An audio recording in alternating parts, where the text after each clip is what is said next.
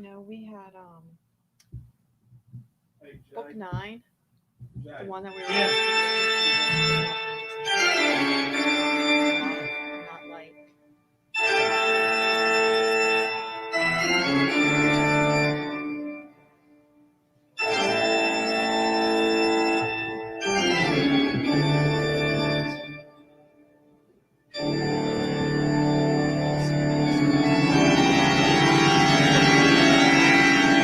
Ha ha! Welcome, creatures of the night. I am Count Criscula, and welcome to Zensylvania, my beloved home. And I am the most notorious, feared, and beloved vampire in this parts. And today is day 2 of our August Cosplay Con. Who dares attack and challenge me, Count Criscula? Nobody, no one can stop me. And you, my children of the night, you are all invited to Castle Zensylvania for another day of awesome collectibles and guests and panels. Again, I am very pleased that you all arrived safely in my beloved home. So welcome if you're back, and welcome if this is your first day attending a Cosplay Con or a Virtual Con ever. We've been doing this since March, and it's been a lot of fun. We have a lot of veterans here. We also have a bunch of new people coming in from yesterday, so hopefully we had some new people, new faces today as well. And welcome. So, especially for people who have not attended a Virtual Con before, I'm going to go through some quick housekeeping, and then we're going to go straight into sales. We got some great collectibles and products. And then we have some awesome guests today. We have Anthony Skye, who's a fantastic artist. He's done a lot of work with us. He also used to be one of the art directors for the company. Then we also have our awesome roundtable panel featuring 3 rockstar cover artists. We have David Nakayama, Mike Chrome, and Niai Rufino. So it's a very packed day, lots of cool events. So stick around. And we hope you enjoy our program for today. So, just some housekeeping. So, especially if this is your first time ever attending, we do a lot of sales, and we go through sales by announcing an item code.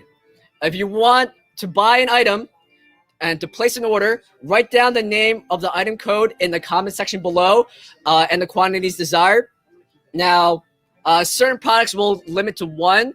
If there isn't a limit, we will tell you.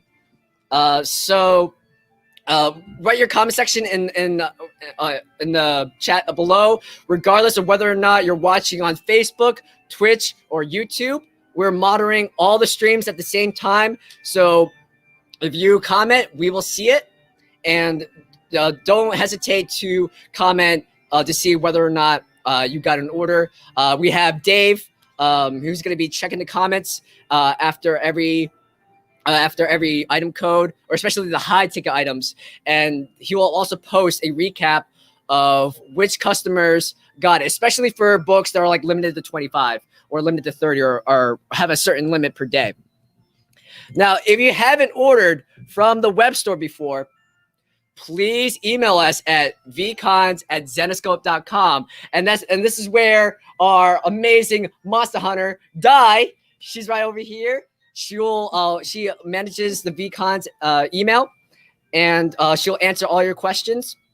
So if you have not ordered before, please email us or email Di your information. So we need your name, address, email, phone number, anything. We need all that info so we can send you an invoice the beginning of next week. So once all the orders are in, once VirtualCon is over, we'll be generating those invoices, and we need your information to get those invoices out to you.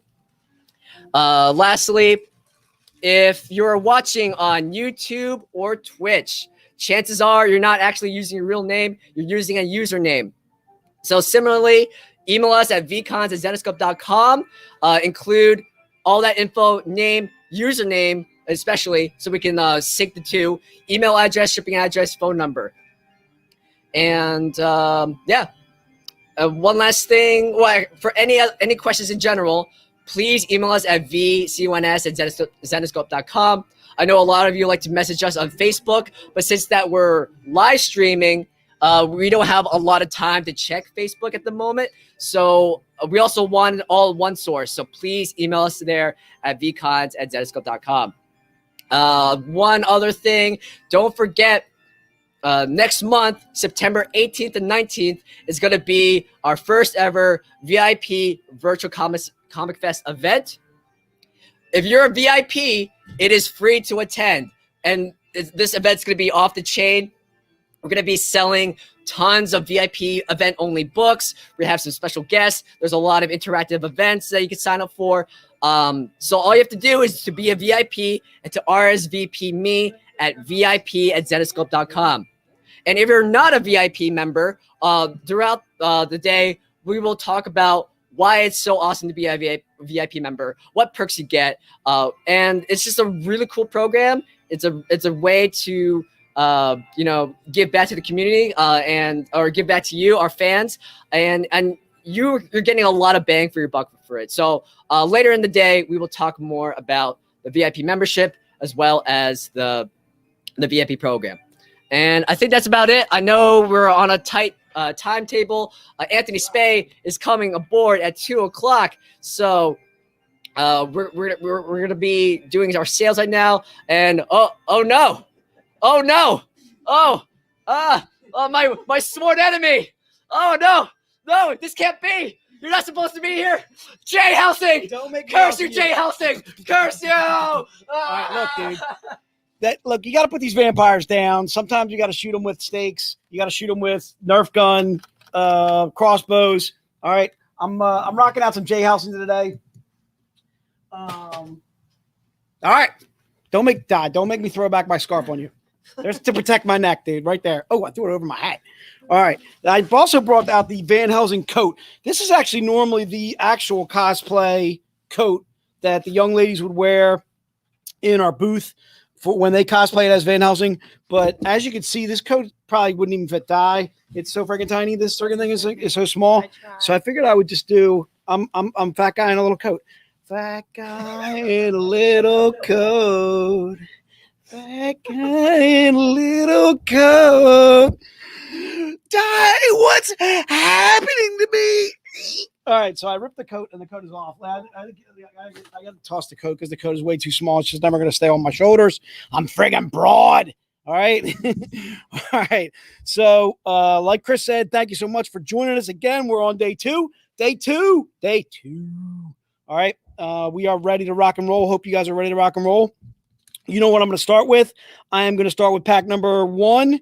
And again, there are 7 books in pack number 1. So if you're ready, let's rock and roll. Di, you ready? Yep, I'm ready. All right, let's do this. All right, so there's 7 books in pack number 1. Pack number 1 is 140. And I'm going to give you the books that are in, again, pack number 1. So again, there's 7 books there. It'll be 140 for the pack. And we are doing, how many of these packs are we doing? 20 total. 20 total. We sold out yesterday of pack number 1. So if you're interested in pack number 1, please type that in. We are looking for new buyers today on pack number 1. But obviously, if we do, if we get some repeat buyers and we have room to fit you in for 20, we can certainly do that. But I'm looking for new buyers on pack number 1 only. But if you got pack number 1 yesterday, I'm going to skip over you today unless, we have room. All right, so I'm looking for new buyers on pack number 1. Again, pack number 1 is 140, and these are 2 of the books that you get in pack number 1. The Keith Garvey and the Elias, and then you also get these 2 bad boys. You get the David Nakayama, Goldilocks and 3 Bears. You also get the Keith Garvey. That's in my right hand over here. Those are all part of pack number 1. Again, it is 7 books for $140. All the books that I'm showing you so far normally are all $20 books, but with the pack, you're actually able to save about 30-40 bucks, and you'll see why in a moment. You also get the Sun Khamunaki. I think we also had a question earlier. Are we selling the Sun Khamunaki over here individually? We are. I'm going to get to that in a moment. That is book number 6. We are selling that individually. And again, you also get the Keith Garvey there. Those 2 books are in pack number 1. And then last but not least is the, where did I get the sticky note from? Where did that come from? I don't know. Don't need that one. Anyway, so this is the last book that's in the pack too. Well, so this is the 7th book, which is the Elias Chadzudas. This book itself, if I sold it individually, probably be a $50, $75 book alone. So again, you're getting 6 books that are all $20 value books. Doing the math real quickly, obviously 6 times 20, that's $120. We made it only a $140 pack. So you're getting this for a steal for only 20 bucks with the pack. All right. So again, you're getting 7 books for $140, saving yourself about 30, 40 bucks there. To me, an absolute steal on pack number 1. All right. You're good. All right. Let's do, are you writing down like extra names just in case like we don't sell out? Or you're actually just writing them all down, aren't you? Yeah. All right, cool. All right, so let's go. Jay House, we have a question from Robert. What is the 7th book a cover for? The 7th book in what? I'm sorry? In the pack, the 7th book? That last book. The last book I showed. Yep. There you go. All right, so the 7th book was the last book I showed. It's actually the, that is the Grimm Fairy Tales Annual. I believe it's 20J, if I'm not mistaken. It's the Grimm Fairy Tales Annual. It is a retailer special. It's 20i. 20i? I'm sorry. So 20i, I'm sorry. So 20i is an indigo. The J is actually the topless version. Next eye. All right. So again, that's a retailer special. That's the 7th book that's in the pack. So again, you're getting 7 books in the pack along with that retailer special. The retailer special to me is easily like a $50, $75 book alone. So to me, that makes the pack well worth picking it up. All right. Let's go to pack 2. Pack 2, we are doing 5 of those bad boys. So pack 2 is 5. We're only doing 5 of those bad boys. $325 for all 3. And if you give me a moment, I will show you the pack. And the pack to me is an absolute steal, only because again, there's a 50 print run in there. If you saw it yesterday, you know exactly what I'm talking about. It's bad. Joe's niece is on. Can you say hi, Bella? Happy birthday. Hey, Bella. Happy birthday, Bella. Bella, part of the Brusha Leary or Brusha Bermal contingent. I gotta fix my my sticky note is not doing too well actually there. Actually, one of the things I noticed actually when I was critiquing myself looking at the thing. Oh, Lord. What happened? I do. I look, dude. I gotta make sure we're PG. All right. So again, this is pack number 2. So pack number 2, there's 3 books in the pack. The pack itself is $325. All right. So you're getting 200 print run Z-rated covers that are topless. If the kids are watching, avert your eyes, kiddies. All right. It's Ashley from Team Z. Oh, Ashley's in the stream. Oh, Ashley, what's going on, chickadee? Hopefully you and your fantastic 2 sons are doing well. Ashley just had a baby a couple months ago. Congrats again, Ashley, on that.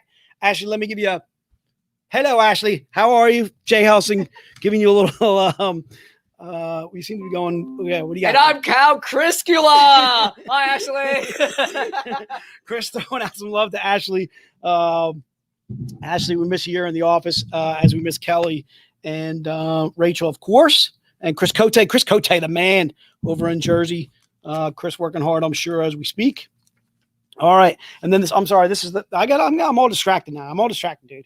All right, you came on and I'm all distracted. This is book number 3 in that pack.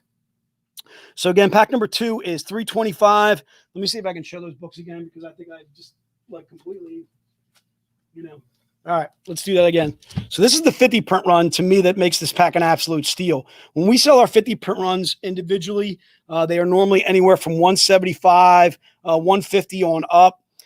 To me, this is a $200 book because it's a Z-rated 50 print run. So you're getting those, or you're getting that book, and then you're also getting these 2.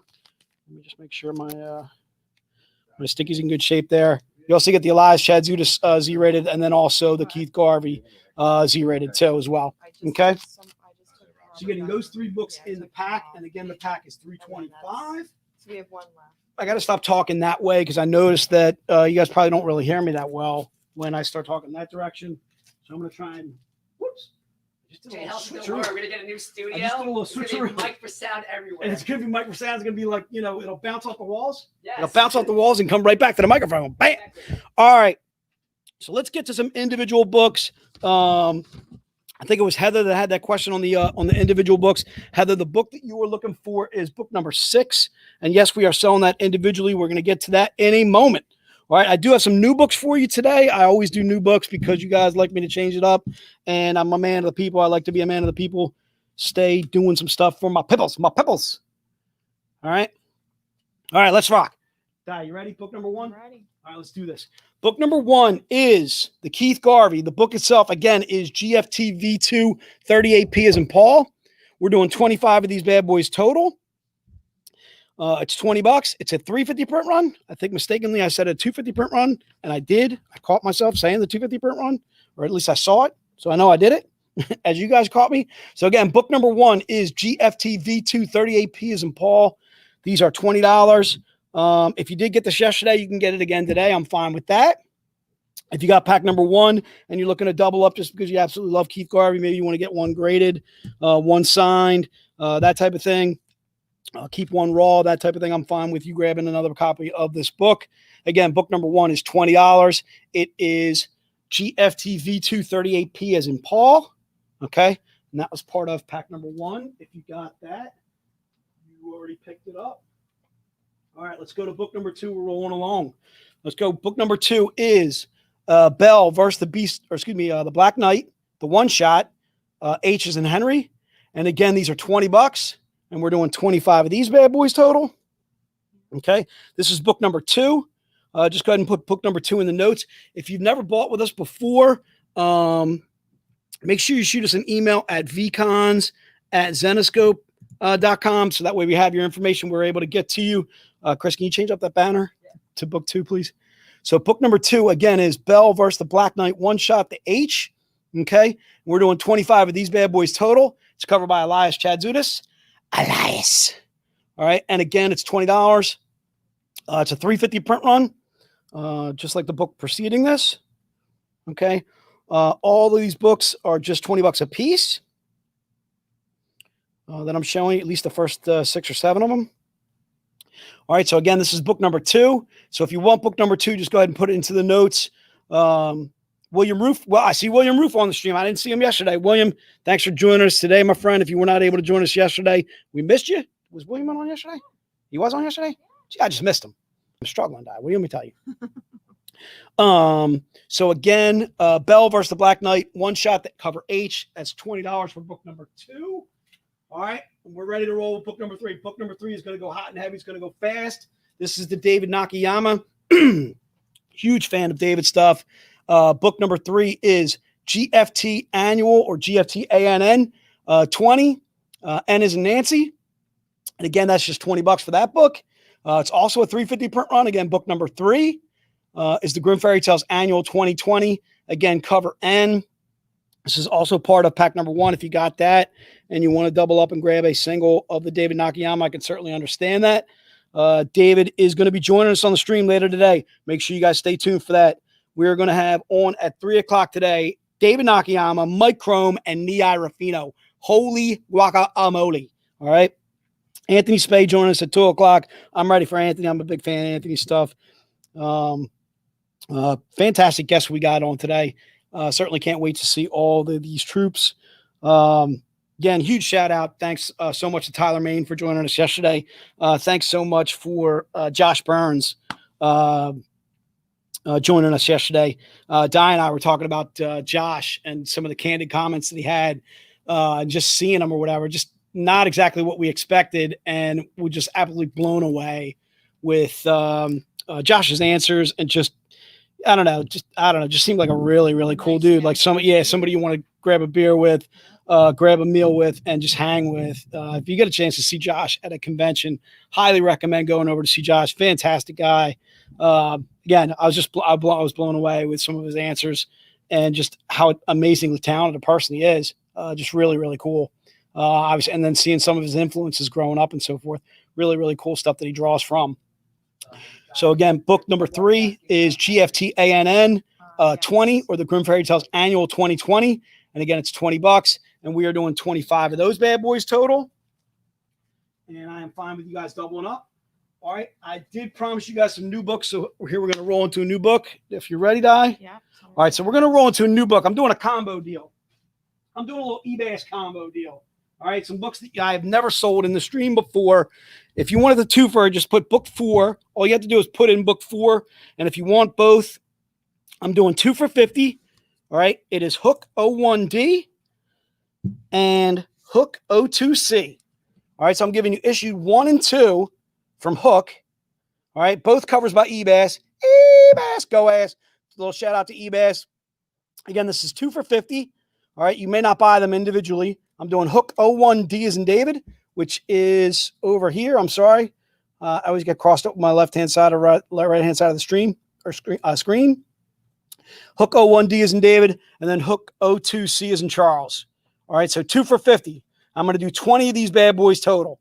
All right, so 20 total of book number 4. Just put book 4 in the total in the notes, or if you put combo deal, I'm fine with that too as well. But book 4 is just simple enough, so make it book 4. I'm doing those 2 for $50. All right, those are both 250 print runs. But again, a couple covers by EBAS that we happen to have lying around. I love digging into archives, love digging into Joe's collection and selling some books out of there. So I'm selling 20 pairs of these bad boys. So book number 4 is a 2 for $50 deal. That's $50 for the combo. Hook 01D and then Hook 02C. Again, covers by EBAS and both colored by the same. How do you pronounce that guy, David? Cesarsis? C-artist? Do you know? Caesar artist?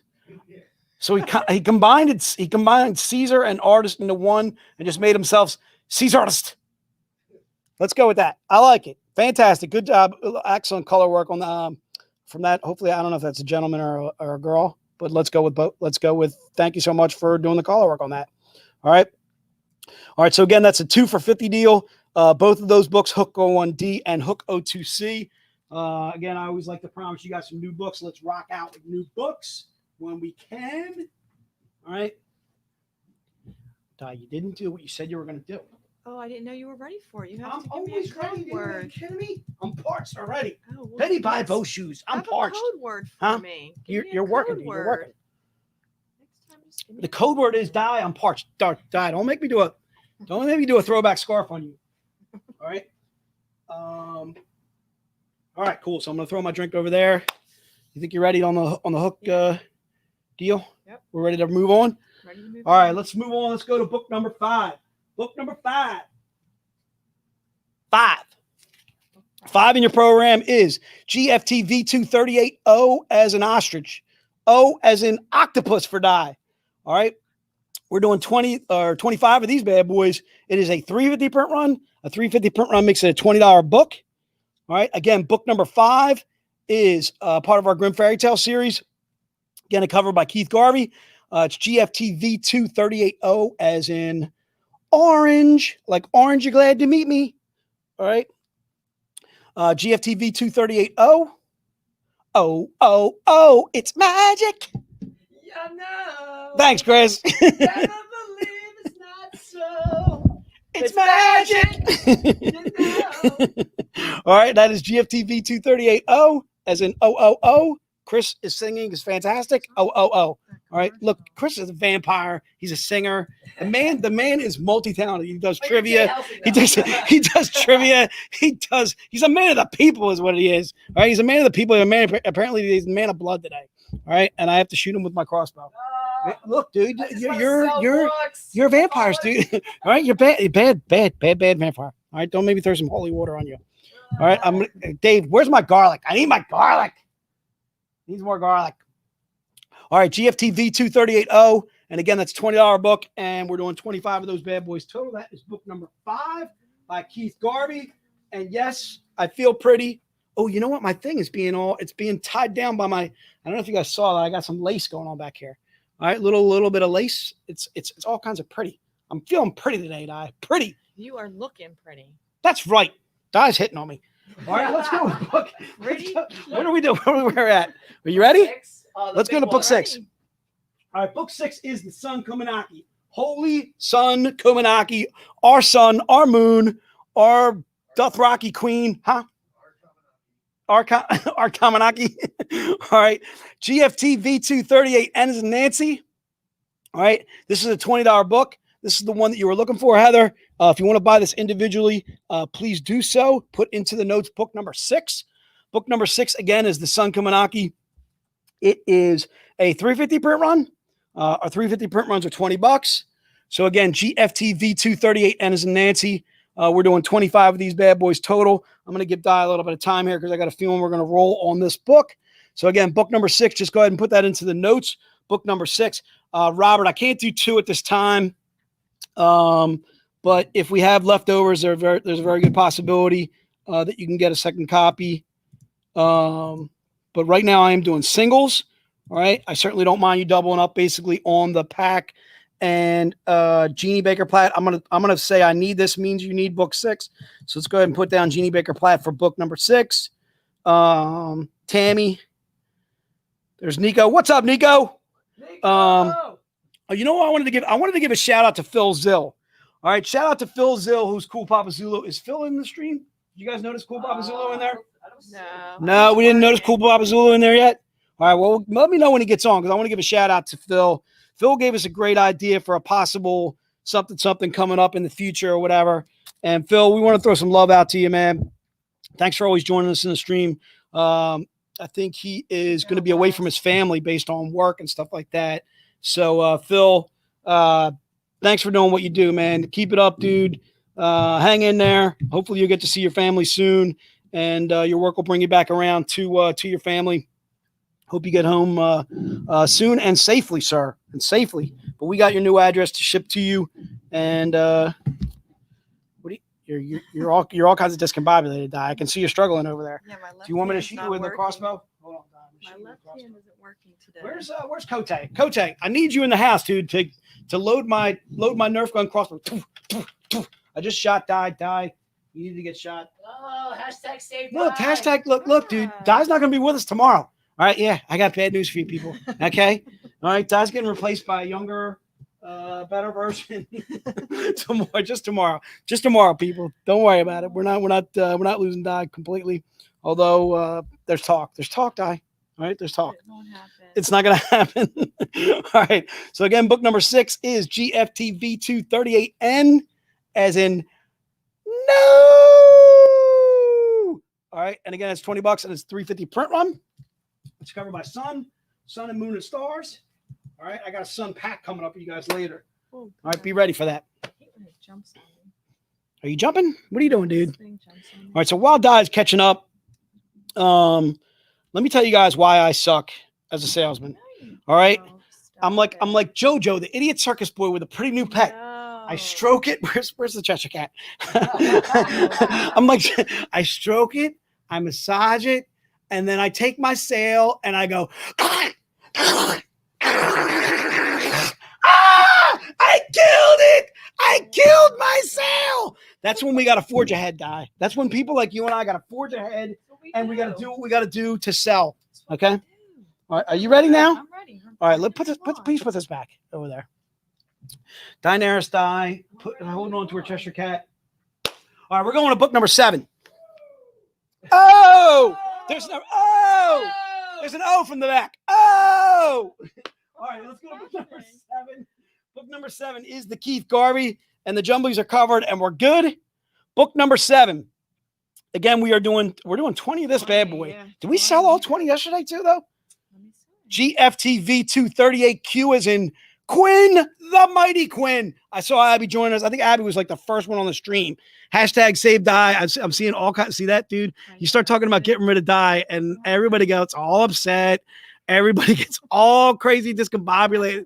They get the hashtag save Di, the hashtag ride or die, hashtag Daenerys die, queen of invoices. All right, so right now we're doing book 7. Book 7 is $100. The reason why it's $100 is a Hunter print run. Again, that's a Keith Garvey. And it's GFT V238Q as in Quinn or Quince or quick. All right. So book number 7. If you want book number 7, just put it in the notes. Queen of Invoices. Yes, that's what I'm talking about, Chuck. Queen of Invoices. I have it. All right. The sun, the moon, the stars, the die. All right. And yes, Quinn is your daughter, Abby. There you go. All right. Abby just thrown, I guess I'm assuming Abby was answering a question there. Sorry about that. All right. So book number 7 is GFT V238Q. And it is a $100 book. And the reason being is it's topless. And again, like I stressed yesterday, it is just the cover itself. It's topless. There's nothing too crazy going on in the inside. All right, let's go with it. Are you good, dude? Yeah. All right, let's do book number 8. Number 8, the grade 8. All right. Whoa. This is the one where I was a little struggling. I saw this yesterday. I was kind of doing almost like a little bit of a reveal. I'm going to make sure we're not doing that today. So book number 8 is GFTANN 20J. This one's the 20J. The one that I showed you earlier, the non-Z-rated version, is actually the 20I. This is also $100, and we are only doing 15 of these bad boys total. That's right, Carol. We're not. Well, Da's not going to be with us tomorrow, all right, and not from any choice of our own. Okay, I'm just preparing you now. All right. So book number 8 is $100. I think it's what is your daughter has a basketball game? Yeah, basketball tournament. All right, Danny's got a basketball tournament. So first of all, we got to throw out some huge luck for Danny. Hopefully she does well. Danny's tenacious. I'm going to tell you right now, Danny doesn't need any luck. She is absolutely tenacious. And I know Danny's going to do well in her tournament because she's fantastic. Book number 8 is GFTANN 20J. All right, and again, it's $100. We're doing 15 of those bad boys total. That is book number 8. All right, I want to see when okay, well, I was looking where I was at. All right, book number 8 is GFTANN 20J, as in Jigsaw. And again, it's a $100 book. And we're doing 15 of that bad boy total. All right. I already killed my sale, didn't I? I killed my sale. All right. Yep. You good? All right. Book number 8 is we're moving on. All right. Book number 9. We only have how many of that? Like 7, right, Di? We have 7. No, we had 12 total. Total. We have 7 left. So we have 7 left of this bad boy. We sold 5 of them yesterday. Doing the quick math. Book number 9 is Red Agent Island, Dr. Moreau, 05M or RAIDM. 05M is in Mary. It's a $50 book. The reason being, it is a 125 print run. It's done by Paul Green. If you were in the stream with us yesterday, we were fortunate enough to get Paul kind of joining us, just chiming in. Again, Paul, standing invitation. It's a standing open invitation. If you would like to join us at any convention that we are doing, whether it's the VIP Fest next month or the convention that we do in October, it's going to be, are you kidding me? A call right now? So book number 9. That's a spam number. Spam. Get out of here, spam. Where's my crossbow? I can shoot my phone. Book number 9 is Red Agent Island, Dr. Moreau, 05M is in Mary. Again, it's a $50 book, and I'm only doing 7 of those bad boys total because we sold 5 yesterday. All right. Let me know when you're ready, dude. Yeah. Okay. All right, let's rock on. Let's go to book number 10. We're moving and grooving today, dude. We're moving and grooving. We're definitely a lot smoother today than we were yesterday. That's one day of practice, dude. The other thing is too is I actually can see. I can see today. My hat is giving me the ability to actually see. I can see clearly now. The hair is gone. I can see all obstacles in my way. What do you got, Dave? Keep your composure, Ted. I'm going to keep my composure. We got to keep it together. We're keeping our composure. Dave, the meatloaf. We want it. Book number 10. Can we get to book number 10? Can you guys focus here? All right. You're getting me. I'm a little bit. Book number 10 is GFT V238K as in kick. All right. We're only doing 10 of these bad boys total. 10. Just 10. 10 million, $10 million, $10 million, $10 million, $10 million, $10 million.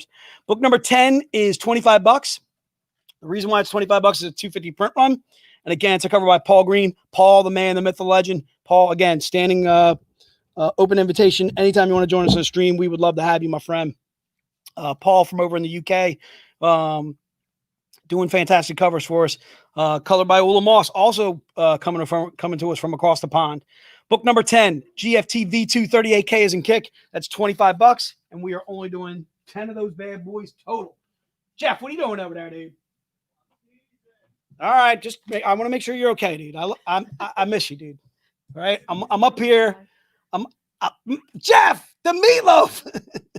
All right, book number 11. What do you got, Dave? Huh? Book number 11.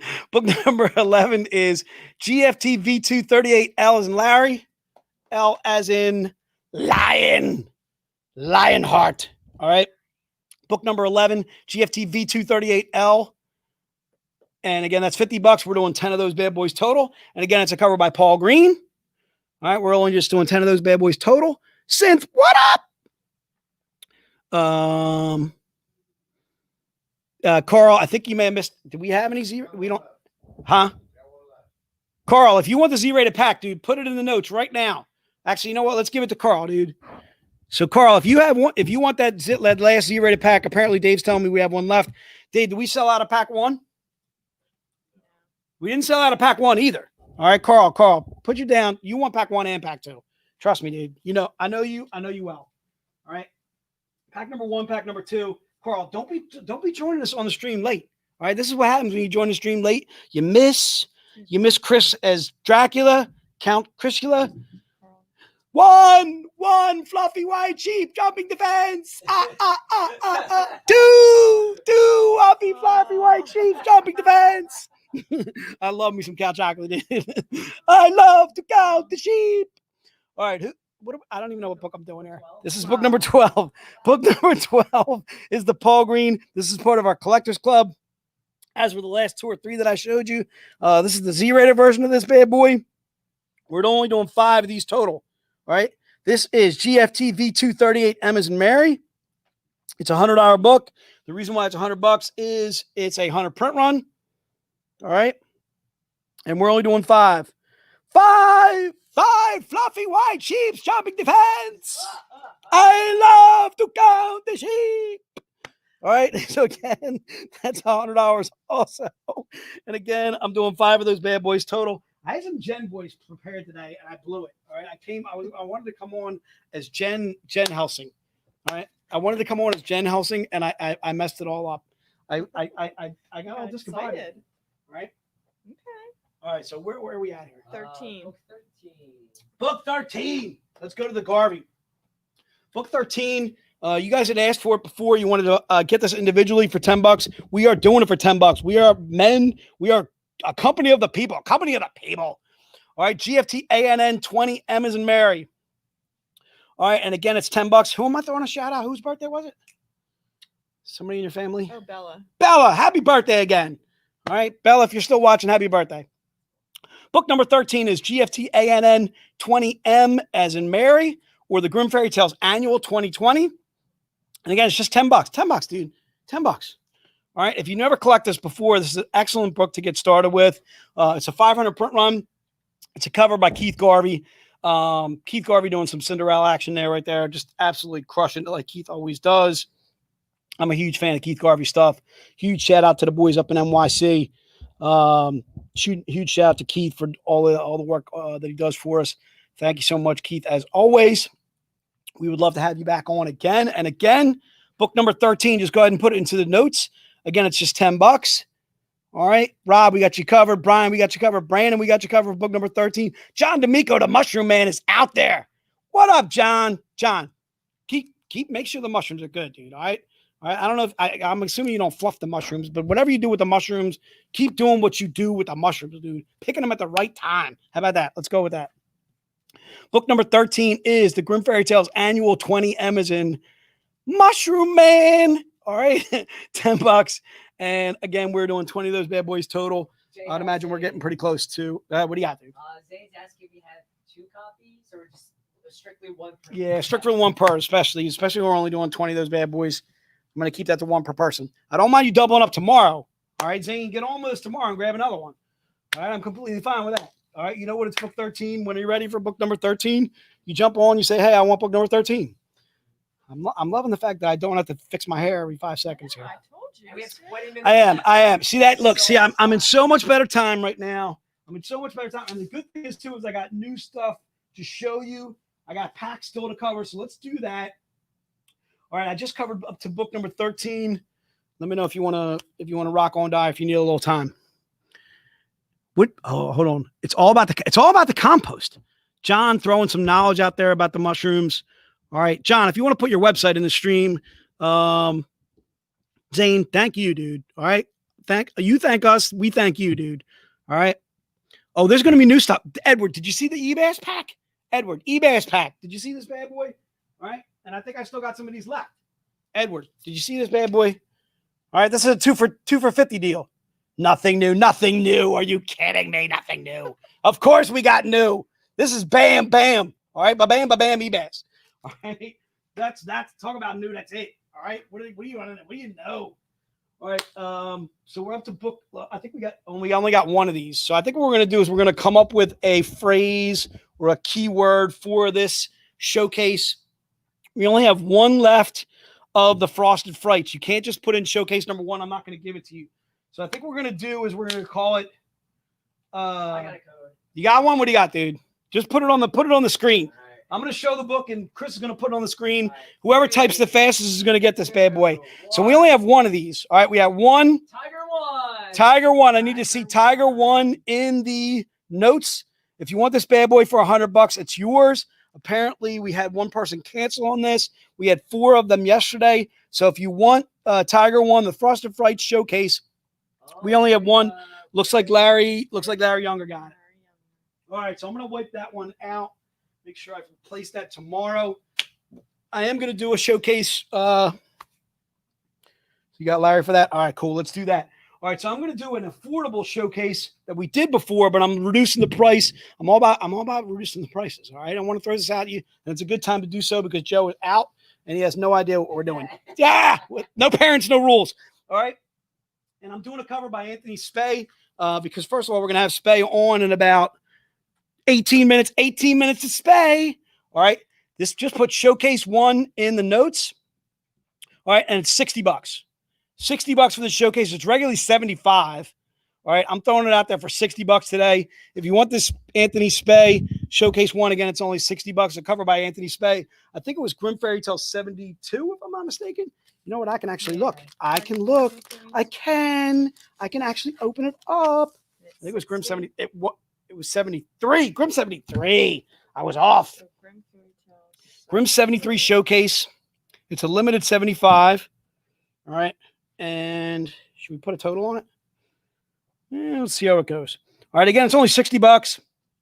Anthony Skye. This is the Grim Fairy Tale 73 showcase or GFT 73. All right. And again, it's a showcase. So it's got that, it's obviously got that fantastic textured feel to it.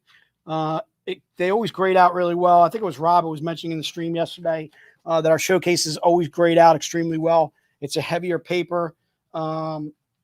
It's a heavier cardstock, and they always grade out really, really well. So if you're interested in getting your books graded, also too, if you do any East Coast conventions, Anthony does a lot of East Coast stuff. He does New York.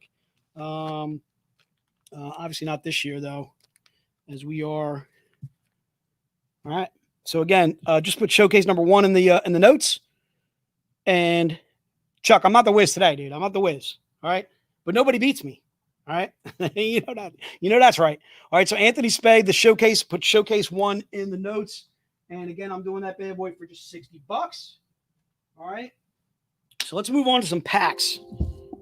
Uh-oh. Yeah, Chris, our battery's running low. Should we plug in? Whoa. We need to plug in. We need to plug in. Oh, oops. I didn't plug in my laptop. Ah. All right. We're running low on batteries here. So we're going to have to plug in a second. I'm going to get to pack number 3 now. So pack number 3 is the Cosplay Black and White Z-Rated. And whoops, sorry. Oh, sorry. Just making sure that's out of your way. All right, so pack number 3. I'm going to give Chris a second while we plug in and we refresh, and we're good. All right. Can you tell Jeannie yes? Jeannie, yes. I tell Jeannie yes. Jess, I told Jeannie. yes. Okay, I'm down. If a showcase, I think a showcase can be pressed, James. Yes, they can. Yes, exactly, Rob. They do. They grade out extremely well. You know what I mean. There you go. Rob actually saying you might not want to. I don't know why you wouldn't want to, though, Rob. Actually, the truth.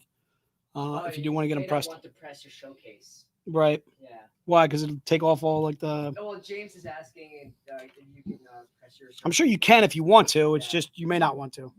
Just based on, I think based on obviously based on the texture necessarily.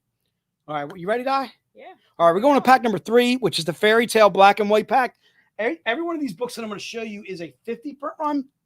I think you may have heard me mention this before. Our 50 print runs, when we do them individually, they're normally anywhere from $150 to like $200 a book. This is actually a pack where you're getting 6 books for $450. So to me, it's an absolute steal. We're only doing 4 of these packs. We sold all 4 yesterday. We're going to keep it to 4 again today. I'm going to see if I can make the right connection. I think I made the wrong connection yesterday. I actually showed this to you the other way yesterday. So these are the books that are in the Fairy Tale pack. This is 2 of the 6, I should say. I'm sorry. So again, you can see their connecting covers there. These are all covers by Elias Chadzudis. They're all 50 print run books, and they are all Z-rated, but they are sketch covers, meaning that just shows you the pencils. There's no color on these bad boys. And I think this is right? Yes. All right. And again, you get these 2 as well in the pack. The pack is $450 for the pack, and I'm only doing 4 of these total. Okay. Okay. What happened, Dave? Edwin did get it? Yeah. Edwin, you did get it yesterday, so you're good, my man. All right. So again, I'm only doing 4 of these bad boys total. I think they sold out in a matter of seconds yesterday. And apparently I got a little bit of time to actually show them to you today. All right, that's the 5th book in the series of 5, and then you also get the Gatefold. Remember, if like I kind of said yesterday or whatever, the Gatefold, I can't pull it out to show you the Gatefold, but it actually has a Gatefold cover, meaning it swings out into 5 covers. All right, so this, and then I can show you the back though, but I can't show you the entire Gatefold. I don't have enough sticky notes. Oh, you know what? I meant to freaking stick it. Oh, you know what I'll do, dude? I'll sticky note the. You gonna do it? All right, dude. There you go. Look, Dave's on the case. All right, so I'm gonna show that to you in a moment after Dave is done. Dave, take your time, do your thing. We got plenty of time before we get to Anthony. So that is the pack number 3. Again, pack number 3 is $450, and you're getting 6 books that are all 50 print run sketch covers that are all topless. All right, so I had to replace pack number 4 because we sold all 6 yesterday. So I'm going to call this the Sun pack. So this is the Sun Khamunaki pack. Is pack number 4. All you have to do is put pack number 4 in the notes. It's going to be $300. All right, $300 for pack number 4, and I'm doing 10 of them total. All right, so $300, and these are the 3 books that are in there. All right, so it's $300 for all 3. You can't buy these individually. What's this? Sun pack. Oh, Pack Sun pack pack. 4. Okay. I'm doing a pack 4, yeah, because you remember like the Yeah. you know what I'm talking about? The we did not have any Z-rated. Hold on before I show you the books. You'll send that to me, right? Yeah, I'll send it to you. All right, so pack number 4 is going to have these 2 bad boys by Sun Khamunaki. One is a secret retailer, the other one's an in-store. So again, put pack 4 in the notes if you want the pack, and you're getting 3 for $300. The reason why I'm making it $300 is because I've seen this book alone on eBay going for $150, $175, and the next book I'm going to show you is easily I've seen for $150, $175. So you're getting a secret retailer, and when we do our secret retailers again, there are books that are extremely rare, almost ungettable gets. And then this is the other in-store book that comes in the pack too as well. So you're getting all 3. Oh my God, some lickety split. All right, there's Dave. So we wanted to kind of show you the just the fact that it was a gatefold. All right, am I still good? I think I'm still good. All right, so there's the gatefold that I was talking about. So again, you're getting 5 covers literally in one book, and this is only in that Fairy Tale black and white pack. All right, so it's $450 for that pack, and this is the 6th book that I was kind of like, I don't think I can go that close, because if I go that close, you're never going to see them all. All right, so again, all covers by Elias Chadzudis. Dave did some quickie sticky notes and covered them all up, and we're good. All right, and that is the gatefold cover that comes in that pack. Absolutely slamming. Thank you, David. There you go. And see if I can fold this up correctly. All right, I think I'm going to keep that like that. Yeah, you know what? I'll keep it like yeah. Yeah, let me do that too. All right, cool stuff. Good stuff. All right, so let's get back to the Sun Pack. The Sun Pack again is $300. You're getting 3 books in the Sun Pack. Okay, and I'm going to do 10 of these bad boys total. Just put in pack number 4, or if you want to put Sun Pack, I'm fine with that too as well. And again, it is 3 books for $300. And again, the reason being is like literally every time I see this on eBay, it's $150, $175. Again, that's an in-store book. And here's another in-store book that we never really sell. All right, I think they might be on the gold page. So it's right, 3 for $300 exactly. That's exactly it. The Sun K. It's actually kind of like almost like a secret / in-store pack. All right, but I like what you got up there, Chris. Go with it. All right, so it's 3 for $300. And again, I'm going 10 of those bad boys total. That is the Sun Pack. All right. You think we're ready to move on, Di? Yeah. All right, let's do this. We got 10 minutes to say. 10 minutes to spay. What's Cobra Farts? What is that? I don't even know what that means. Huh? That's Dave. That's Dave? Dave, your Cobra Farts? That's your code name? You are not Cobra Farts. You are Banana Man. All right, sir. You will change that immediately, sir. I don't even know. I don't know what's going on there. What? I don't know. I know they have tongues and they use that tongue for like depth perception. All right, so let's do the showcase pack. Can you just confirm with Meredith if she wanted the Sun Pack? Meredith, do you want the Sun Pack? I'm seeing one copy out of you there, and I just want to get a confirmation. Daenerys Die, looking to get a confirmation. Meredith, if you want the Sun Pack. All right, if you could let us know. And that's what Rob just said. That Rob just said the same thing. Does a snake fart? All right. Well, I would think they have to. Don't snakes they get a little upset stomach every once in a while when they eat something they shouldn't be eating? When you eat a mouse, dude, those mice aren't clean. Sloths? They don't fart. Are you confirming this? All right, let's go with can we get off this? Can we we got to keep our composure, Dave. All right, you're way off. Never mind. Let's get back to it. All right, let's go to the showcase pack. The showcase pack is 5 showcases for the cost of 4. All right, normally our showcases are $75 a piece or $100 a piece. This, you're actually getting 5 for the cost of 4. And again, it's going to be assorted. I'm going to show you the same ones that I showed you yesterday. They could be in the pack. You don't know exactly what you're getting. Again, it's going to be an assortment of books. And all right. Spade's in the backstage. Oh, Spade's in the backstage. Spade's. We're going to need you in a minute when we do some, you know what I mean, Chris? Yeah. When we do some of this. Yeah. All right, cool. All right, so we're doing the showcase pack. Anthony, I just pulled up your showcase, and we sold quite a few of them. All right, so we're doing a showcase pack right now. There's 5 showcases. Could be either those 2 that you could get in the pack. You could get this Son Khamunaki, bam. You could get this Mike DeBaltho in the pack, maybe. You could get the EBAS. You never know if you'll get the EBAS. Maybe you get the Paul Green. All right, maybe you get one of those 2. Maybe you don't. Maybe you do. Maybe you don't.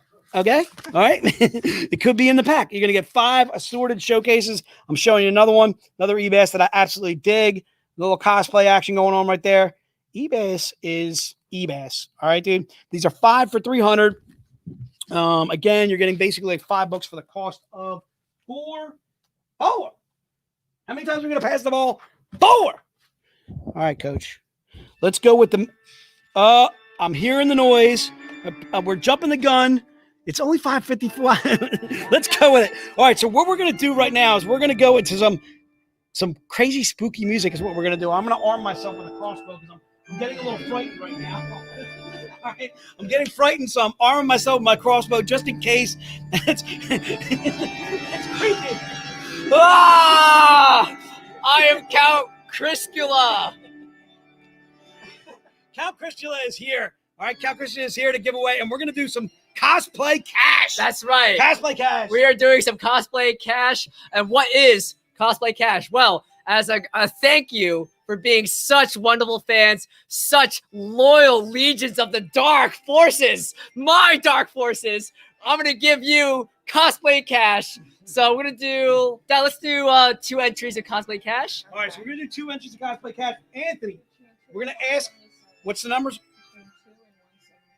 All right, so Anthony Spay, I need you to give me two numbers. Let's start with one. One number between 1 and what?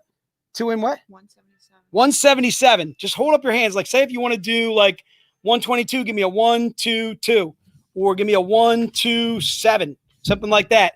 All right, what do you got? I got 5. I got 6. 66. 66. Get your kicks on Route 66. All right, so 66 right now is going to be the first Cosplay Cash winner. Is going to be Brandon Ledbetter. Brandon Ledbetter. Brandon Ledbetter. Cosplay cash for you. Cosplay cash for Brandon. All right, Anthony, I need you to do that one more time. You did fantastic. You can't hit 66 again, dude. You can't have Brandon win it again. All right, I got a 3. Give me 3. 34. Charles Barkley, 34. Charles Barkley, the round mound of rebound. All right, number Larry Youngner. Larry Youngner. There it is, Larry. I think I overthrew the camera. I completely missed on my Cosplay Cash. We're doing Cosplay Cash. These are going to be codes that Chris is going to send you via email for some Cosplay Cash. Yes, and that's $20 in store credits. So congratulations to those winners. So if you won Cosplay Cash yesterday or today, please email me at Chris. We'll email them too. Yeah, we'll email you. But yeah, we'll send you a coupon code for $20 in store credit. We still have a little bit of time, so I just want to vamp a little bit more. So we're gonna bring on Anthony Spay in just a couple of minutes. But we're doing. Why is the vampire vamping? So I am vamping. So we have a special raffle going on all weekend. So first and foremost, we're going to be talking to Anthony about one of these most iconic covers of his. It is one of the grand prizes this weekend. So if you made any orders this weekend, no matter how big or small your order, it doesn't matter. As long as you order something, you are automatically entered into this raffle. And then we're going to be talking to Anthony about this. But one of the first prizes is this amazing 20 by 30 canvas of his Alice #6, his Last Supper, Alice in Wonderland cover. Again, so cool. You can have this hanging on your wall. That's easily my favorite cover, Spay. Yeah, easily my favorite cover. Spay. Anthony, great work out of you, sir. Spay's giving the thumbs up. Yeah, love Spay, you're amazing. So that is one of the first prizes. We'll be announcing the winner of that canvas on Saturday. The second prize, if you missed out yesterday, we were doing so much Game of Thrones shenanigans. We had Daenerys, we had Jay Snow, I was Chris Drogo, tons of fun. We'll bring those back tomorrow. But the other grand prize raffle for this weekend, similar to the Anthony Spay Wonderland canvas, if you buy anything, no matter how big or small, you're automatically entered to the raffle.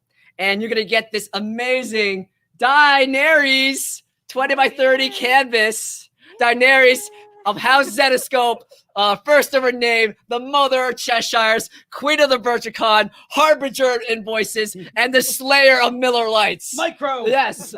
And this is done by Mike Chrome, the Thunder from Down Under, the Australian sensation. So this is an amazing prize. All right. So very, very exciting. Am I still vamping? Oh, we have 2 minutes. You know what? Let's bring on Spay right now. Enough waiting. Okay, so Spay, Anthony Spay, you're amazing. And I'm sorry. Oh, you good? Okay, cool. So we're gonna bring on Anthony Spay in 3, 2, 1. Hey, Anthony, what's going on? How's it going, Chris? What's You hear going me? on, Anthony? Oh, and I can hear you. And All right, who is this? Oh, it's Ralph. It's Ralph. Ralph. What's up? Awesome, man. Spay. Jason is the new Don West, apparently. It sounds like crazy. Anthony, I want you to know I'm trying to emulate you, dude. I'm trying to. I got my Spay vibe going. Dude, on I was right impressed now, with your sales tactics. It looks awesome. Thank you, sir. Thank you, sir. I learned a little bit from your wife, dude. All right, I want you to know, the first convention I ever did, I did with Phoenix with Tara, And I got to I was admiring her. Her style was fantastic, dude. Very good. All right. That's awesome. Thanks to your wife. No problem. Excellent. It's Anthony, no you look well. problem. You still have your health. You're doing fine. You're staying Yeah. okay. Oh, you Awesome. can't tell that I'm healthy. Nice setup.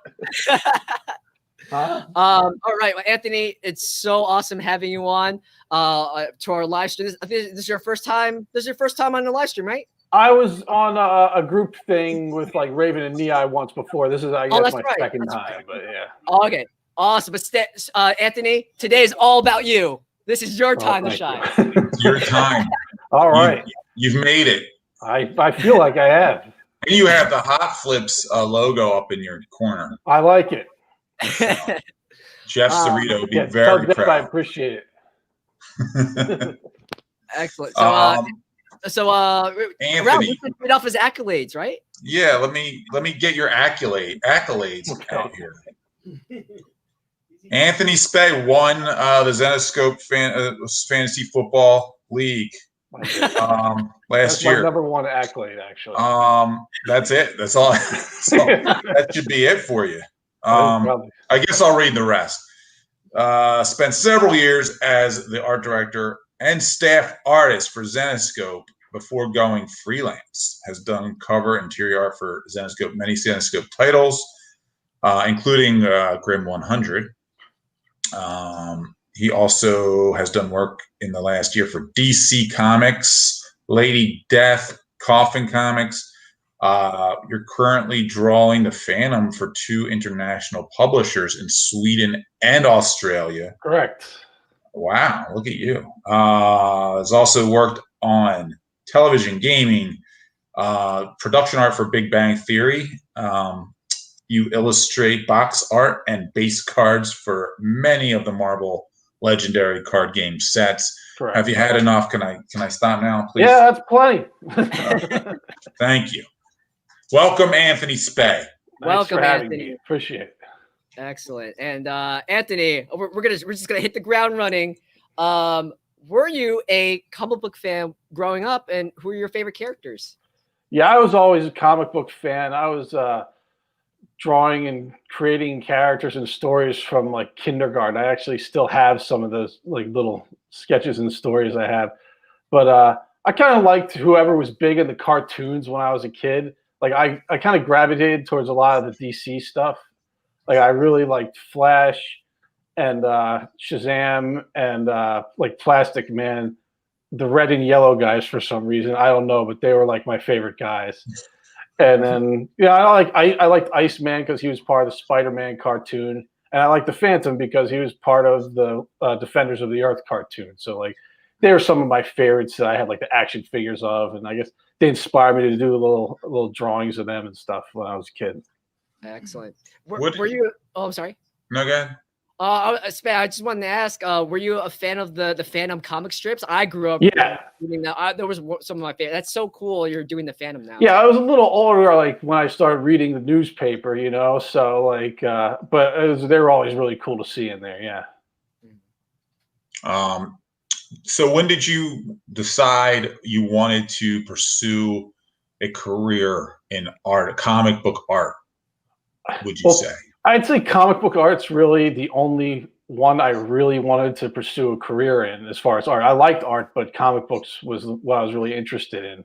And I always kind of had it in the back of my head for my whole life. Like I did like a lot of sports. I was in the orchestra in school. Like I did a lot of activities, but I always would take like art classes like outside of the school on the side. A lot of times like related to comics if like there was like a cartooning course or something at the local arts center or whatever. But when I was in college, I picked up a second art major like halfway through, just in case, you know, just because I kind of thought I might want to try to pursue this later on. And then once I got out of school and I found out that the Savannah College of Art and Design, which is where I went to like graduate school and like basically went to art school, they had a specific sequential art, which is like comics and storyboarding master's degree course where I could teach after that. I decided to do it, even though I was working in finance at the time. So I did that for like 2 years. And then I went which was good because they laid off everybody in my department right before I was going to quit anyway. So that's that was good. It was convenient for me. Right. Wow. So Anthony, so you mentioned a lot of like early animation growing up, and you went to art school for a long while. So between all that, did you have any major inspirations or influences while pursuing your career as an artist? Yeah, I have a lot of influences. I kind of like more of like a classic style, like realistic, but not like too realistic, you know. And I always liked George Perez is my all-time favorite artist, so he's an inspiration to me. John Buscema, who like the older artist, but he's like one of the all-time greats, and I really liked his work a lot. And currently, I guess guys like David Finch and Gary Frank influence my style a lot. Like I see the way that they do like hatching and shading and stuff, and it kind of made sense to me. So I think my stuff's kind of like in that vein, you know. So when did you become aware of us? By us, I mean Zenescope. And do you remember your first project you did with us? Yeah, well, that's one of my favorite stories. Is I know the story. Yeah. So. No, like I was familiar. Like Zenescope was still pretty new when I like moved back home and started trying to pursue this professionally. But like I had like a Zenescope, like a couple of like the early Grimm fairy tales books and stuff. So I was familiar. But my first project was I met Raven at a convention and showed him my work, and so I got hired. My first project was Grimm 42 with like a really cool EBAS cover and everything. It was Baba Yaga. So I did that, and then right after that, I did the Halloween issue, like a story in the Grimm Fairy Tales Halloween edition. So those were like pretty much my first couple projects. Right. But then like a couple years prior to that, I had saw an ad on Craigslist looking for a staff artist in the local Philadelphia area, and I came down and interviewed with you with your hat sideways.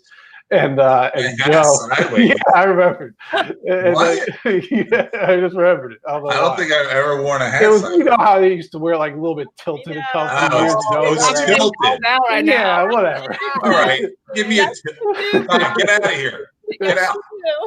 But it was like you and Joe, and it was cool, but it didn't hire me. Then 2 years later, I got that job, and I was working for a while, and then you came up to me in Chicago. It was like, hey, we want to bring you in as like an art director, staff artist guy. And I was like, you realize I interviewed for this exact job like 2 years ago. And he was like, oh, that was you. like I thought I was the only guy. I don't know. But it was, I always thought it was maybe you should have impressed me more. I guess I didn't. I don't know. I guess you know. I could have worn a suit. I almost did. You got one chance to impress me. You know what I mean? Thought I did my best. Now you I did my best. I did my best, Ralph. Yeah, I tried. Oh man. I lost track of my questions. First project with us? Oh yeah, Grimm Fairy Tales 42 was my first one. Yeah, awesome. That was my first one. Very cool. And it's one of my favorite ones. I still kept all the original art for that one. I wonder I'm not sure if that's one of the images we have stocked. Grimm 42? Yeah. Actually, Dave, can you let me see. But so what was, I wanted to show a couple of your images. So we have so many images uploaded for this panel today, so I don't want to. I sent you a bunch of stuff. I know. I'm like, there's a couple here, but I want to go through. I want to go through. Chris, did you have any question? Oh yeah, I'm really excited to have Anthony talk about his Dracula's Daughter cover. That was one of the ones he sent in. It's like this one. Yeah, I thought that one came out really nice. That's one of my favorite ones that I've done in like recent times. There's the layouts. Yeah, I did. I included a couple of layouts for it and stuff, but like that was a really cool one.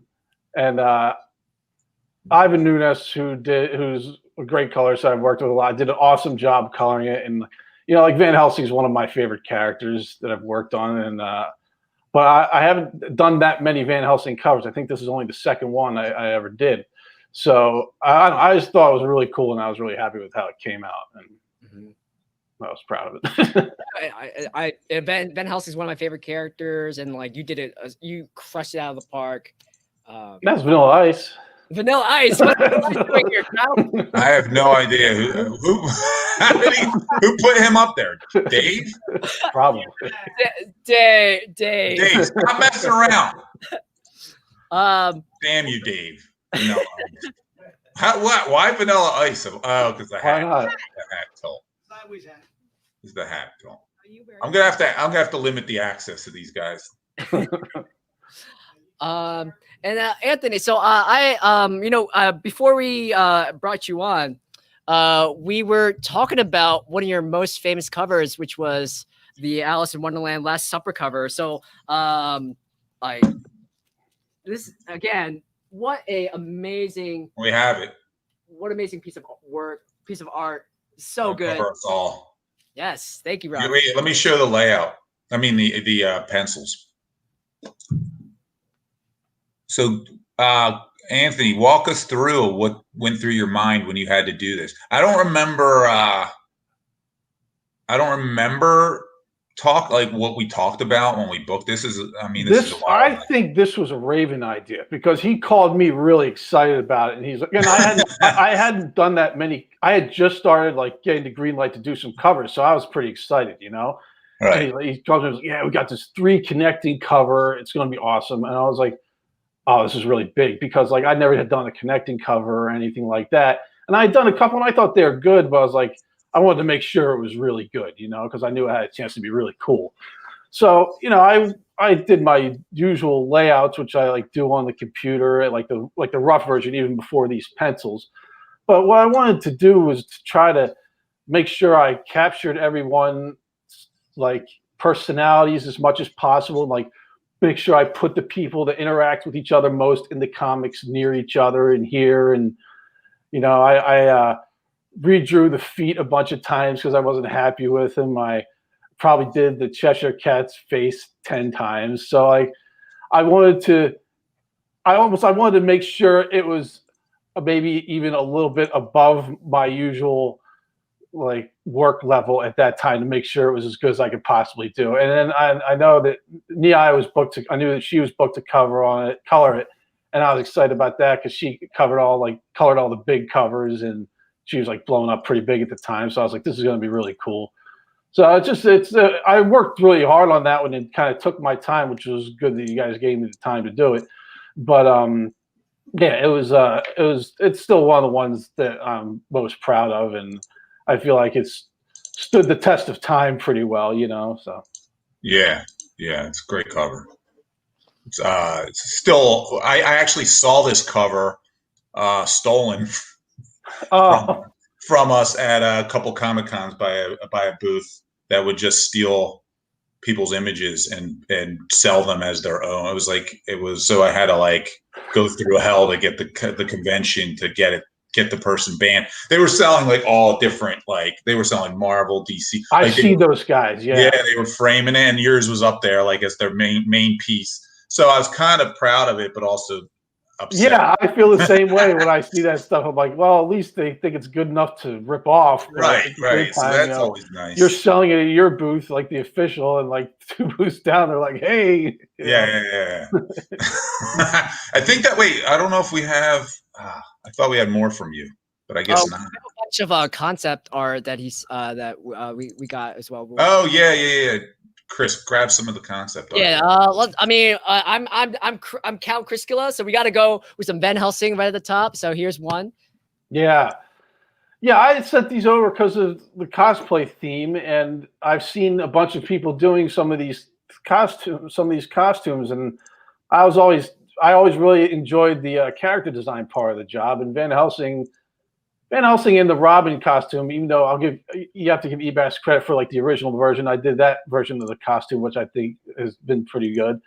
And those 2 characters I think have done pretty well with the cosplay community. So I thought I'm pretty proud of those. I have those, the big 6 scale figures you guys did of them and stuff is pretty awesome. Yeah. Yeah.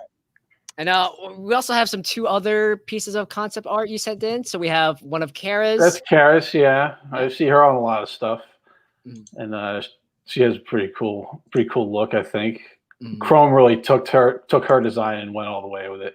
Yeah. Oh my Yeah. god. And then we're gonna have on Chrome later today. Saw that. And I don't think maybe we might have teased it, but I know David Nakayama has done an amazing Keres cover as well. He's awesome. Yeah, so Anthony designed a lot of our original characters, like as you can see. So and then giving those to some of the cover artists. White Queen. Yeah, White Queen. So he was doing. Oh, here's a great picture of. Here we go. Oh, it's not coming up. It might be in the background. You might. Have damn. Okay, I'll get it going. But Anthony, so what when you're creating these concepts, like what's your thought process? What do you consider, and how do you know what works design wise and what doesn't? I always try to get as much information about the character before I come up with stuff. Like I'd always be bugging Joe to get like details about the characters, or Pat, or whoever I was working with at the time who was coming up with the characters. And a lot of it has to do with, is this somebody that's going to be living in the modern day? Like, or do you like, what kind of vibe do you want them to give off? Like a medieval kind of thing, or like somebody that's cool and modern, like wearing like black leather or whatever, you know? So I try to do that. And I don't know, I try to look at different, just stuff that's inspired me over the years and characters that I've liked. And, you know, like Van Helsing had a little bit of inspiration from like Black Canary or something, you know, it had like, she had like the fishnets and like the leather jacket, and I gave Helsing a duster or whatever, but like just different stuff that I thought was cool, and like in both the comic realm and real life, and you know what was realistic for what they would need, like what kind of equipment or whatever they would need to fight whoever they're going to fight. You know, if somebody's got a cool sword or whatever, you know. So excellent, awesome. Here's a picture I found of my hat, by the way. Good. Baby looks so young. I remember that party. Look at Dave's baby face. Yeah. That was the Tucker and Dale premiere. We got invited to that because we sponsored it. We gave them some free swag. Anthony, so you've been in art for a very long time. You've worked with us for a very long time, and how do you think your art style has changed over the years and evolved? I guess aside from just getting better through repetition over the years, one thing that working for Zenescope helped me with is drawing women and improving at that, because otherwise left to my own devices, I'd probably just drawing pictures of Batman all day. But like, so that's really like put me ahead of the game in that area. And then like style wise, I think I've cut out some of the unnecessary like shading and hatching and stuff, because the coloring has gotten so good in comic books that you don't really need it as much anymore. Like I still do it, obviously, because that's what I like. I like to have a detailed style, but like I try not to do overkill with it anymore, because you don't want to take away from like how good the colorists are and how cool that makes the books look. So I think that's learning to simplify my style a little bit in the right places and maybe like build it up in others was something that I've kind of gradually learned. Awesome. Really cool. And also doing stuff digitally now. Like I'm doing a lot of my interior work digitally, and I've learned to ink my covers. I wasn't always like a great inker coming in. I was more of a penciler. So those are like skills that I've taught myself, or like I knew how to do it, but I just improved at them. And then now that I use them in my like professional life or whatever. So yeah, that's something good. Do you prefer digital, or do you still like traditional, or do you mix I mean, I prefer traditional. I like inking my covers digital. There's certain things I can do better. Like I'm better at inking interiors digitally because I don't have to white out a bunch of stuff.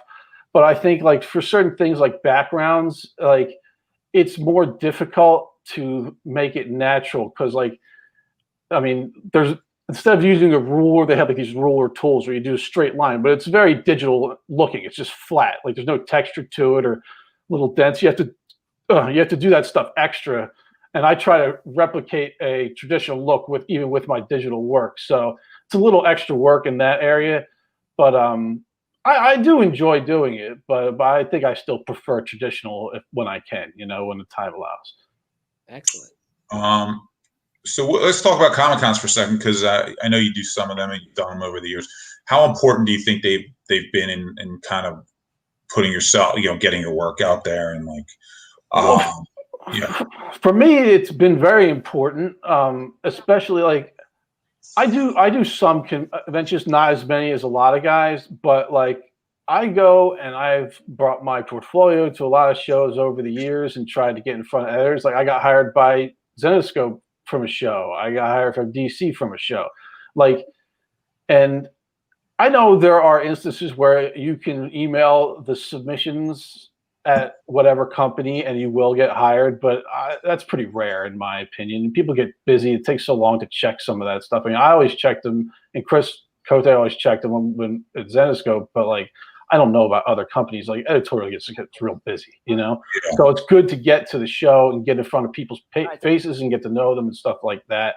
Yeah. And then, I mean, for me, I have a few shows that I like to do, but I know guys that do 38 shows a year, and like, especially if you're a cover artist mainly and you don't really do interiors, you have to hit the road, and that they depend on that for a big part of income. So that's a very important thing to do, and so I think they're very important. And I know it's great that you guys have done well with the digital show, like the online conventions, and I think a lot of other artists have done as much online stuff as they can, but I think it'll really be nice for people to be able to get back to them, Definitely. I mean, yeah, hopefully by next year. I mean, who knows, but we'll see what happens. I mean, there's so many people wearing masks and cosplay. Yeah, it's already part of the costume, so it really right. Yeah. Anthony, so speaking of events, so next month we're having our first ever virtual VIP event, but you were an honored guest at our 2019 VIP Comic Fest, and so I know a bunch of our fans who went last year are here in the chat. They met you. What was it like just hanging out with all the fans and all the other creators and just having a really cool time?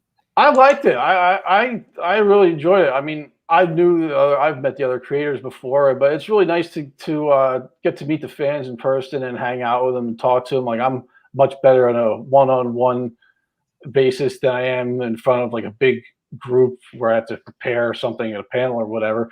But so it's nice to meet people that already kind of are familiar with what you do and just talk comics with them and get to know them. It's just say, did you draw this? Like, that I drew it. So let's, it's just fun to talk to somebody that's on the same mindset as you, So no, I enjoyed it. It was a good time. It's a good celebration. It was like more of like just a big party for like creators and fans to get together, which I thought was fun. I had nice dart games with one of the fans. It was cool. So yeah, it's very laid back, very casual, and that's one of the great things we do for fans or for VIPs. We have some hardcore diehard fans, and that's like a lifelong memory they could take home. So thanks for being part of that. Oh yeah, I mean, at conventions and things, there's people that come up that I recognize from like 10 years ago at this point. Like you got a very loyal hardcore fan base. They're great. Mm-hmm. So Ralph, you just put a shout out for questions. Chuck has one. I'll start with Chuck because I see his up now. So Chris, if you want Garza. Chuck Garza. Hey Anthony, is there a new Zenescope character you'd like to work on next, or one you would like to go back and try again? I think Chuck's implying you screwed up on one of them. I must have. Just kidding. I'd like to get another another crack at a couple of Van Helsing covers. I think that's somebody that I'd like to work on. Yeah. You know, I've done. You just did one. Wow, that was a few months ago, but yes, that was a good one. But I don't know, that's a character that I probably can't get enough of working on. Well, yeah. Plus, you designed her. Yeah, that's always fun. I know I have to. I went to talk to Dave this week. I just got done a bunch of work, so Dave just flashed up there. I know. I will be contacting you shortly, Dave. I'm disabling Dave's ability to do anything. Anthony, I have a question. So, so you worked as a staff artist and as well as an art director in the early days of Zenescope. What was it like in those early days? What was it like working with Ralph and Joe? It was fun. I thought. I mean, I felt like I got along really well with everybody in the office. Like we had a lot of fun, and I mean, in the early days, it was like it wasn't quite as busy as it became at the end. At the end, like it was, we were just real busy with a lot of work. There's expansion going on and stuff like that. But yeah, everybody was really cool in the office. Joe and Ralph were always open to listening to ideas, good and bad, from everybody. About stuff like creative or like different like business marketing strategies and kind of stuff. So I always enjoyed my time working there. That's why I'm still happy to do stuff with it today. You know, I mean, I really liked it a lot. Excellent. Rob asks, have you ever had a concept of your for your own character series? Anything like that in development for you? Nothing. Well, actually, I shouldn't say that. There's something I'm working on just in my own spare time at the moment, but I can't divulge that. My wife and I did a Kickstarter a couple of years ago that was pretty successful for a story called New and Improved, which we may come back to someday. I just got really busy after that, but it was a pretty successful Kickstarter. So there's been some like stuff of my own, and I just haven't gotten there yet. Like I'm still focused on like doing freelance stuff, and I've been getting some cool jobs and like building my name that way. So when the time is right, I think I'm gonna probably strike and do some more of my own original content, you know. But for now, I haven't quite gotten that far yet. Okay. And one last fan question: where can we find Anthony Spay online? Are you taking commissions right now? Actually can take a couple commissions right now. You can find me. I'm easy to find on Facebook. Anthony's, just look up Anthony Spay. There's only me and my dad, and I'm not the one that's not in a tux. And then Anthony Spay on. Your dad do commissions. We need to yes, he does. He's okay. really good. Okay. And Anthony Spay on Instagram. And you can see I have a web store up now. It's anthonyspay.square.site, and I have a lot of original art up on there. And a lot of Zenescope stuff, a few Lady Death things, a couple other things. But it's yeah, I got a lot of cool stuff up on there. But yeah, just find me on Facebook and just message me or whatever. I'll accept a friend request, and if you want a commission, that I'd be happy to. Awesome. Running a little short. I know Chris has another question, but let me do my question, and then we can get to like your lightning round. I want to do rapid fire. It's important to me. All right. Last question round. Anthony, you're very talented. You have years of experience. What is your best piece of advice for aspiring artists out there?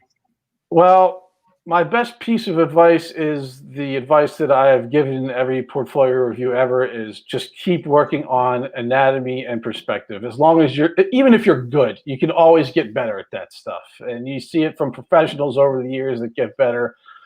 And then my other advice would be, I guess, if you get to the point where you think you're at a high level with one discipline, say penciling, and keep trying to expand your skill set. You know, there's a lot of, I mean, people are doing like digital painting. You see how many covers are all digitally painted now, like a ton of them, you know. And so expand into digital work, improve your inking, learn coloring.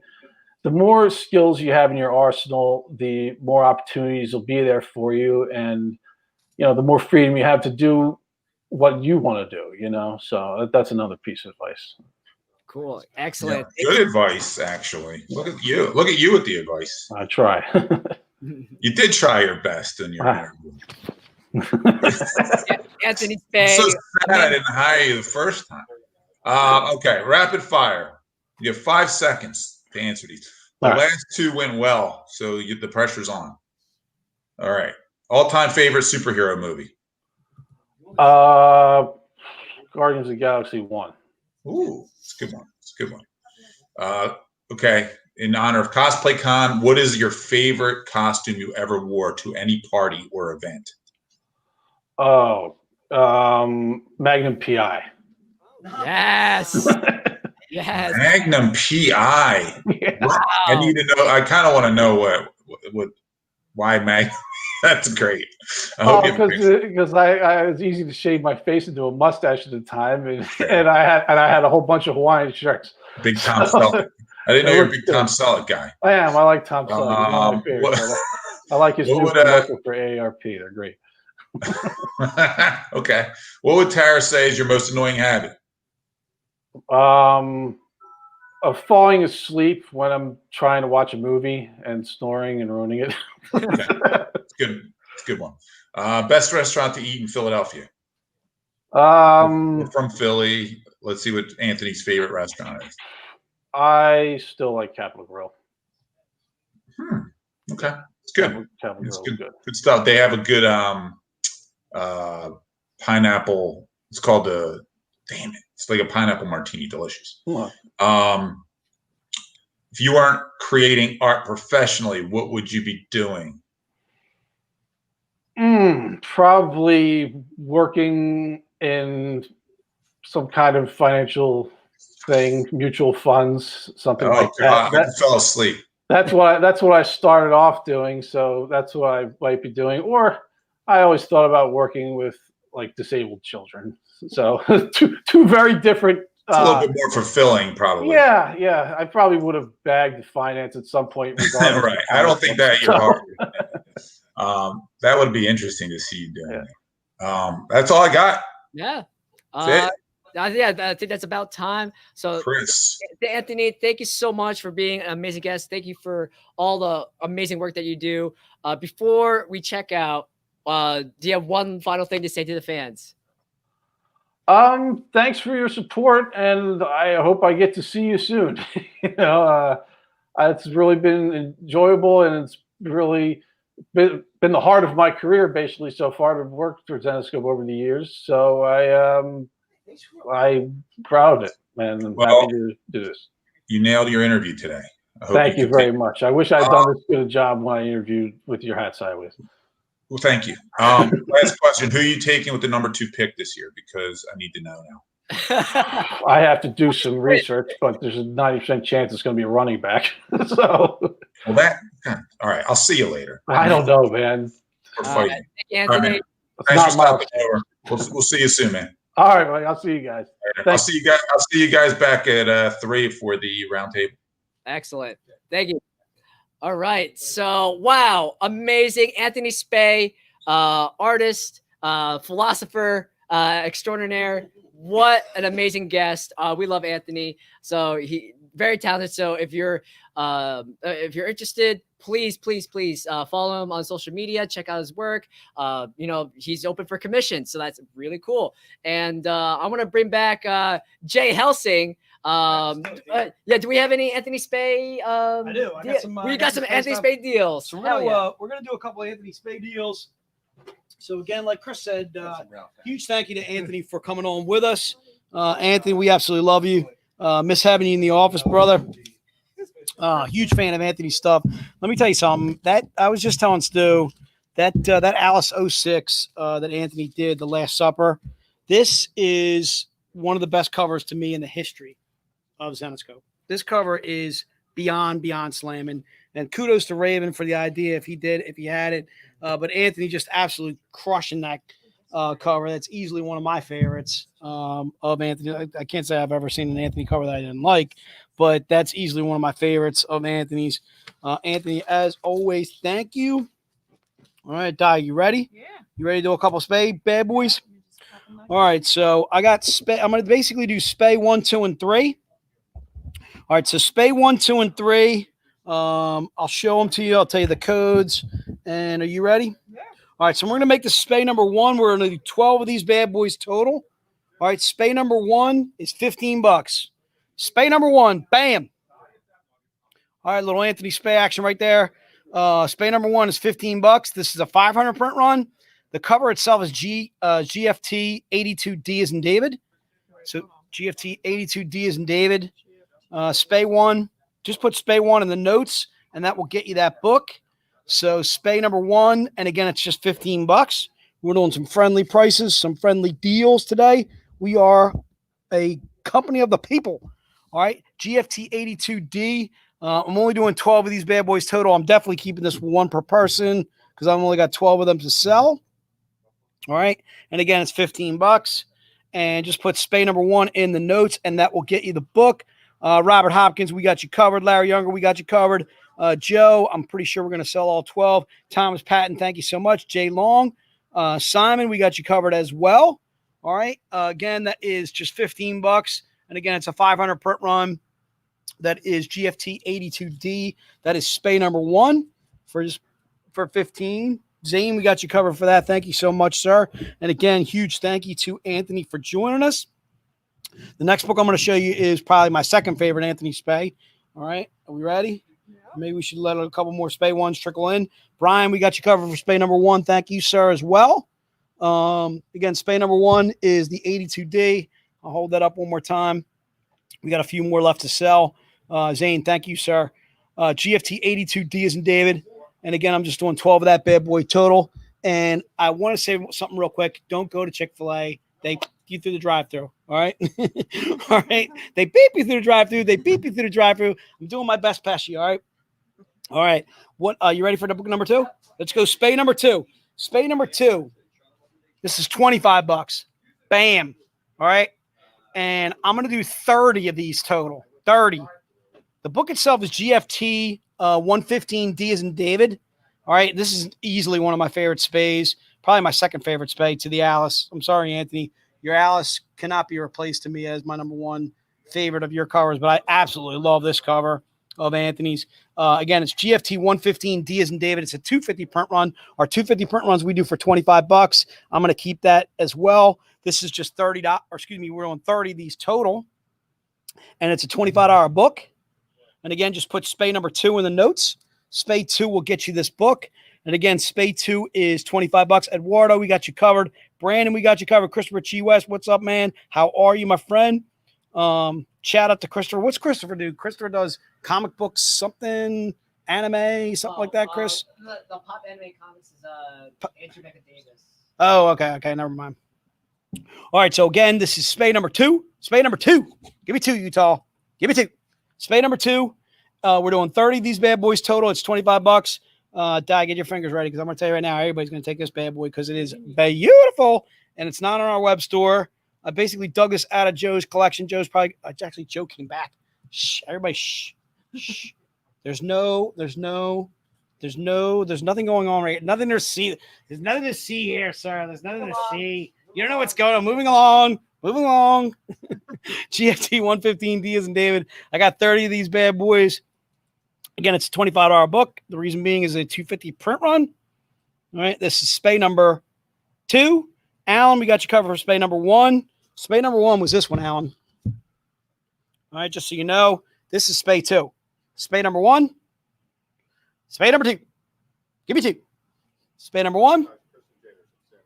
Spay number 2. Thank you, Joe. All right, so spay number 2 is $25. The spay number 1 is 15. 15. All right, I think we got a few of those left. This one is 25 though. Spay number 2. And I'm doing 30 of those bad boys total. Again, the book is GFT 115D as in David. I love this cover. Just absolutely badass. I know you're busy right now. Do you see David puts his comment? What do you got? Are there any GFT and 20i left? What is the which one was the 20i, Christy? Now?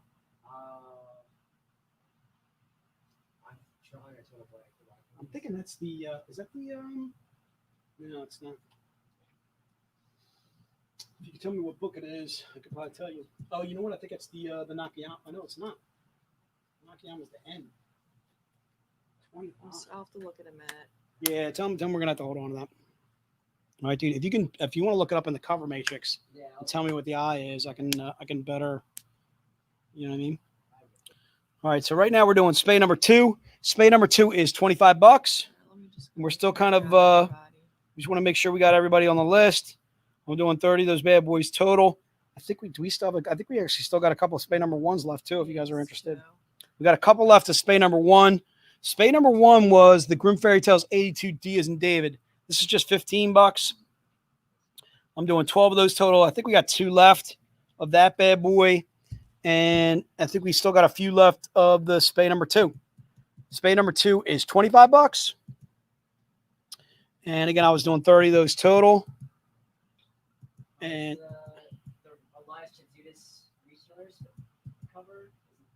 yeah, we're not selling that single though. Okay.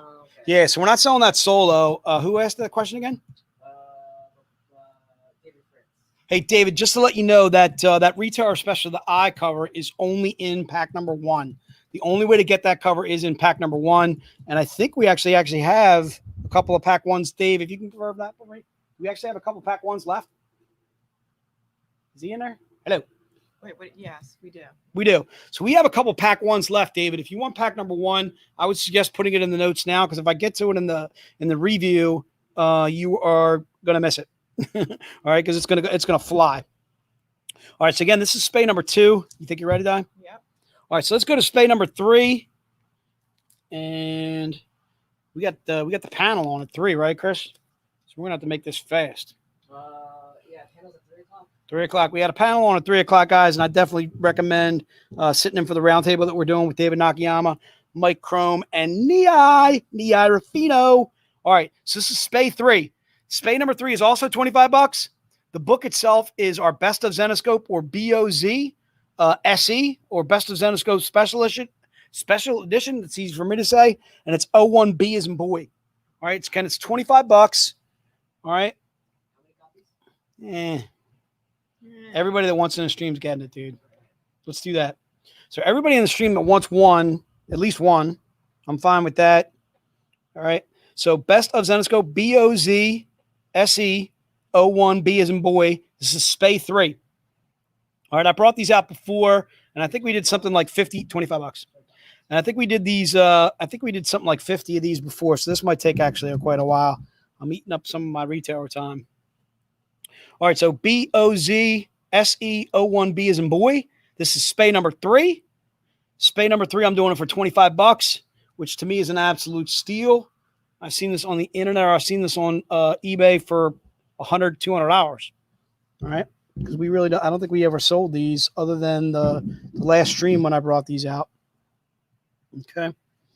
All right. Also, there is a Cosplay Con flash sale going on right now on the web store for 2 hours only. It started around 2:05. So you got about an hour and 20 minutes if you want to bop over there and you want to go on to Zenoscope.com. There's a flash sale going on there right now. I'd recommend going over there just to be able to pick up some items. There's a flash sale, Cosplay Con flash sale going on that. All right. So this is spay number 3. Again, spay number 3 is $25. Watchworks, throwing out a huge shout out to you, dude. I'm going to get to your stuff in 2 minutes, dude. All right. As soon as we get these spay 3s in, we're going to do some, we're going to do a shout out to Watchworks and see if we can do some graphic novels and some, I actually got some coloring books today I'm going to do for them. All right. What do you think, dude? You want to do it? All right, let's do it. All right. So we're going to go, we're going to do the retailer. It's going to be basically like a retailer 20 minutes, 25 minutes max. We'll see if we can get to some retailer stuff. And huge shout out to Watchwork Comics. Yeah, we're doing Watchwork again, only because we haven't done a true retailer hour in any of the 3 days, or we won't be able to do a true hour. Only because, again, our schedule's tight. We had to give a lot of time to Tyler Main yesterday. We also wanted to give a lot of time to Josh Burns. Today, we gave a lot of time to Anthony Spay, and we also want to obviously give a lot of time to our roundtable. So, again, I'm gonna try and concentrate on new items today. So again, half of the proceeds of everything that you guys buy in the next 25 minutes is going to go to Watchwork Comics. So huge shout out to Watchwork Comics, my boy Chris down there, who is sharing our stream today. All right, so I'm going to bring back the Bell coloring book. All right, the Bell coloring book is, did I do these? You know, if I did these for, that many like that many dollars, or I did these for $12.99. You know if I did these before? You have All right, so I'm gonna say this is $12.99 for now. All right, I might be able to do a discount. And you know what? I'll do a discount on all of them. You have, let me look. If you So let's do give me if a they chance. I'll tell you what. If you buy all 6 of the coloring books that I'm going to show you, you can get them for $10 each. Let's do them for $12.99 each. But if you buy all 6 that I show you, you can do them for $10 each. So I'm knocking off basically like $3 a book if you do all 6. So you can do any of the individual coloring books for $12.99. So there's the Belle and there's the Little Mermaid. They're all $12.99. Okay. All right, and again, these have color, another pencil work from some of our best pencilers, some of our best artists that we do. There's the different seasons. There's the Legacy coloring book, all 6 for $60, or they're $12.99 each. So if any of these books that I show you, you're looking for individually, just let us know which book you're looking for individually. Say if you only want the Little Mermaid, or you only want the Belle, maybe you only want the Legacy, or you only want the different seasons. Okay. There's also Grimm Fairy Tales Volume 2. And there's also the Missing Legends coloring book too. All right. So any of the 6 are $12.99 individually, or you can do all 6 for $60. Okay. And again, these have nothing but our best cover artists doing the pencils that are inside. They are J. Scott Campbell, Paul Green, Paolo Panolino. I'm literally reading right down the list. Sean Chen, who you met in the stream a couple streams back. Mike Crome, Talon Caldwell, Anthony Spey, who you just met. Alan Otero, Francesco, Maria Laura Sinapo, the professor, El Professor. All right. Elias Chad Zudis, Mike DeBalfo, Ali Garza, Dawn McTagg, Jason Metcalf. Are you kidding me? Jamie Tindall, David Nakayama, and Riviero all did pencils in that book. Are you kidding me? Like, just it's like a who's who of our covers. So again, you can do all 6 for $60, or you can do any one of these individual coloring books for $12.99. I'm going to move on only because I want to see if I can get to some more new stuff that I'm showing. And cool. All right. I'm also doing in honor of Spey. I'm doing some Grimm Fairy Tales graphic novels for $10. All right. So volume 1, Grimm Fairy Tales, $10. All right. All right. This is where we started as a company back in 2005 when Ralph and Joe came up with the fantastic idea to do Grimm Fairy Tales. This is exactly where we started. All right. It's just $10 for this. It also has And Spade did the cover. and Spade did the cover. That's exactly why I'm doing it, dude. There you go. Also, So this- Nakayama's backstage. Also, so this has Little Red Riding Hood. It has Cinderella, Hansel and Gretel. It has Rumpelstiltskin, Sleeping Beauty, and Robert Bridegroom. Okay. Basically, what we do with our Grimm Fairy Tales is we use these fairy tales basically to teach a life lesson. Could be put into the fairy tale, or basically showing you a fairy tale to teach you a life lesson, show you these are the consequences of your actions should you choose basically this darker path that you're heading down, and so forth. And again, these are all standalone stories. Okay. And again, this is where Zenoscope started as a company. Again, I'm doing Grimm Fairy Tales Volume 1. And again, that's just $10. All right. And it's a cover by Anthony Spey too, as Chris pointed out. Okay. All right. So that's Grimm Fairy Tales Volume 1. It's 10 also. And then I'm also doing Grimm Fairy Tales Volume 3. That's $10. If you notice too that I kind of skipped over Volume 2, that's because we sold out of it. All right. You guys keep on buying all of our stuff and we're selling out of stuff. All right. Hopefully we're going to get Grimm Fairy Tales Volume 2 reprinted. This is Grimm Fairy Tales Volume 3. The reason why you can go literally from 1 to 3 is because, again, they're all standalone stories. This one actually has Beauty and the Beast, Part 1 and Part 2. It also has 3 Little Pigs. It also has Miss Muffet, who sat on a tuffet. All right. It also has Juniper Tree. It has 3 Billy Goats Gruff and Wicked Ways. And again, these are all standalone stories. So I'm doing Volume 3, another Spey cover there. Bam, Spey knocking out the box. All right. Obviously, Little Beauty and the Beast cosplay right there. Bam, right on the cover. All right. And again, that's just $10. I'm going to cut in for a second. The stream's a little bit blurry, so I'm going to refresh it. We're going to refresh. Give us a second. We're coming right back.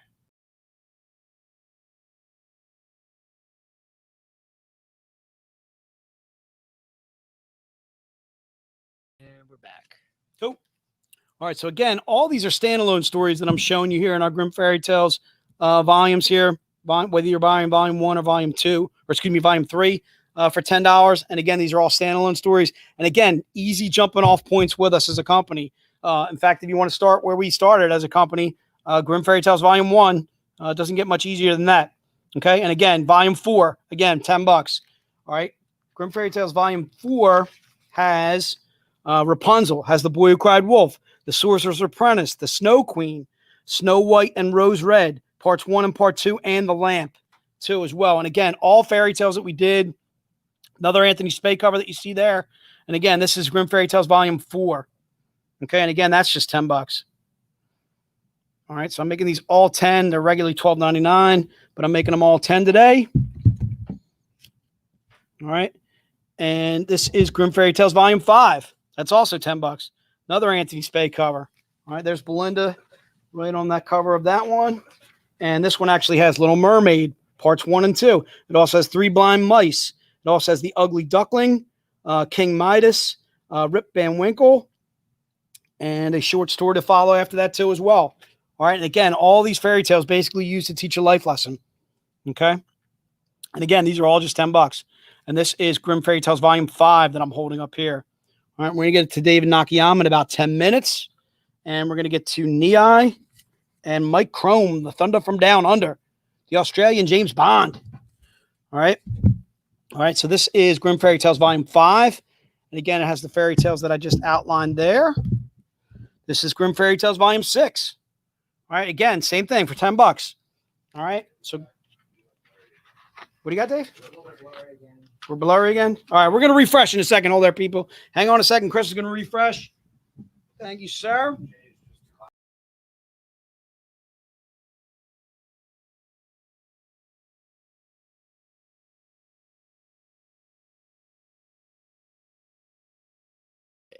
All right, we're back. We're too hot, lady. Gotta cool this anger on this mess that we made. All right, we're ready? Ready. Grimm Fairy Tales Volume 6. Are we clear, Dave? Are we clear? I'm blurry? I mean, it's probably better that I am blurry than I'm versus being clear. All right, let me get a sip of iced tea. Let's refresh. We're going to refresh one more time, people. Refresh.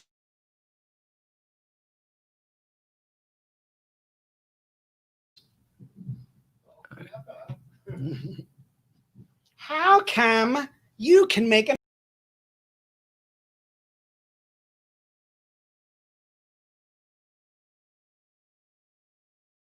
Okay, sorry. There's some bugs. All right, might be okay now. All right, we're gonna try. We tried refreshing again. We're seeing what we can do. I feel pretty. I'm trying to move, Dave. I don't move very quickly. All right, so moving quickly and me went out about 20, 25 years ago. All right, so again, this is Grimm Fairy Tales Volume 6. Grimm Fairy Tales Volume 6. Again, there is Anthony's actually depiction of Pinocchio, which is badass. I always open this one bad up because I just absolutely love the interior art on Pinocchio. In fact, when Dave taught me how to sell at conventions, this is one of the ones that Dave and I used to show all the time because the artwork from this, Dave taught me how to sell at conventions. All right. Sell or sew? Sell. Did I say so? I thought you said sew. So, oh, I can definitely sew better than Dave. That's for sure, dude. All right. I took cycle in 7th grade at Abington. Cycle, dude. And I sewed myself a pillow. I had a shark pillow. Chris. Ooh. I had a shark. You know, I think I might have just gotten rid of my shark pillow. I literally had a shark. It started falling apart, dude. It fell apart. All right. And again, I'm showing you some of the interior artwork on Grimm Fairy Tales Volume 6. Again, just absolutely slamming. I don't know who did the interiors on this, Steve. Was that Seidman? Let me tell you something, Seidman. You, sir, are an extremely, extremely talented individual. All right. The interiors on this are just beyond. Like BBO, like beyond outstanding. All right. And again, that's just $10 for Volume 6. All right. I'm doing $10 for Volume 7. Volume 7, $10. All right. Another cover by Anthony Spay. And this one has the fairy tales individually again. Little Miss Muffet, Part 2. The Lion and the Mouse, the Frog and the Scorpion, the Goose and the Golden Egg. Bam. Dante's Inferno. Little Baba Yaga action. All right. All for $10 in Volume 7.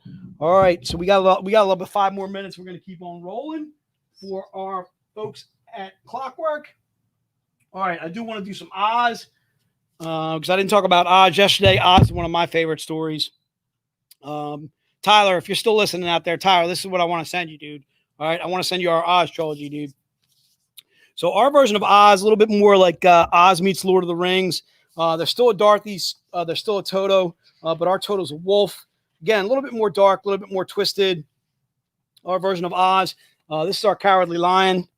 As you can see, he's not quite so cowardly at all. Chris, if you could put Ali Garza on your list of artists to get on. Yeah, Ali Garza. I absolutely love Ali's stuff. I'm going to show you another Ali Garza cover right here.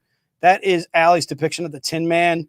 And when Ali does Tin Man, when Ali does Cowardly Lion, when Ali does the Scarecrow, it is just absolutely badass. There's his depiction of the Scarecrow. Okay, so again, there's still a Dorothy. She's still from Kansas, but our Toto's a wolf. Again, it's a little bit more modern, a little bit more dark. Any one of these Oz books that I'm going to show you, you can get for $25, or you can buy all three for $60. All right. All right. And again, it's a little bit more dark, twisted version of Oz than it is. This is not Dorothy just skipping on down the yellow brick road, trying to find heart and courage and so forth for the Tin Man and the Scarecrow. Brains. It's a little bit more dark, a little bit more twisted. All right, so that's volume 1. This is volume 2. If you already have volume 1 and you just want to get volume 2 is $25. That's Warlord of Oz. Volume 3 is Oz Reign of the Witch Queen. And that's also $25. Or if you want to buy the entire trilogy, it is all three for $60. All right. And I got a couple minutes left, so I'm going to keep on rolling. So let's do some, I'm going to do a little Red Agent 2-4. Let's do Red Agent, Red Riding Hood, and then also Code Red. All right. So you can do either one of these individually for $16. Or let's do them two for 25. I think 2 for 25 sounds all right. Let's do 2 for 25. All right, and that's our Code Red or our Red Agent graphic novels. They are 2 for 25, or you can do either one of them for $16 or $15.99. Okay, and those are our Red Agent, and then also Volume 2, which is Red Riding Hood. They're actually both kind of like standalone stories, so you could actually start with either or read both. Of course, we want you to read both. All right. But again, they're $16.99, or excuse me, $15.99, $16 each for either one, or you can do 2 for 25 on those. All right. And I got a couple more minutes left. Let's do one more. And then we will get to the troops. It looks like we got David Nakayama backstage. Dave, what did you change to? Belly button echoes? I don't even know what that means, sir. David, I don't know if you want to work for Dave anymore. He's belly button echoes. I forget what I said, David. Never mind. All right. Dave's crazy is what Dave is. All right, dude. All right. I work with this man every day. So this is our Gretel. This is actually the brainchild of Dave, was Gretel. This takes Gretel when she's very young. She and her brother get captured by a witch. Jeff, we need to let you in. Are you okay? Jeff's back. We got Jeff back. Invite me in. Let's talk about it. Invite me in. You are gonna die in there. All right, for those of you who don't know, I was doing a little Poltergeist right there. I'm a big fan of Poltergeist. What? Little. Yep. Hello, Henry Kane, dude. I actually once did a sales call as Henry Kane. Ralph came out of his office and was like, Jay, I don't even know what you're doing. What are you doing? What are you saying? All right, I'm all blurry again. All right, so let's try refreshing, then we'll get to some Nakayama, dude. And Niai's in the backstage. Oh, we got Niai back there.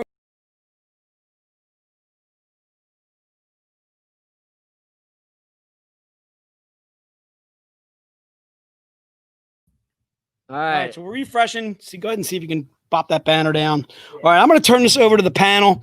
It looks like we're about pretty much 3 o'clock. Are we supposed to? Yo, you got to do some cosplay cash, boys. Yeah, some cosplay cash. All right, so let's do this. We're going to do some cosplay cash. First of all, we need some spooky music is what we need. You guys are blurry, man. We're still blurry? Yeah, you got to reset the router while I'm with the. I'll tell you what. When you do the panel solo, we'll reset the router here, and hopefully we'll be able to get to some. Do it. Yeah, exactly. We'll reset the router. Do it. All right, so we're gonna do some cosplay cash. Cosplay cash is going on. Cosplay cash. So this is what I need. Di, give me the numbers. Wait, get Dave or Niai to hold up a number. 192 to who? 331. So, all right, Nei, if you can hear me, I need you to give me a number with your hands, all right, from 192 to 330, 331. So say you were doing like 197. You know what? Say you were doing something like that. Nia, give me a number between 192 and 331. What do you got? Can you hear me, Nia? Oh, wait, you go that way. All right, 2, 4, a 4, and a 7. 247. 247, Nye. 247. 247. $20 in cosplay cash. Nolan. Who? Douglas Nolan. Douglas Nolan. I don't know who you're Douglas. Douglas, some cosplay cash coming your way. Cosplay Douglas cash. Nolan. All right, let's go to David Nakayama. David, Things same are off the rails. concept. David, don't go anywhere. Don't go to the Nakayama bathroom. Don't go left. anywhere. All right. We need you. Wait. Very No, we good. still got David. All right, David, same thing between 197 and 331. All right, give me, could be whatever. Give me some hand signals. A 2. 2. I got a 2. Give me 2, Utah. 250. 254. 254. 254. Craig Bradford. Craig Bradford. Cosplay cash coming your way. Cosplay cash coming your way. David Nakayama, thanks so much. Nia, thank you so much. Thank you. Actually, thank you both for doing the work that you guys do with us. We are extremely lucky to have you guys. Doesn't look like the Australian sensation's on with us just yet. Yeah, We'll Chrome's late. Anyway, let's do it. He might have fell back asleep. It's like 3 a.m. there. All right, I'm gonna hop on with these guys, Chris. And I'll fix the Chris will be Wi-Fi over backstage. here. Chris will be back. Dracula will be backstage moderating for us. If you need to pop on, you know how to do it, Chris. Yeah. Nia, David, you guys are amazing. Have fun on the panel. I'll be right back. All right. Now it's just us. Now it's just me. I'm not even gonna bring them guys on. I just want to talk. There's Nia laughing. If I ever don't feel funny, I just make sure Nia's because she laughs at my jokes. Yeah. I don't know why. For 12 years, I don't know why. Wait, here's Nakayama. There he is. What's up, brother? Hi. Hi. Good to see you guys. I feel bad for you being in Hawaii and all. It must be tough. Tough life. We're still locked down though. So. All right. Oh, Chrome's here. I'm gonna let Chrome. Is he set up? Chrome, give me a thumbs up when you're ready. He hasn't given me a thumbs up yet, so I don't think he's ready. No, he got double thumbs up. There we go. There we go. What's up, brother? There he is. How's it going, mate? All right. How's You it woke going, up. guys? Mike. What time is it there? I woke up. Never went to You been sleep, up? unfortunately. What's that? Never went to sleep, unfortunately. Oh, Jesus. Wow. Sorry to hear that. I'm sorry to keep you up all night. Make sure he was ready. Yeah, man. It's hang on. All right. Do your thing, man. I don't want to intrude. Thanks for joining us, everyone. I got Nei from Northern California somewhere. Dave, Fire I don't free. know where. Fire free. Fire free. Oh, yeah, because there was fire. Are you near the fires at all? We almost had to evacuate the other day. Yeah. Whoa. Oh, man. That sucks. Yeah. Every year with this fire stuff. Mm. Dave, Yeah, I don't we know tried where- that. We tried that last year too. Oh Yeah. Oh yeah, that's right. Yeah. Mike's in Australia. What part of Australia are you in? Melbourne. Melbourne. So yeah, we didn't get a lot of good fire over here, but we tried to steal some of California's thunder for sure. Oh, yeah, right. And Dave, you're in Hawaii, which sucks for you. What part of Hawaii? I'm on the jerk. island of Oahu. Okay, I'll be over in a little while. I'm going to take a flight. I'll wear a mask. I mean, come on, give me a break. Just let me be me, Dave. All right, let's get started because we did this last month with Dawn McTague, Sabine, and Jesus. Oh, Son. Sorry, Son. Forgot for a second. We did it with them, and I think it went really well. And I wanted to have you guys on because you're three of our, regular cover artists. Have done a lot of work with us over the years, a ton of work over the years. And I think it's really cool to show the process of like, and you guys definitely didn't all start out doing this. Nia, you started out as a colorist mainly. Whereas Mike, obviously more doing the pencils than learning to color. Same thing with you, David. And maybe I know you've all done illustration throughout your lives, but it's cool to see your evolution as artists, because like from my vantage point where I can barely draw a stick figure, having you guys be doing this for a living is pretty cool. So let me start with Nia, and I'm gonna this will be a round table, so certainly jump in if you guys have questions for each other. Nia, what was the biggest challenge for you in the industry when you first started, do you think? The biggest challenge I started in the industry was, going from colorist to cover artist was actually having, like I colored guys like J. Scott Campbell or anyone else, like all of a sudden my name had to hold up next to something like that, even remotely possible. So trying to make it look polished and hold up against anyone else is really challenging in the beginning. Yeah. Yes. Yeah. Were you familiar with like a lot of the, when you broke in, weren't you doing tattoo? Were you doing tattoo art? Is that what you were doing? Yeah. Were you familiar with like a lot of the artists in the industry, or did you not when you first? I didn't know anyone. Yeah. Yeah. Gotcha. I didn't meet everyone. You were literally doing tattoo art. Like you were doing tattoo art and then comic art. Yeah. That's awesome. You're the reason. You're the reason. You're the reason we got asked to do people's tattoos. You're ruining it for the rest of us. Really common. No, I mean, like, other people that have gone back and forth. Ooh. Yeah, EBAS was supposed to design my tattoo for like 12 years. Yeah, so was I, actually, I think. I gave up on all you people. Did it myself. I designed it myself. That's cool. We keep trying to tell people like it's not our main gig. We're not really tattoo artists. We're illustrators, and there's like people like Nia that are actually tattoo illustrators, just ruining it for the rest of it. And illustrators make better tattoo artists than most tattoo artists. So. I'm sure. Because it gives you like a Let's major stop design, doing it because we're tired of being asked. and the way things fit on the body more and stuff too. Yeah. That's cool. What about you, David? Biggest challenge you think when you first broke in? After I already broke in, I remember being really hard to break in. That was definitely a challenge without the internet, back in those days. Yeah. Once I was in, I think it was just standing out, getting some kind of following, and it didn't happen for a long time. There's a lot of people out there, a lot of great talent to, I guess, compete with. And I don't even feel like the cover style that I use now even solidified for many years. I was very experimental for a long time. So I guess it was sort of figuring out a brand for yourself that you can hang your name on and people will recognize cover to cover. Right. Yeah, I mean, I think a lot of times, like if you're a young creator, maybe you don't know about, you don't think about branding yourself, right? I mean, especially now. I mean, imagine like with social media, that's all you have to think about. But especially like 15 years ago, you weren't necessarily something you weren't thinking about. You're just trying to break in. You're not thinking about like a brand. You're just trying to get anatomy right, Right. He's so that true. makes sense. Yeah, like forget the brand. Like, how can I draw this? How do I draw that hand correctly? Yes. Mike, what about you? When did I break in? No. What was your biggest challenge, I guess, when you first broke in or when you were breaking in?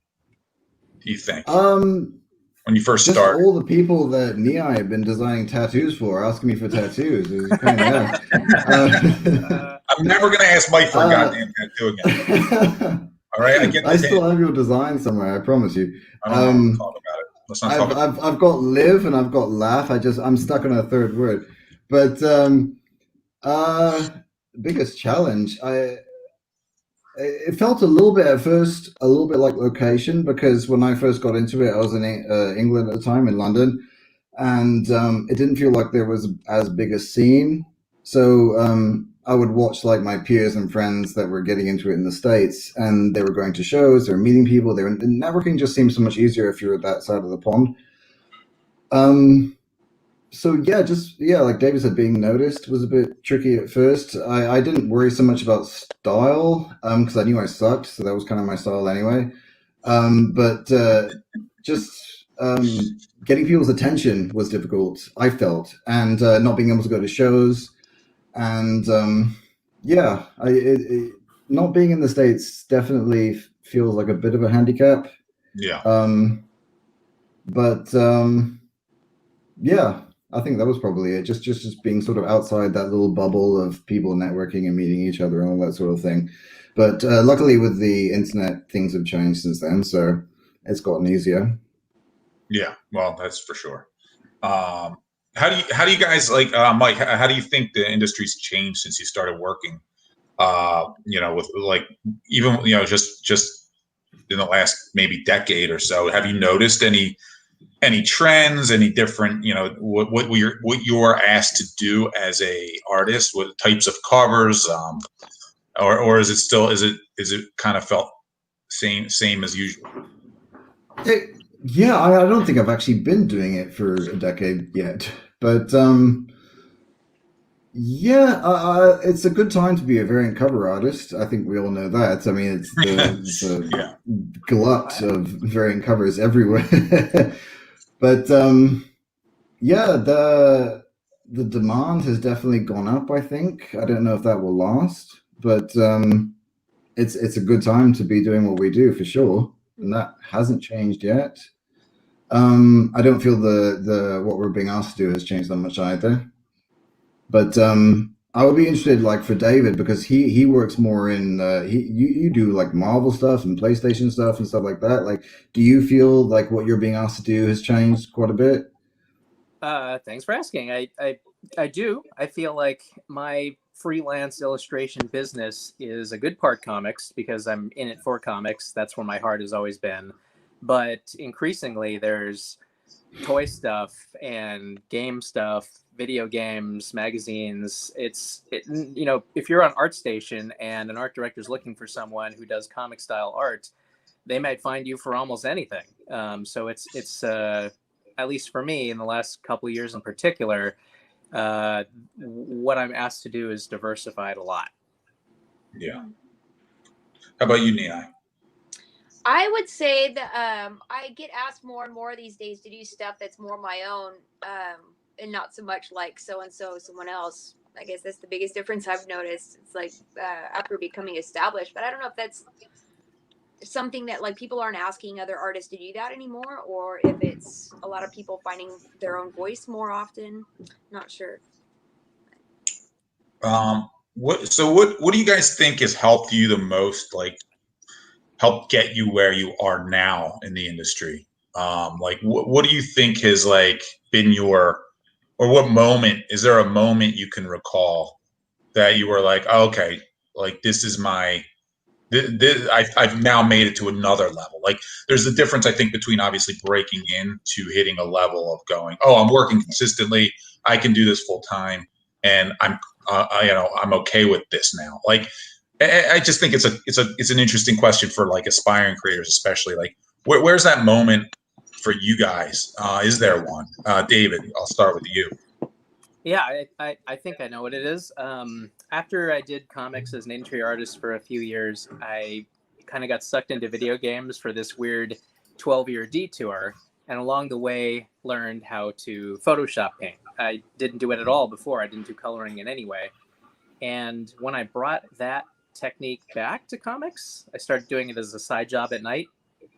That weird hybrid of traditional comic and digital painting ended up creating what is my style now. And so it goes back to what I was saying before, creating a brand for yourself, something that people can recognize, including your signature, by the way, is pretty important, like all that whole package, what it looks like, your signature, that you approach it consistently.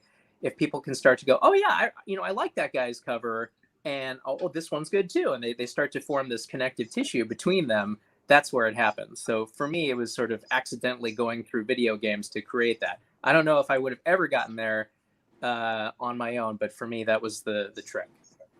What about you, Nia?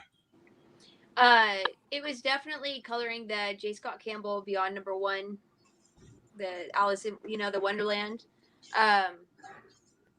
And then afterwards getting the call from Marvel because I needed like a cover or like a raid approved, and I'm like, holy crap, none of us talked on the phone a whole lot, so was just like, whoa, wait a second, this is okay. Something's really happening here. Right. Right. And yeah, for you guys out there, like, because Nia Color returned to Wonderland, which is our first arc. Your breakout hit is the breakout hit, so because of Nia. And then Beyond Wonderland is a sequel, and we had Campbell do the cover. Mike, what about you? Do you have a moment that you could think of? Meeting Ralph Tedesco, maybe? That was it. Yeah, I remember being outside your house with the boombox. That was the real game changer. I was like, "Who is it?" It was you. And you had those Australian guns. That was the thing. It's like, just let me talk to you. I'll win you over with my accent. But it's the best time. The best moment though is when I asked Mike if he was from the UK, and he got mad at me. Sorry. Go ahead. Did I? You were like, no, Australia. But I am. Like, yeah, right. I am from the UK. I'm from both. But you got mad at me. I don't know. You punched me. It was hurtful. Yeah, I think maybe I wasn't getting a lot of work at the time. It was a rough period. But I don't know how most artists think. For me, it doesn't ever feel like you made it. You know, you're always trying to do new things. You're still in the game, so you keep plodding along, taking everything that comes, but it never really feels like you sort of made it. I'm super, super grateful to be employed in an industry like this, where it's small, it's competitive, and just being able to do this full time is incredibly fortunate for me. So, but as far as making it, I don't think that there's ever been a moment where like I've arrived, because there's so many incredible positive competition out there.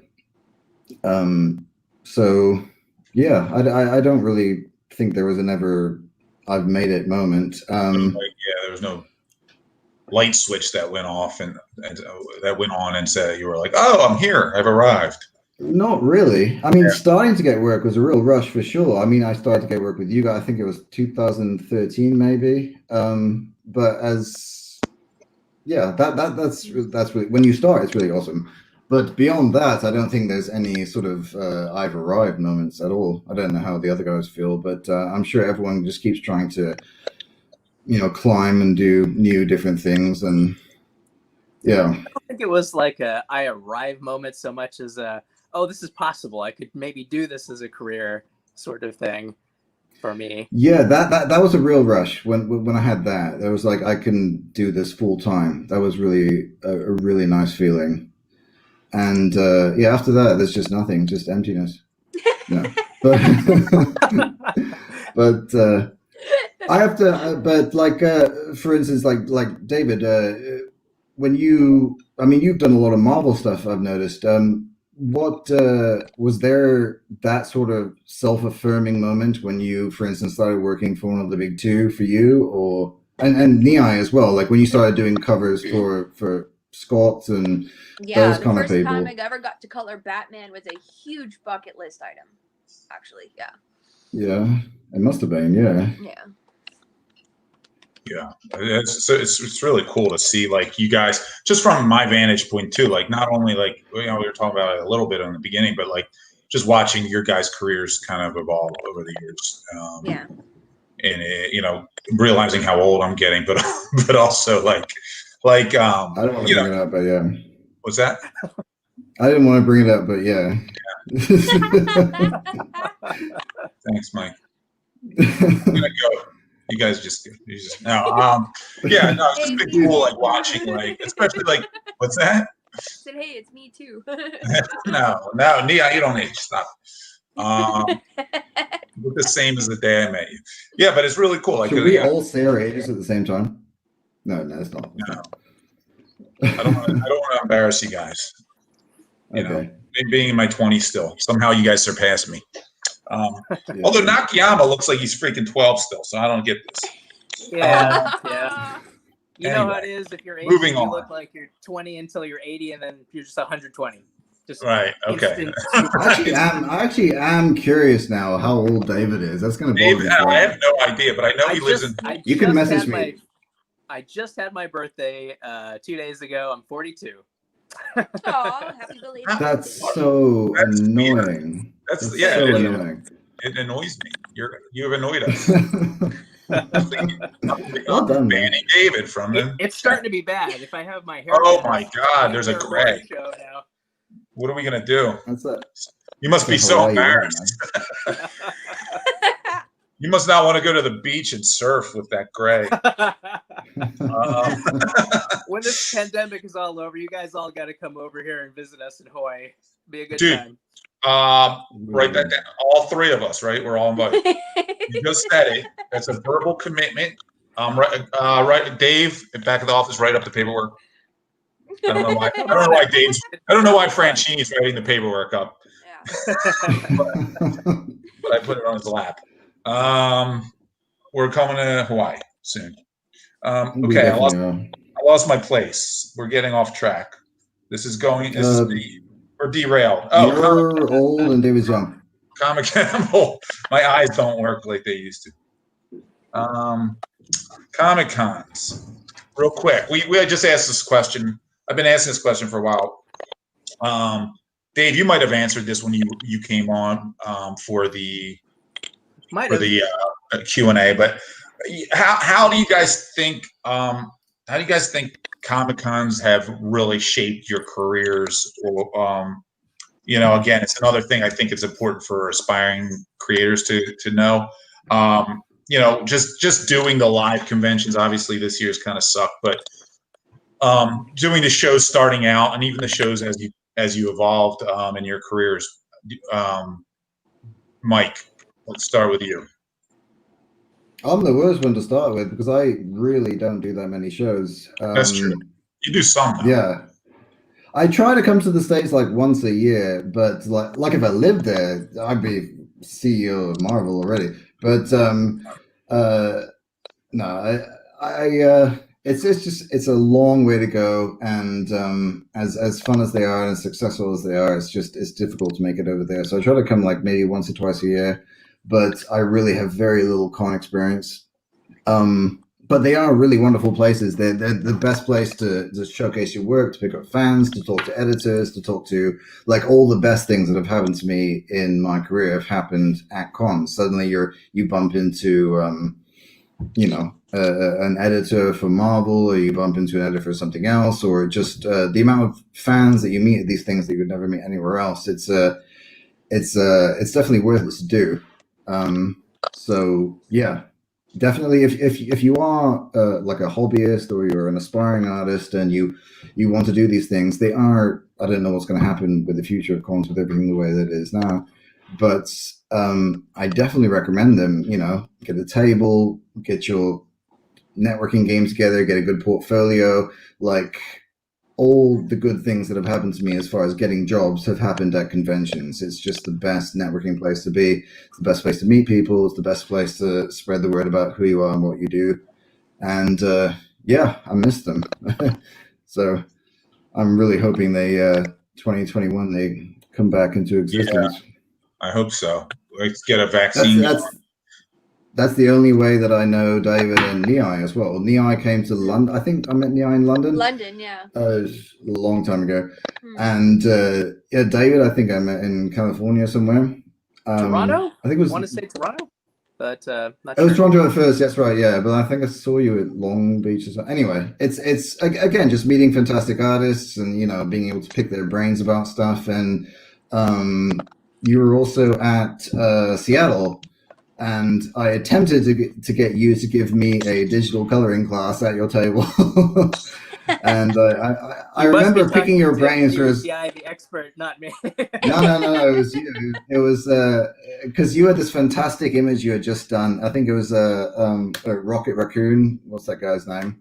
That cover you had just done for I forget what it was, but it was a wonderful cover. And I remember just trying to pick your brain for about half an hour about that kind of stuff, the way you use lighting, the way you use textures. And that's just a wonderful thing to be able to do to someone in person. You get to bother them in person. You get to see their annoyed expressions in real time. That's great. But it was nice to be able to do in person. So right, yeah. They're wonderful things to go to. Add to that, that's such a good description of why comic shows are good. But for sure the talking shop with other artists is awesome. I don't know when else would you would ever Yeah. do that. Yeah, it's you it's get to also a really relief. connect and feel validated in your struggle. Oh my gosh. I always assumed, I was like scared to go talk to other artists because I thought, oh, well, they're so established and awesome. Why would they even want to talk to me? But it turns out like 99 out of 100 times, they're super chill and nice and they know what you do. And that's amazing. So, yeah. You guys feel like is there a competition? Is there ever a point? I mean, everybody gets that like twinge of jealousy, I think sometimes, but I feel like in this industry, maybe it's different because it feels like a lot of like artists support each other or beat the drum for each other.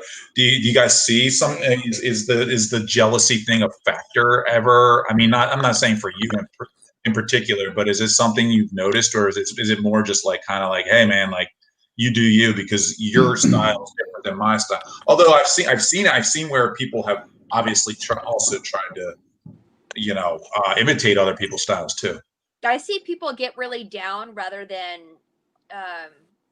jealous. I think they get really, really intimidated by other artists. But, and sometimes they resort to, aping somebody else because they just want to get known or whatever. But, it's hard sometimes. Yeah. Getting especially.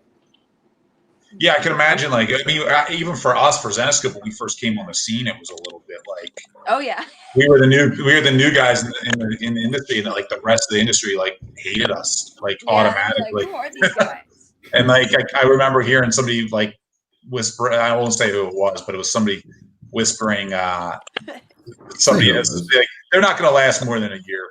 And I heard it. I overheard it, and I was like, okay. And I got my game on. Check that name. No. So, Dave, Mike, any thoughts on that? Like the sort of the competition element?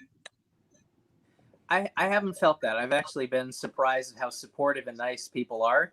In particular, like it's the weirdest thing when a guy, I think you sort of try to be honest with yourself about your own quality, and you say, well, this guy's definitely better than me, or that girl is like 10 miles, ahead of where I am and where I'd like to be.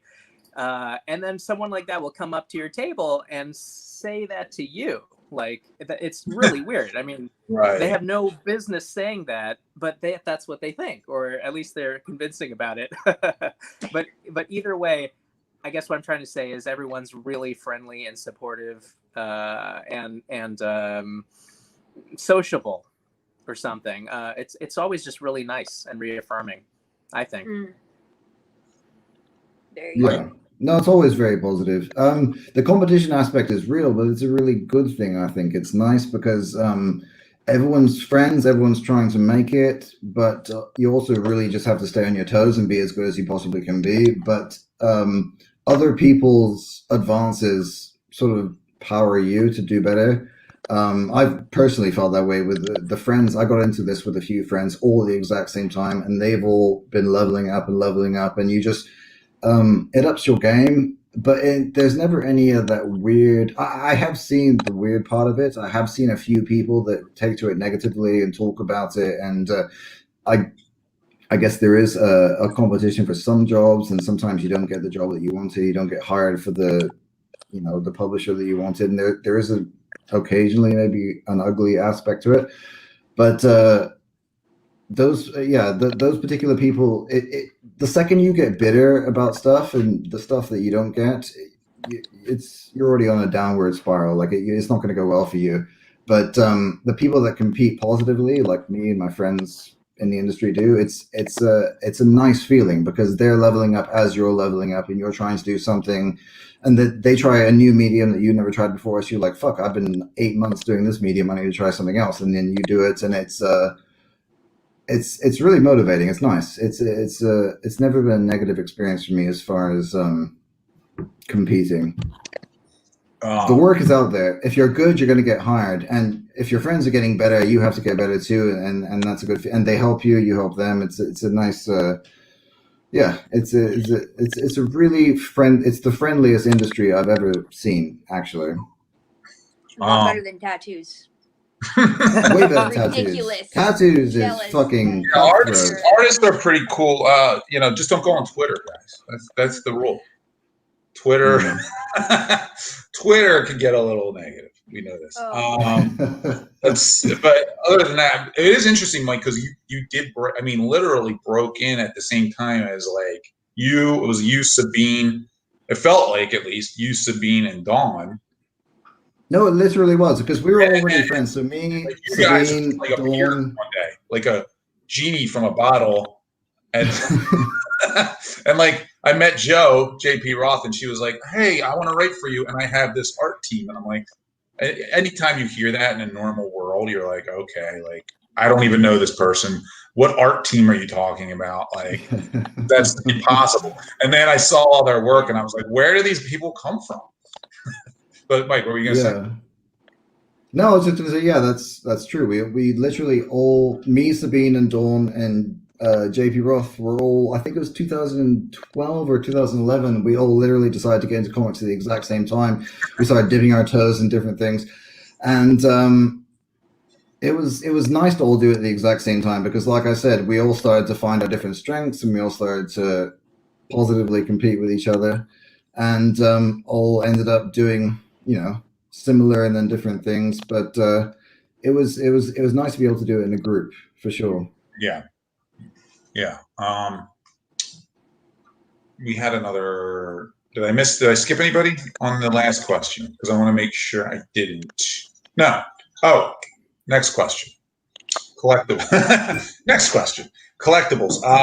We do a lot of collectible covers. Obviously, Zenescope's been doing it, the exclusive thing since we started. And I think, really when we started in the industry, the exclusives, the variants were kind of dead at the time. It wasn't.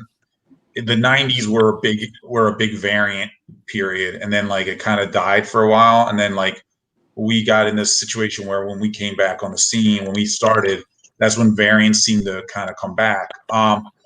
And then obviously you guys do a lot of the collectible covers for us as well. What's it like? And for other publishers, what's it like, as an artist doing a collectible cover or exclusive for a publisher, a variant that is going to have a higher sale value? Does that put pressure on you as artists? Do you feel like, is there ever pressure, or do you not think about that? Whoever wants to start. Nihai, why don't you start? I find a little bit less pressure now that I'm not just the colorist of somebody, because I feel like pressure isn't handed down onto my shoulders. It's kind of like, what can you do? I get into trying to deliver for people because they like what I do, and it's very flattering and invigorating. Yeah. And engaged, makes me very engaged with it. So. Yeah. Makes sense. Dave? Dave's like, I never feel pressure.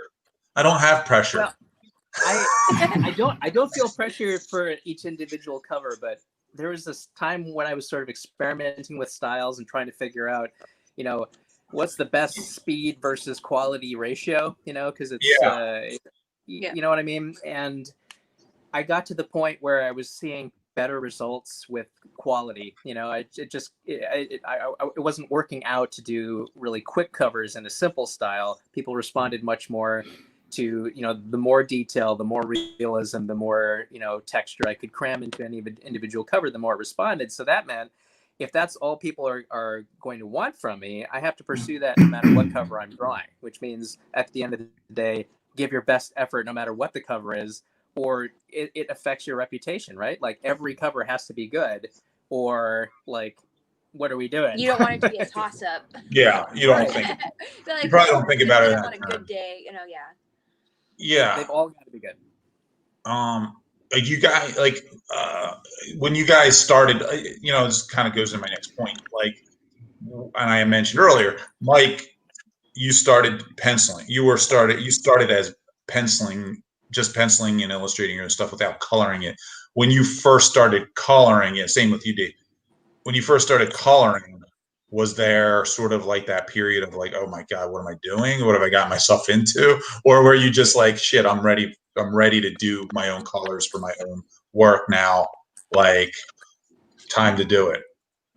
Oh, not at all. I mean, I still hate coloring my own work. It's appalling. But I don't actually color a lot. To this day, I don't color a lot of my own work. I do for some of them, but I've embraced the whole digital thing really shyly. So I'm actually interested in hearing Dave's answer for this, because I would have thought you always started out as a colorist because of the skill you have with your work. But for me, I still hate it to this day. I love these all these self-deprecating artists we have. No, really, that's not. So I'm literally I don't think you're being insincere either. I think you're just getting anxiety thinking about it. There's the pressure. But I genuinely don't color most of my work. But whereas these two do. So yeah. Like Dave, when did you start coloring your work, and why? And why are you so good? Not that long ago, right? Well, it's been a little while by now, but there's definitely, like you're describing, a time in my career where I was just pencils only, like super traditional, and I would have an inker and I would have a colorist, and occasionally I would get a great colorist like Niai over here, but that was sort of the exception, you know? Like there were so many times when I would put a whole month into How long ago was that? What? 2007, How long ago 2008. was that? Oh, Okay. yeah, it would have been the early 2000s or something, Yeah. you know, before I Okay. think 2001 is Because when I don't think when I've went- ever. I don't think I've ever seen like I don't think I've seen line art from you. I've only ever seen your own coloring. So Well, you'd have to Yeah. go back to like 2000, very early 2000s, when I was doing like all ages books for Marvel or Big Hero 6, stuff like that. That was pencils that Right. I'd I wasn't even have born in yet, colors. And I kept having the situation where it was a total crapshoot about whether the final product would be something I could live with or not. You know, like sometimes I would get lucky and have really great collaborators, and sometimes not. And it was just devastating to me artistically to spend a whole month or several days on something only to have it be unrecognizable afterwards. And then on top of it, it's your name on there. And usually as the pencil, it's your name first. So they would say, it's a David Nakayama cover, and I'm not even into it anymore. So I guess artistic pride or possessivity or whatever it was made it, you know what I mean? It's rough. Yeah. Yeah. You can't hang your name on something if you don't feel good about it. So the only way I could take that control was to learn how to color myself. And fortunately, at the exact same time going through video games and learning how to do it, I was able to come back and finally, you know, take control myself. And then Niai with you, like obviously it was the opposite, right? You know, which is an interesting, you know, dynamic. What made you want to start illustrating, you know, and do both? Well, it was definitely seeing covers by people that I'm like, you know, I was definitely kind of like low self-esteem with my pencils for a while, and I was seeing covers by people that I'm like, I know I'm at least this good. Try this, you know. But it was, you know, with coloring all of my own work also, it was kind of, you know, oh, hey, I'll get this really cool job. But you don't want to. I think Dave is being robbed. I'll let you guys find someone. Sorry, Nia. David's being robbed while you're talking. So, no, I'm just kidding. Right. Continue. Sorry. No. No, Nia, we cut you off. No, I'm sorry, Nia. Thanks for ruining. We robbed you. So I had somebody color my work one time, and I realized kind of what David was saying, and I'm like, no, never again. Never again. Never again. Can I I want to show this. It hurts too much.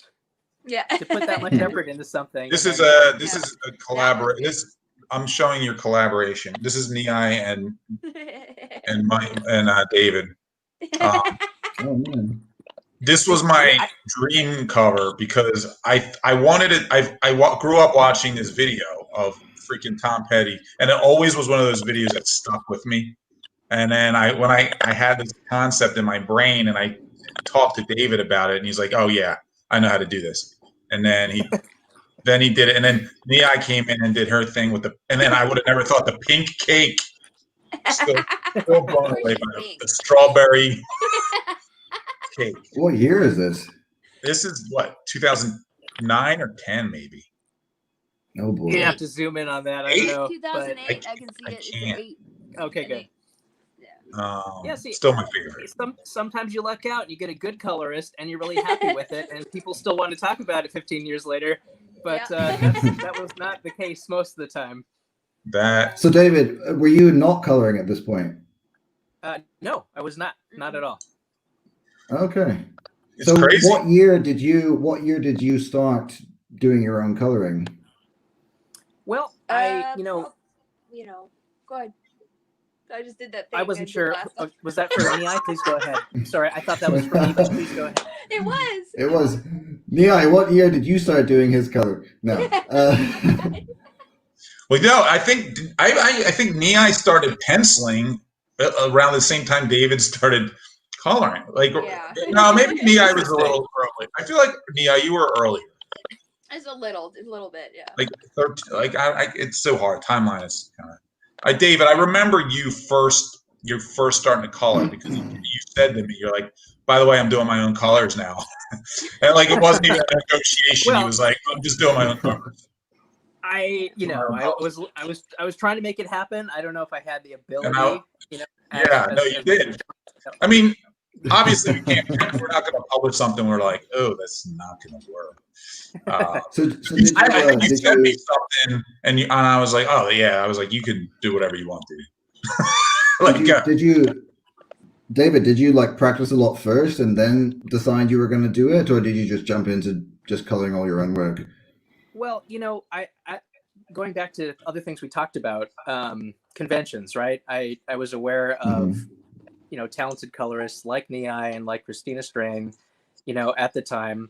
And I would pick people's brains about how to even do this, and people took pity on me and walked me through it enough that I could try, So although I think the quality was publishable before, I was really just getting my bearings on color at the beginning. It's come a long way, I hope. Let's jump into showing some of your stuff because I don't want to run out of time. We'll start with Chrome, actually, because I have his stuff here. And this is craziness. Let me see if I can, hold on. See if this works. Hold on a second. That's kind of cool.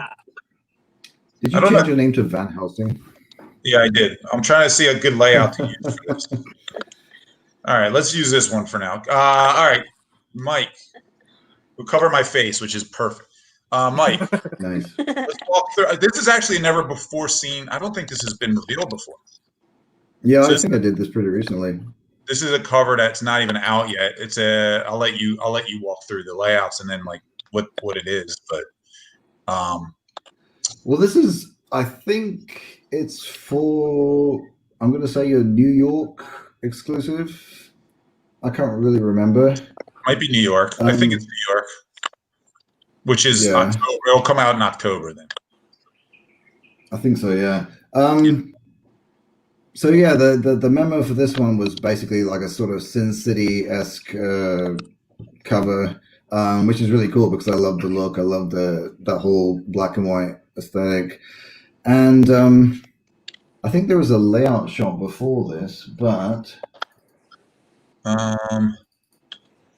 either way. So yeah, so basically, Dave, when I do a cover like this, Dave Franchini will write me. There you go.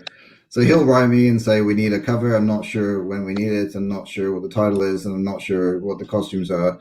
But can you do it by Thursday?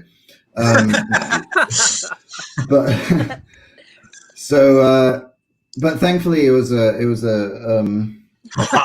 character that I already knew. David, get out of the feed, damn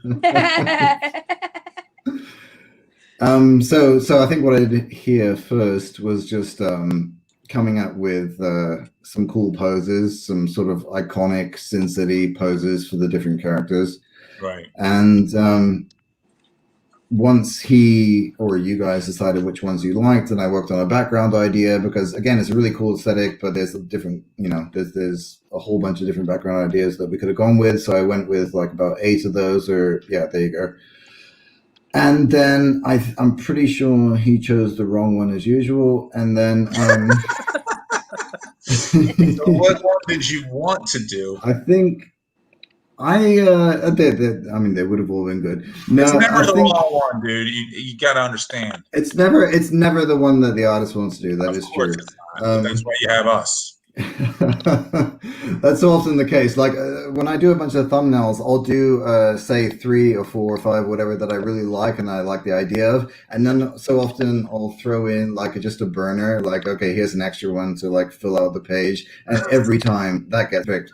But Stop doing that. Make them all good. That's what Dawn was saying. Yeah, it's but anyway, so I think this particular layout he picked number 3.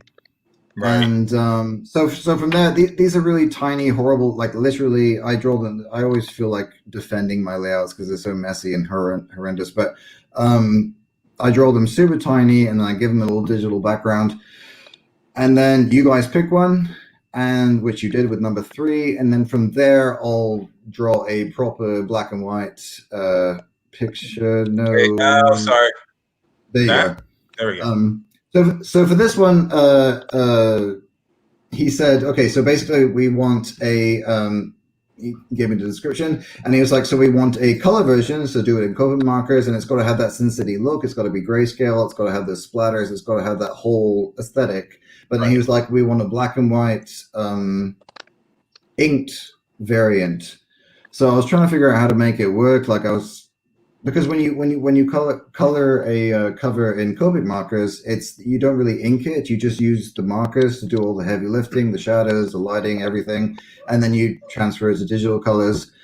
Then he said you want a black and white variant. So basically, I drew the black and white variant, which is what we're looking at now. Right. And then retraced it and then colored all the markers. So we have 2 covers basically. Yeah, we have that. Yeah.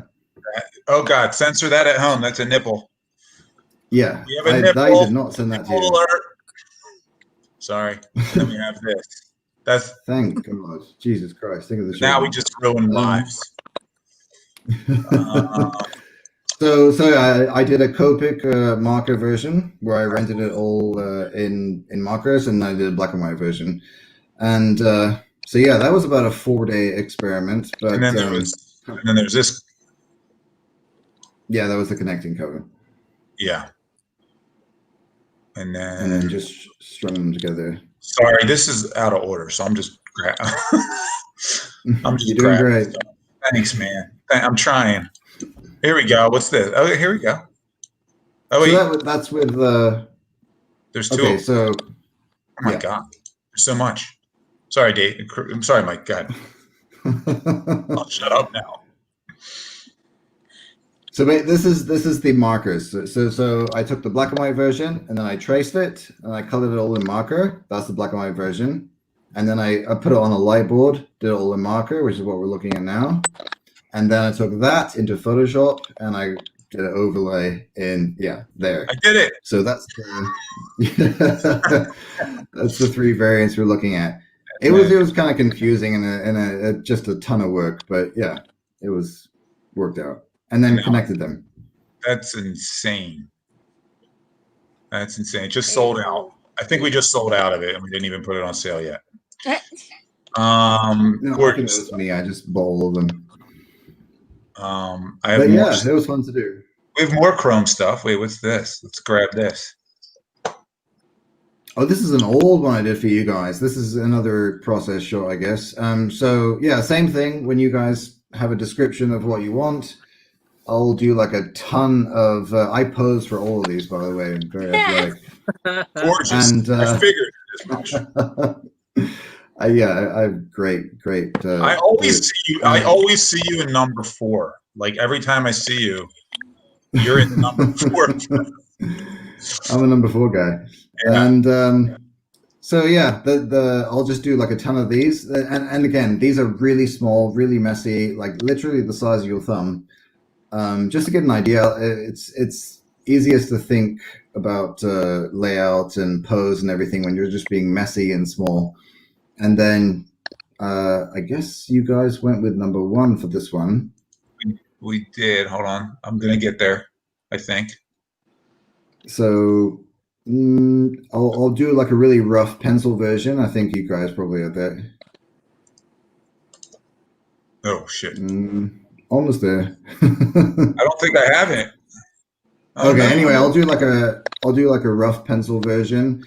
That's the ink version, and then from there we'll go to Copic coloring. Again, this is kind of like a I'll go to this one now. Yeah, that's fine. This is like the coward's approach to digital coloring. So I'm terrified of digital coloring. I don't really understand it so well. But I've been watching Mark Brooks and Adam Hughes do this process where they color everything in markers and then just do like a color overlay in Photoshop. And it just seems so easy. It actually is quite easy. So for a couple of years, I've been doing this one. I mean, this one's actually really old, I think. This is before I had kids, so you can feel the energy. But this is like I just do it in Copic markers like this, and then just do a color overlay in Photoshop, add a few tones, and it's super easy. You're done. And again, I have to credit guys like Mark Brooks and Adam Hughes for doing process videos on YouTube and on their Facebook channels showing how easy it is to do this. But yeah, that's how that one came about. That's not that old though, is it? That's probably. I thought it was only a few years old. I don't know. Yeah, it's like 4 years old, I would say, at least. Okay. Here's another we have of yours. I don't think I have the layouts to this. I don't think I did, May. Okay. So this is this is an example of starting out with an idea. I think the memo for this was just lady coming out of a lake. Concept. That's a brilliant concept. I feel like. I know it was lady genius. coming out of lake. Go, Mike. Yeah. So I think I nailed it because yeah, I mean, lady really, coming out of the lake there. You know what I like about it is the lake. Yeah. That was it. I nailed both elements. So this was just a sketch that I did, and I guess you guys approved this. So from this, I'll go on and ink it, and then I think the next shot you might have is this is Copic markers. This is again me just rendering it in marker, and the next step is just laying on some digital effects, which is again a really easy. It almost feels like you're cheating because it is quite easy, and it's not nearly as terrifying as the kind of stuff that David and Nia do, where they actually have to color. Because I've already done the rendering, I've done the texturing, everything is laid out. So basically, I'm just putting colors over what I've already done. So for instance, her hair has been rendered, so I'm just making a layer, and I set the layer to color, and then I'm putting blue over it, and then the skin the same, the water the same. Yeah, for this one, it really came together well. I'm very proud of that one. Yeah, that's awesome. It's really cool to see how the process goes. Again, there's the pencils. We don't have you inked it, but we don't have the inks. And then add to that. I think that's all I have for Mike's stuff right now. There might be more lower, but we'll get back to that. No, get off me, for God's sakes. No, I want to hear that Australian accent. That British accent. Actual colorists. That British accent that you punched me for. All right, let's go to, next up is I have some Nakayama stuff. Some David Nakayama stuff. Are you ready, David? No, not at all, but do it. Here's some, here's layouts to our Josie cosplay. Go ahead, Mike. My embarrassingly loose layouts. I give you just enough to know what's happening, but it is not pretty. We almost published this one exactly. Hey, these are color thumbnails. That's pretty good. Well, you know, it's so much of the final product is how does that initial palette read? If I think that's going to be important, I'll put the palette in up front. And then what does everybody's seen this, so I can't say what does everybody think we've chosen. We chose, so I'll go to what we've chosen, which was that. That's what I thought. Good.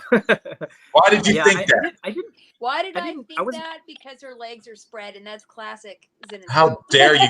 All right, Nia, you're muted. You're muted the rest of the thing.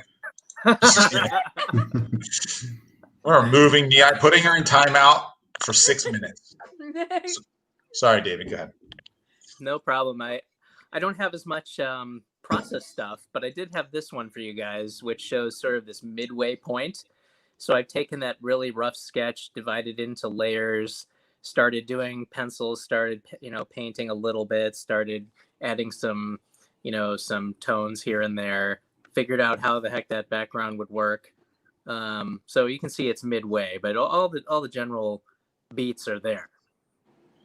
And then it goes from that to this. Right. So now even more so, right? Like the values have been calculated. The what has to be a line is clearly delineated. What has to be paint has been rendered up, and all of this one is happening in just in the computer, all 100%. I have started doing more original than scan than paint on top recently.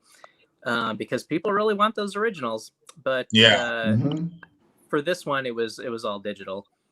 Got it. Yeah, when people want the originals. So Mike, when you're doing yours, right here, you could sell this as is. Yeah. Oh, I'm purely thinking, sale. Yeah. When I do these things. He's like, I'm not even gonna. Yeah, because that you could still that's just really beautiful. No, there is a lot of value to original art, obviously. But I'm curious because David, you said you started traditionally, right? And then went digitally coloring your stuff. So now when you draw a cover,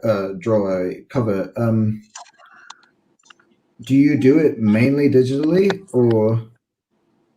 Well, it was weird. It was like I did start traditional, but then I went off into video game land, and it was almost as if I got scared of doing it traditional. So, or I got used to doing it digital. So when I came back, it was all digital, and I convinced myself it was because of speed, but the reality was just fear of getting back to the hand drawn, where you don't have your erase button and stuff.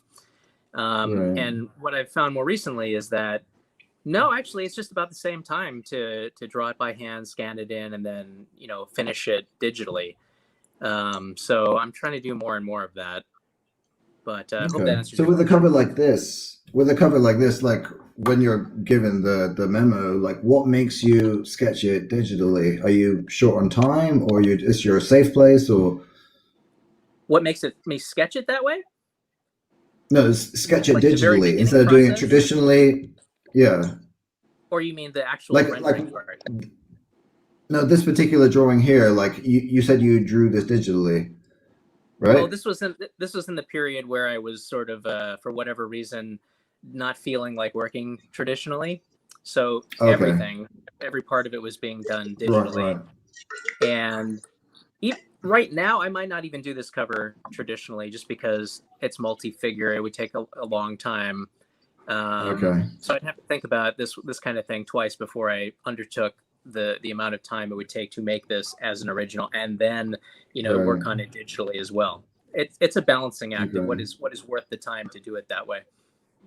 No, I always wonder that with people like you and Nei who are equally good. Like you, I'm good traditionally and really not that great digitally. So obviously I'm going to lean the one way, but you guys can draw either way. You're both fantastic colorists. You're both fantastic. You can draw, ink, whatever you want. So I'm always curious, like, why would you not draw it traditionally initially? Oh, I think you're doing it right. I think there's much more money to be made with having both, right? Like so often the sale of the original page is a worth a multiple of the rate you got for even doing the work in the first place. So I admire people like you where you knew that right away and you've been doing it that way the whole time. I'm just catching up. Is one more comfortable to you? Yeah. Both of you, like, I'm actually really curious. Like, if you're given a cover, like, we need this tomorrow, what do you choose? Oh, my very first cover I ever did, pencils and colors, was digital only because I had like 2 days to do it, or less. But Okay. you know, I like doing digital layouts because you can get a lot sloppier and you don't have to erase anything. Spend time going back Okay. and forth in an eraser. It just goes like real quick, or undoes real fast. Or if the angle of something's wrong, you just hit rotate like whoop. So for speed, what do you go with? Like, say Ralph needs a cover tomorrow. What do you guys go with? Digital, for sure. Oh, for sure. Okay. All right, Well, cool. I'm Give me a cover. Give me a cover tomorrow, please. Thank you both. Here's another.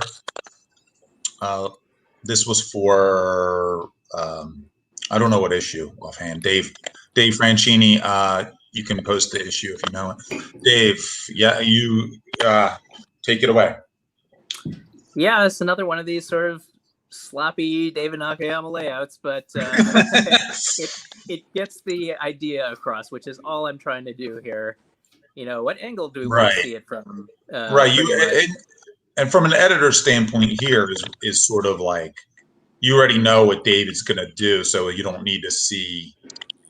You know, when you're working with Nei, David, Mike, other artists, and you already know their work, you don't have to see anything more than like a super rough sketch.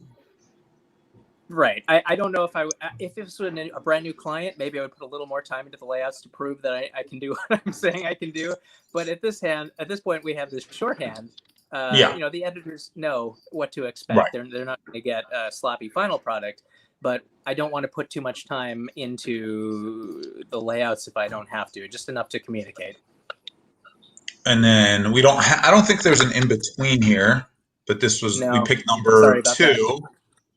Damn it, David. We picked number 2, which is that beauty. Right. This is like one of those Frank Cho cartoons where it's like, draw a circle, draw a crosshatch, part 3, done. Right. Part 3, done. This is clearly a Rapunzel. It tipped me off because of the hair. Yes. In case you were wondering. So in this case, I guess the process is, you know, we have that layout, and it's really important, I've been finding recently, like, to not just try to invent stuff out of your head. It's really important to spend the time and find, you know, the lighting reference in particular. Find you know, there is no internet reference for exactly what you want. So you're going to have to be doing some creation for sure, but you can't create everything. You can't guess where those shadows are naturally going to fall. So it's important, at least for me, to go look it up and do a little research and find something similar to have on the side while I'm working to inform where the shadows even go. So that's the main thing I'm trying to do now when I get into the details of these things. Yeah. It's an excellent cover. That's beautiful. Let's see what else we have here. We have one more from David. Oh, yay. Okay. We're going to reveal the new one. Yeah, we're going to reveal the new one. We won't, I don't know when this comes out, but I think, yeah, this is the first time. So go ahead, Dave. Yeah. Never been shown, but this is the newest thing, not even revealed yet. Even Ralph doesn't know what book it goes on. But it's I don't know when it comes out. I'm out of the loop. Dave doesn't tell me. I know which one. Okay, Luke, you can do guess which number we picked, by the way. If anybody wants to comment which one we picked. Go ahead, David. One. I know which one you picked. So I know you know. I'm saying for people watching, they're going to comment on which one they think we picked. Okay, got it. So if everyone's got their guesses in, what they ultimately decided to go with was number 1. Number 1 is what was chosen for this one. And going back to what Mike was saying before, I also had that problem where people would always pick the one I didn't want to do. So I started changing my process to always have each one of them be things I wanted to do. There have been times when I would make more and then kind of look back at it and go, you know what? I really don't want to do number 5. And then I just throw number 5 away because you hear that, Mike? Yeah. I'm going to do that. Throw them all away now. You're going to be happier because you're going to be into it. You know, no matter what is chosen, you'll be excited about the process. And I think that pays off in the long run. I hate that feeling of like, oh God, I got to go through this tedium of this thing I don't want to draw. So that's the way I've handled that for myself, is just make sure that all the layouts I give are things I'd be into. And then here's the Good plan. final cover, the big reveal. Really Yay! nice. That's beautiful. Thank you. Those the lights on the flames actually move. That's how good Dave has become. He can make that's the quite a flames. gimmick. That's awesome. I think that's all your stuff, dude. Anything you want to comment on about the final piece?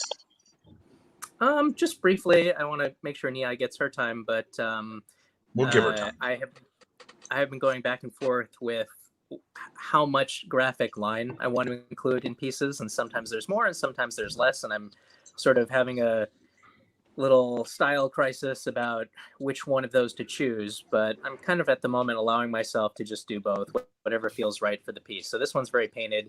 Other pieces might have line art in there, but it's something I'm thinking about all the time. Like Mike was saying, you can't ever rest on anything and get settled on it, or it's the death of artistic growth. But that's what's going through my mind right now. Yeah, this is gorgeous. It is so gorgeous. Beautiful. Yeah, you can even see, like, even from here. I mean, my favorite cover of all time, which I showed earlier, which is that, which I love. But like, you could obviously, there's that evolution of you as an artist too. But you could love both pieces. You can still love both pieces equally. Like, it's just a different style. It's a different Nakayama. All right, Nei, it's your turn. Are you ready? Let's start with our cowgirl, another Keres. So we have layouts, and you can go through whatever you want, Nia. I'll let you talk here. There's not a whole lot of difference with the way we do these digital layouts. That, like, I don't do color ones a lot, but they're definitely very sketchy, and like David said, just to get the idea across. Sometimes it's way less. You can always tell which one I want to do because it's the most detailed layout that I send over. Let's see. More or less. Let's see. Let's take a guess. This one or that one? You can tell. This one's awesome. This one's That's great. the one I wanted to do. Yeah. Yeah. Well, like, here's the thing. Like, but this is pretty detailed. Yeah. Yeah. I mean, in hindsight, sometimes you look at them and you're like, wow, that's like, I want that now too. Well, sometimes that piece should be called hindsight. Well, that's the thing. Like, well, yeah, but I mean, sometimes it's like the same concept. It's hard to publish like the same concept, but like, it is hard to choose. Sometimes you're like, damn, I don't know. Yeah. And then we got from that to finished layout. Yeah. And this is what I print off to put into my light board, behind my board. And I so I get I want to hammer out all the details. I want to work out all the kinks as much as I can before I get it on board, because I hate erasing. I want my pencils to look like inks because I'm not an inker yet, So yeah, I make it kind of blue, like I'm doing a blue line, but still just pencil. So that's gorgeous already. And then I don't think we have another. This is the next step, then, right? That's the final. Yeah, that's the next step. Because, I don't know if I sent you the pencils for that one because it was. I don't think so. Yeah, I don't think I saw. It's not all that far off from what we were just looking at, though, to be honest. Yeah, I mean, these are pretty tight. Yeah. It's beautiful. Yeah. And then, colors wise, this was in a period when I was trying to do really simple backgrounds, and I just I don't like it these days. So much of my work, I think, is leaning more into starting to get more painted, like what David was saying. I find that it is a great deal more work to do, a lot of rendering around the lines and stuff. But, it can be worth it sometimes. But a lot of these things, it loses the comic book feel if you lose a lot of the lines. And I've been yelled at for that for years as a colorist because I love color holds, right? So anyway, you find these ways to do it and get a really nice, simple, iconic cover across. Yeah, this is gorgeous. We have color holds just make everything better. It's Not very much so. And then we have Robin. Let's see here. Let's lay out 1, 2. I wonder which one's more detailed. You're like, flipped it. Oh, There's the pencils. I Yeah, skipped that's too the quickly. final All right, layout. so obviously, I wanted to do this more because it was more detail. No, that's like that's one. The other one's the first one I sent over. You guys picked it. Oh, And then the next one is you guys said flip it Flip and zoom it. out some. got it. And then move the bow. You can see a crop Yeah, line where I okay. moved it. And then we get the pencils Yeah. after all the other edits. So we go from there Yeah. to there. Yeah, Anything you that's want? after it's been on the light box and everything, you get all Right. a lot more detail. Yeah. And then we get from this to one of my favorite covers. And of woo, yours. special effects. That's gorgeous. Yeah, no, this is a great cover. I love this cover. That was That's a cool definitely one of photo. my favorite ones as it came together. What Crazy. when you go from this, like when you're choosing a color palette, let's say for a background, I mean, you're probably not. I don't think anybody's saying, "Hey, we want it to be a purple." Like what? No, Yeah. it's what contrasted against the green the best. I think without it seeming like, they say, well, anything purple invokes kind of like this mystical quality. Mhm. And to only use it with green when it's a villain, but I feel like in this case it worked because it was a little more magenta-ish. I don't know. Sure. Looks great. That's a great contrast there. And then we have, we have another, more Keres. There's so much Keres today. Oh yeah. This is from No Tomorrow, so this is from a while ago. Yeah. I think there's a few layouts for that one. I have this one. Oh God! Pencils. Wait, I went too fast. Oh, I don't think I have remember this any. one. I only have this one. Okay. Yeah, I only have this one. Sorry. It might have been what's there. I mean, I don't know. Yeah. I have other stuff, but let's go through this one then. There's that's obviously the layout we picked. Yeah. And then we went to pencils. That's pencils. Yeah, and this was a period where I was trying to add a lot more like shading and trying to play with blacks a little bit, which I'm still really scared about. Like, I don't know. I don't ever feel like I pull it off all super well unless it's in the colors. But sometimes, and it happens to be a lot of pieces with skulls and things. Just looks dark anyway. But yeah, that is definitely one of my favorite pieces, and it was fun. It's definitely that was an exclusive for a retailer, I think. Oh, was it? Yeah. I can't remember. In Your Dreams Collectibles or something like that. Gotcha. Yeah. We were all stuck on back shots for a while. Yeah, look at that. More not safe for work content. I hope nobody's watching this at work. One of my favorite parts about doing covers It's is 2020. No one is. What favorite parts of doing the covers? What? Yeah. There's always been adding in those backgrounds. Yeah. I mean, that's the thing. And like, you always know where to put, like, again, like the contrast, the light source here of like what's really going to make this pop. That's the question, right? And then we have a couple more. Let's see. I have a few layouts for Wonder. Okay, so here's a Wonderland cover. You did. There's layout 1, 2. I didn't realize we had a layout with 2 characters here. 3. Is that all the same? Oh, those are 2 different covers. Yeah. 2 different covers? Yeah. Okay.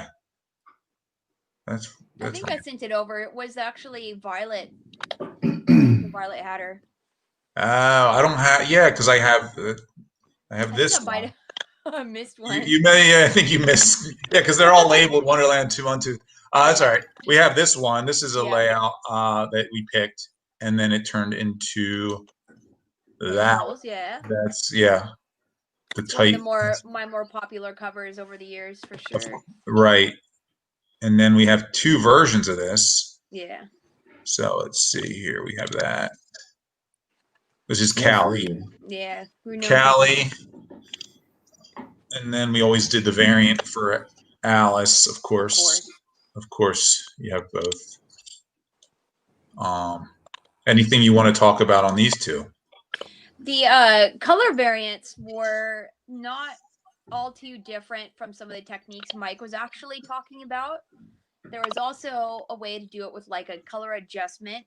Just over the years, these color adjustments, these little different things, is it, you get these patches, or you have to do these alternate versions, and take them into Photoshop, make these adjustments over the top. It's actually just like a different type of layer, and you can adjust the sliders much the same way you would adjust the color on your TV set. Back in the day with slider, well, they still have sliders, I guess, but there's not a whole lot more to say about that, I guess, because it was a pretty common trick what we did a lot, around that time.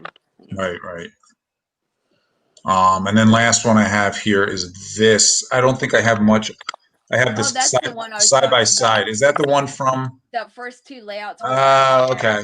Sorry. It's all right. Sorry. Well, since we're here, we might as well just stay on this. Yeah, that cover actually had some ink on it.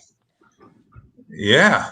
I wanted to do really thick lines around some of the foliage, and then I was playing with these different techniques of doing layers versus detail with like tree lines and stuff like that. I was silhouetting some things, but that's awesome. I wish we had more. I want to go on for another hour, but we're pretty much close to out of time. So, I would love to have you guys back at some point if you ever want to. Man. But like in the meantime, I know we wanted to get some questions potentially from some people. So let's see if we have time for that. I think we have a couple time for some questions if we have any. Does anybody have questions for the guys or gal in the round table at all? You guys aren't even seeing comments, are you? No, it's really hard. You can't. Where's Chris when I need him? Chris. Well, if something pops up, I'll ask it. I do have. I'll start off. I'm curious about something. Is there anything like Nia and Dave? You're both literally professional colorists, or artists in general. But coloring, is there anything you don't like coloring? Is there a scene or a mood or a kind of cover that you just like? Oh, you don't like. You don't want to tackle.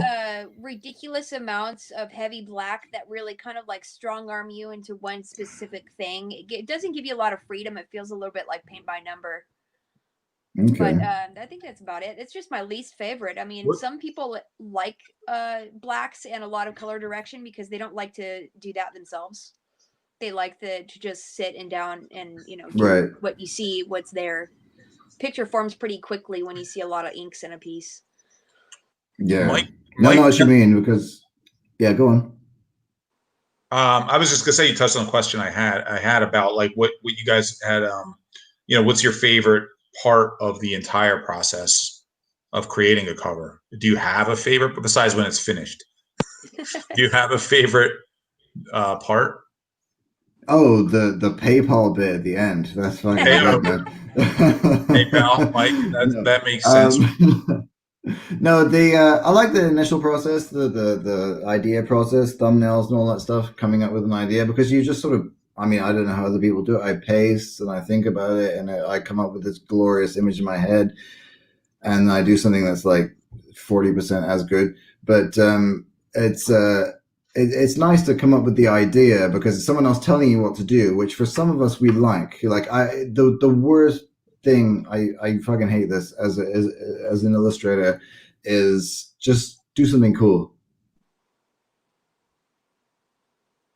Mike? Oh no, Mike froze. He froze in a perfect spot too. Yeah, just do something cool and well, hopefully he'll can we have a wraparound of Nia, Mike, and David? Make it happen. Okay. Favorite character to draw? Do you have a favorite Zenescope character to draw? Nia. No, I've always known to draw Alice or Belinda when somebody sits and says, "Hey, draw something Zenescope." Okay. Almost every time it's Alice or Belinda. I definitely like Keres a lot though too. Belinda, that's right. I forgot about Belinda almost. How can I forget about Belinda? Yeah, you've drawn Keres a lot now. Yeah. David, do you have a favorite character you like to draw?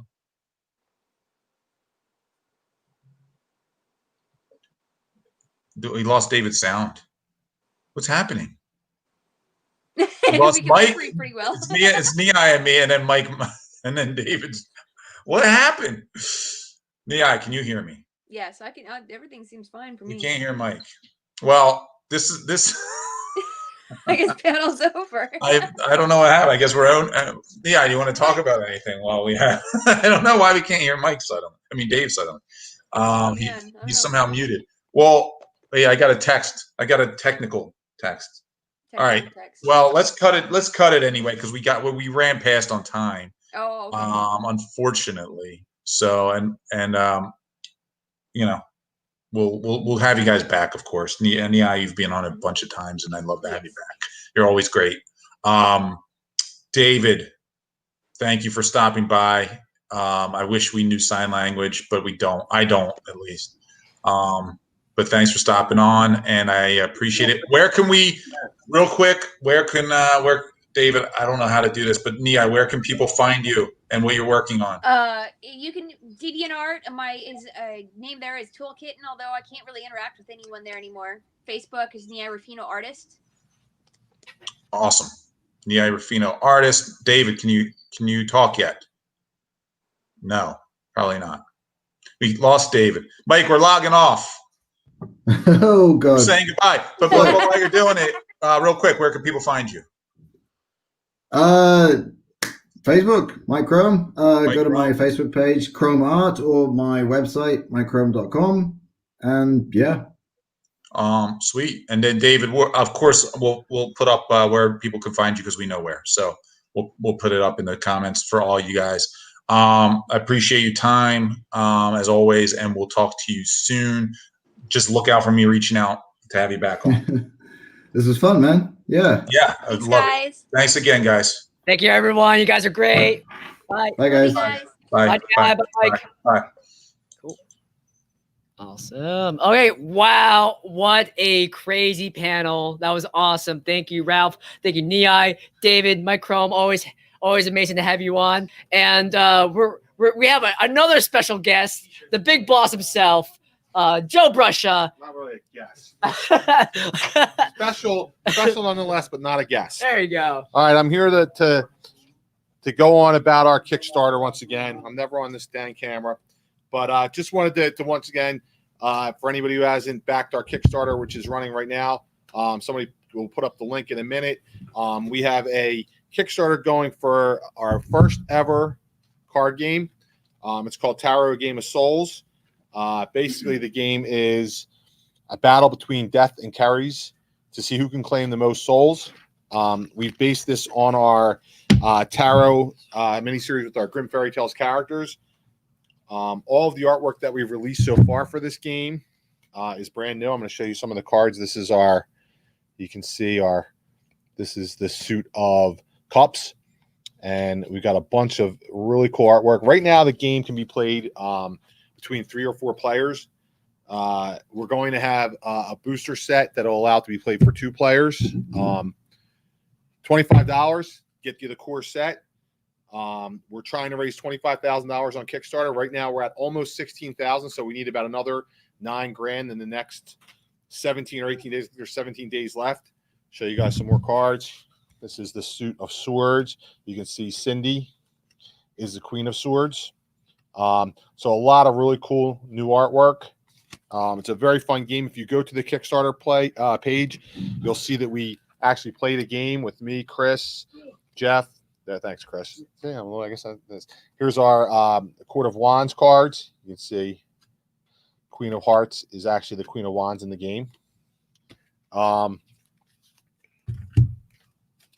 And here is the last set. Oh, that's a Wands card. I'll show you Chris's favorite card, which is, he likes to call it the Mind Flayer card. It's not a Mind Flayer, but it looks a little bit like one. So, very cool game, very cool artwork. Like I said, if you go to the Kickstarter page, you can see us demoing it a little bit. We had a lot of fun doing that. Game takes about 45 minutes to an hour to play in its current iteration. Like I said, the 2-player game will be a little bit shorter. Want to show you some of the special exclusives. What did I do with them? That we have that you can only get through the Kickstarter campaign. So this was released today. Brand new Paul Green artwork. limited to 75. Can only get it by pledging to the campaign. We've done 5 or 6 campaigns now, had a bunch of collectible exclusives. They're only ever going to be available through Kickstarter. So if you want this cover, or like I said, on the secondary market, if you want this cover, only place to get it is through Kickstarter. You got to pledge at the core level of $25 for the game. Then you can have this as an add-on. Another one that will be released next week is a Keith Garvey. I want to say Mike Chrome because he was just on the thing, but it's not Mike. He'll probably do something eventually for us. This is Keith Garvey. Great cover. Probably maybe my favorite he's ever done. Spectacular. This will be available next week. Again, if you pledge, you can add it on. And then there's also going to be a Z-rated version. So that just came in today as well. Right now we're doing a throwback special on Kickstarter. Some of the exclusives we released through previous campaigns are available. Dave, are you on the Kickstarter page by any chance? Last I checked, we had 152 backers, so we're going to do something special now. 152 backers. 152 backers. $15,670. $15,670. So we're going to try and get to 200 backers. If we get another, I guess, 48 backers, everybody who's backed the campaign will get a tarot-sized metal card of Keres. If we get 50 more after that, we're going to add another metal card. So 200, 250 backers. This is going to be completely free. Is that double-sided? Double-sided. Thank you, Chris. Yup, it has the tarot thing. These cards are beautiful. If you take the artwork is spectacular. Show you probably what might be my favorite card. I like this one quite a bit. This is Cinder from our tarot universe. Super cool card. And another one that I really like, let's see if we can find it, is the Knight of Pentacles, which plays a key part in the game. Super cool artwork.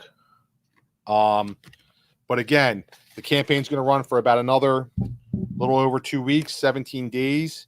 Once it's funded, we'll get a really cool game out there on the market. And like I said, 48 more backers, and everybody who's backed at the core level of $25 will get this card.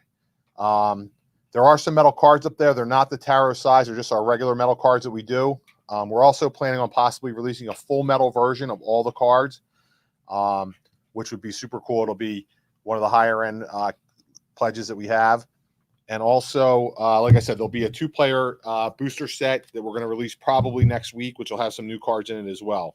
So get over there, back the campaign, $25, and hopefully we'll get it over the goal and you guys will get a really cool game. And like I said, again, I'll show you these one more time. There's already a couple books up there you can only get through the campaign, but here's some of the newer ones. Paul Green released today. Carrie's in her red outfit. Only limited to 75, so they should be going pretty quickly. And we've got this Keith Garvey, pretty awesome Carrie's exclusive, and the Z-rated version. These will be released next week. Only way to get them is through the campaign. There's a couple gallery editions. There's a couple metal covers. All right, so let's get those backers up to at least 200 so everybody gets this metal card. Any questions? Do you guys see any questions coming through? No. I just see awesomeness. No, we will not make Die into a living card. I don't know who said that. Who has that? She is a living card. She doesn't do a whole lot. She just sits here. She acts like she does. Not true. She's doing a ton. The reason I say this is because every time I say something negative about Die, I get bashed. Somebody called me a lunkhead. Why don't I shave my face? Okay, that's a personal question. I can wear a beard if I want to wear a beard. I'm going to think that came from Ralph because he can't even get a beard close to this. Like, this is not even a real beard, and I don't think he's ever even had a beard close to this. You see him, he's a nice, clean-shaven boy. He probably clean shaves his whole body, is from what I've learned. What's that? Shave my whole body? Me and Dave were talking earlier about shaving. He said, you shave. Oh, you got a little beard there. Yeah. That's rough. Sure. Yeah, okay. Weren't you just on for like an hour? They said, we've seen enough of Ralph for today. That's not true. They didn't say that. Okay. Anyway, thank you guys for listening to me blather on about this Kickstarter. It's a really fun game, really cool. Buy it or Die gets fired. How's that sound? Hey! So anybody who's and she won't even be here tomorrow. She's playing hooky tomorrow. She's playing hooky tomorrow. She didn't wear any cosplay. This is great. Yeah. Pledge $25 campaign or I got to fire. That's all there is to it. This is not a joke. This is serious. You get a cool metal card. And then I'll have to hear how the company's going on it because we fire die and blah, blah, blah. And every night I'll hear it. Don't worry. By the way, I don't know if I should address that. Dave, you sent back that thing. Never mind. We won't talk about that. Die. Let's move on. We're ready for There's a little note here. Jay back. There's a little note here. That's just all of Die. Why aren't you being? Oh, this is all Mother of Cheshire. Mother of Cheshire. These are all my names. House of Xenoscope. Queen of Dragons. First of her name. Queen of the Virtual Con. I wish you did something else. I wish you would help some. Thank you guys. Jay's gonna come on here and hopefully do something himself. I hope. All right, so there you have it. In order to save Die from getting fired, you got to go pledge on the Kickstarter. All right, Chris give me a little adjustment there. Thank you, Chris. I want to say a huge thank you to Mike Chrome for running the panel. No, I'm just kidding. Chuck and Rob Chinqui and I were actually having a pretty good laugh. What's that, Jay? And Matt Mang said something about your style. All right, I'm gonna call Wang right now. By the way, we're having a lot. You're fired, Chris. Get in there. Jason's fired. Jason's fired. Someone's upset because they didn't do a good job running the panel. Well, meanwhile, Mike Chrome did a phenomenal job. Also, obviously, a huge thank you to Niai, David Nakayama, obviously, for coming on. One of the things Dave and I were commenting about was just interesting to hear Mike trying to pick David's brain on certain things. Same thing with Niai. Again, they kind of recognize each other, obviously, as peers. Not my work's better than your work's better than mine. Can't believe you think your work is actually better than mine, type of thing. Just really candid answers from Mike and David and Niai, and thank you so much to the three of them. We are beyond lucky to have the three of them doing work for us. Again, I probably say that 1,000 times a day. We are beyond lucky to have the cover arts that we do. All right, so we're going to go into some recap, also some prints. I want to get to some stuff. Yeah, I want to do the art portfolios. Let's do those. Let's do the portfolio books because they didn't get a whole lot of time yesterday. I think I'm going to lead with them tomorrow, literally, because I want to get right to those portfolio books. So the portfolio books are brand spanking new. There is the Art Germ cover, which is cover A. So the Art Germ cover is this. And then again, it has 20 different 12 by 16 poster size art portfolio art prints. And again, these are all removable inside. All right. All work by Eric Basaldua, Jay Anacleto, J. Scott Campbell, Art Germ, and Mike Chrome, who we just had on. All right. I do want to show you the Mike Chrome because it's easily one of my favorites, although I'm going to be fishing in here and I'm going to struggle to find it. But anyway, let me see if I can. Jeez, I'm dropping stuff. I'm throwing stuff at you, Die. All right. Did I lose anything? Anything go flying off the table? I lost a sticky note. All right. So again, it's $25 for this. They are in order. So if I wanted to page through. Okay. All right. So this is that's basically that's all the 20 there. All right. Let me see if I can find it that way because that'll make it easier. Just like Dave said, I know it's towards the middle back. It's the Chrome. Easily one of my favorite Chrome covers. I'm not gonna find it. There it is. Bam. All right. Happens to be also the cover from our Little Mermaid trade, our Little Mermaid graphic novel.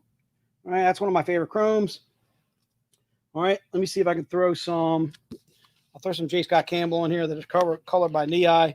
The Niai did an absolutely fantastic job on. There's one that Niai colored. Again, throwing some love out there for Niai and Mr. Campbell. All right. And again, it's basically 20 different 12 by 16s. This is cover A, or you can put the Art Germ cover. Again, that's $25 for that bad boy. Or if you want the J. Scott Campbell, the J. Scott Campbell is this bad boy. All right. And that's cover B. And again, it has the same covers inside, but if you prefer the J. Scott Campbell cover to the Art Germ, or if you want to get both, hey, two for 50. All right. Okay. And again, they're all 12 by 17s cardboard stock. And again, awesome, really, just phenomenal artwork by some of our cover artists there. Some Art Germ, some Niai. I have a question from Yes, sir. Jordan. Is the Please. portfolio poster going to be on the web store? I'm certain it will. Yeah, it definitely will because we it's up there. It's up there right now. There you go. In fact, actually, I think there's a couple of sales on the web store right now. There's a No, but it's not live. it's not live just yet. So I could do orders. So right now, excuse me.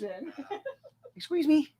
All right. There's a cosplay flash sale going on, and then there's also some sort of flash. There's another sale that's going on for 3 hours. What's the 3-hour sale, Chris? Email that I just got. Poster 1 is the Archer and 2 is the Campbell. So if they want 2, it's the Campbell. Both, please. Christopher Hooper, we got you covered, sir. Poster 2, that is the J. Scott. Jay Helsing for special deals today. Isn't there? There's a 3-hour something going on right now. What is it? There's a free cosplay calendar with any purchase. Oh, that's what it is. There's a cosplay calendar that's free on the web store for the next 3 hours, maybe like 2.5, 2:15. So if you want to check that out, you can get a free cosplay calendar. Oh, that's what it is. Collectors Club. There's Collectors Club exclusives on there. So the Van Helsing Collector Club exclusives, the Robin Hood Vigilante 3s, the Paul Greens, those ones that I mentioned that we only do in the streams, they are on the web store right now. So if you want to break away from me, I'm going to be mad at you. But if you want to break away from me and go get some cosplay collectible Collectors Club books, please go ahead and do so. All right. So let's get to... What else didn't we cover? Let's do the prints. All right, so prints we're doing free top loaders courtesy of Hot Flips. We're down with the flips while supplies last. And one All right, per order. so 1 per order. This is art print set number 1. Art print set number 1. Let me get to my notes. So that way I don't have to ask you guys what I'm doing. Like what I'm doing. I don't even know what I'm doing, what I'm saying. What are you saying? All right, so this is art print set number 1. It's $75 for art print set number 1. And you're getting 4 prints in the set. You're getting this bad boy by Don McTeague. This bad boy by Keith Garvey. That's the convention exclusive. And then you also get this Sun Khamunaki and this Mike Chrome. Shout out to Mike Chrome again. Thanks for running the panel. Michael, you the man. Not only are you a phenomenal artist, Mike, you run a panel like nobody's business. All right. And this is the Sun Khamunaki 2. All right. And again, so you're getting 4 prints and the top loader for $75. We're knocking $5 off of that. Normally our prints are $20 a piece, but this you're actually getting 4 for $75 and the top loader on top of that for free. Obviously making it an absolute steal. That is print set number 1. Print set number 2 is this. Print set number 2 is $80. So you're getting 6 prints. 6 prints for $80. 1, 2, 3, 4, 5, 6. You are correct, sir. 6 prints for $80. All right, you get the Jay Metcalf. What up, Jay? Shout out to Washington State. All right, there's the Sabine. Sabine actually makes her home now in Germany. She's from France originally. Another artist we are extremely fortunate to have. Here's the Sean Chen. Huge shout out to Sean, who's joined us before. There's Jason Carty. He's joined us from across the pond before. All right, these are all in art print set number 2. And again, you're going to get 1 top loader for free with these bad boys. All right, again, there's 8. There's going to be 6 prints, right? 6 prints in the set. 6 prints in the set. And then you also get the Dawn McTagg and another Sun Khamunaki. Slamming sun, my moon, my stars. That's print set number 2. Print set number 2 is $80. All right, print set number 2 is $80. Chris, if you could put up our set for print set number 3. Print set 3 is only $20, dude. This is an absolute steal. All right, let me look at the artwork right there by my boy Manuel Pertano. All right, Manuel Pertano knocks it out the park. All right, somebody is jealous over the fact that they're not in this print. All right, somebody that can't moderate for beep. All right, but you see what I'm saying? They're like sitting on a throne of toilet paper with my main man Chris to my left over there on this side over here with his gun, looking badass, and die, bam, over here with her Miller-like hammer of thrones, like a thorns, like just freaking ready to looks like she's ready to bat me over the head right there. Right, like, Jay, stop it. All right, yeah, but you know what I don't do, guys? I don't put up nipple pictures on the stream, and I certainly don't curse either. All right, what do you know about that? All right, so what's print set number 4? It's over here. You snuck it on me, Chris. All right, so print set number 4. So that was print set number 3, and it's only $20 for those bad boys. All right, $20, and you get a top loader with that thing, courtesy Hot Flips. Shout out to Charles and Jeff up in Brooklyn. go to Hot Flips for all your comic book supplies. They have tubes, they have bags and boards, they got boxes, they got all kinds of jazz, dude. You got to go to the website and just figure out what they got. All right, they got the good stuff. We buy from them ourselves. All right, again, David Nakayama. Are you kidding me? And the eye. This one is basically the panel print set. All right, it's got all three of our guys and gals represented here in print set number 4. All right, so it's got the Knee-Eye. This was from this is the one she actually talked about. I see. All right, which was so print set number 4. You're getting 3 for $50 and a top loader. Here's the David Nakayama, and then Mike Chrome. All right, the Thunder from Down Under. All right, his Mary Poppins cosplay, which easily might be my favorite Mike Chrome now to date. All right, it probably changes by year, but this one is going to be my favorite for 2020. All right, Mike, huge shout out to you. Thank you again. You are the man. All right, so that is the Mike Chrome. Again, this is our print set number 4, and you're going to get a top loader with these bad boys. And there's the Knee-Eye and the David Nakayama. So you're getting all 3 of our panelists today for print set number 4. And again, print set number 4 is $50. And you get a top loader with that bad boy. Di, who's going to write down the orders? What are you doing? Hashtag Die Lost Her Water. Hashtag Die. What are you doing? Hashtag Die. Get back in your chair. All right. Di's running. Di's running. She's running. You ever seen that at Seinfeld where Elaine's running in the airport? It's good stuff. She's getting it. Jeff and Jerry's like, get your knees up. Get your knees up. All right. Where are we at here, dude? It's 4:40. We got plenty of time, dude. All right. So I did cover the prints. I covered the portfolio books, which I wanted to do. Oh, I did not cover the mini prints. Let's do the mini prints one time, mini prints. I promised you I was going to sticky note these, and I didn't. I lied to you. I lied. She lied to us. Terminate her immediately. I told you she would never consciously betray the rebellion. All right, so this is print set number 1, or mini print set number 1. All right, so mini print set number 1 is only $30. Again, you're getting this mini. You're also getting this mini. You also get this in a topless version. I can't show it to you. I told you I would sticky note it, and I didn't. I am slacking. I'm slacking on the job, dude. I literally could have done that when we were doing the panel, but right, I was too much. I was having too much fun with Rob Chinqui and Chuck Garza. All right, we were having a conversation, and it was about somebody. All right, it was a lot of fun. So this is mini print set number 3. Again, you're getting 3 minis plus this bad boy. All right, this is the top loader that you load right into. What is a top loader? Here, I'm going to show you. Look at that. Bam, protects your prints. All right, so this is the top loader right here. You can protect your mini prints with. Doesn't go in too good with a bag, but it'll go in a lot more smoother when you don't have a bag with them. All right, and again, protects your mini prints. All right, so that's mini print set number 1, and that's just $30 for a set of 3. Again, you're getting a topless version of this, plus the 2 that you see here. All right, and that is mini print set number 1. Mini print set number 2 is the Van Helsing mini prints. All right, and again, it'll come with a top loader that I just showed you. All right, it comes with a topless version of this bad boy, and then also this one too as well. So you're getting 3 mini prints for $30, and the top loader courtesy of Hot Flips. Go to hotflips.com for all your comic book supplies.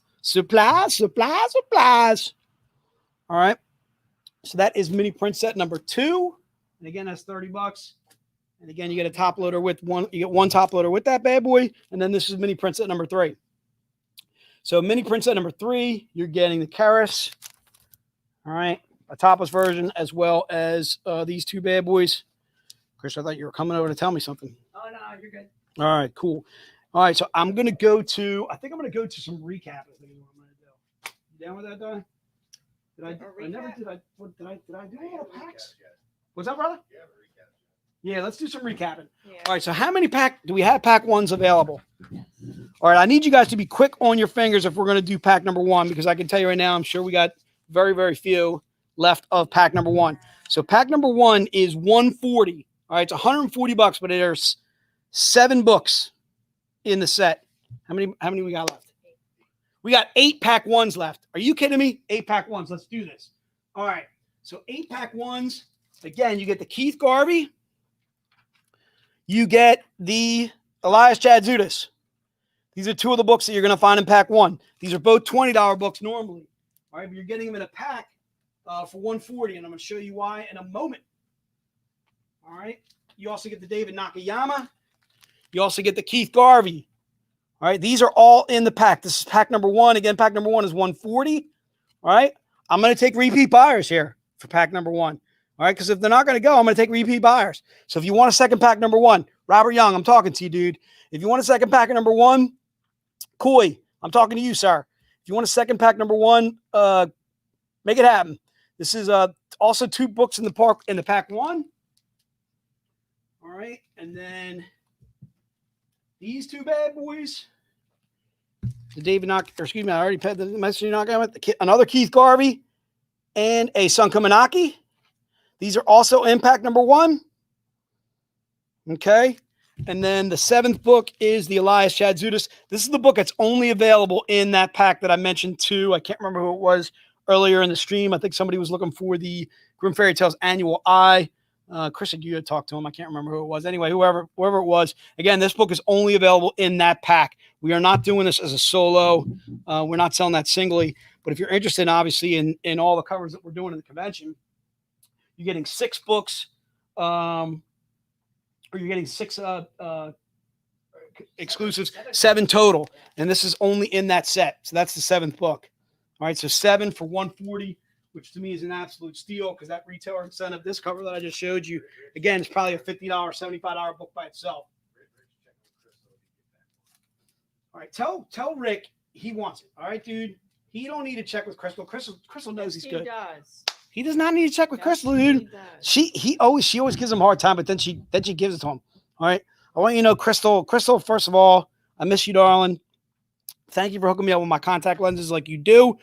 We miss you guys. I think the last time I saw them was C2E2 this past February. All right, so that's pack number 1. Do we have any pack 2s? Do I hear a pack 2 in the house? Do we have them? No. We do not have a pack 2? Nope, no pack 2s. No pack 2s. All right, so let's go to some single books. I'm sure I have book 1s left, you know? Yep. All right, so we got some Keith Garveys left. So book number 1 is $20. All right. The book itself is GFT V2 38P as in Paul. All right, and that is the convention exclusive by Keith Garvey itself.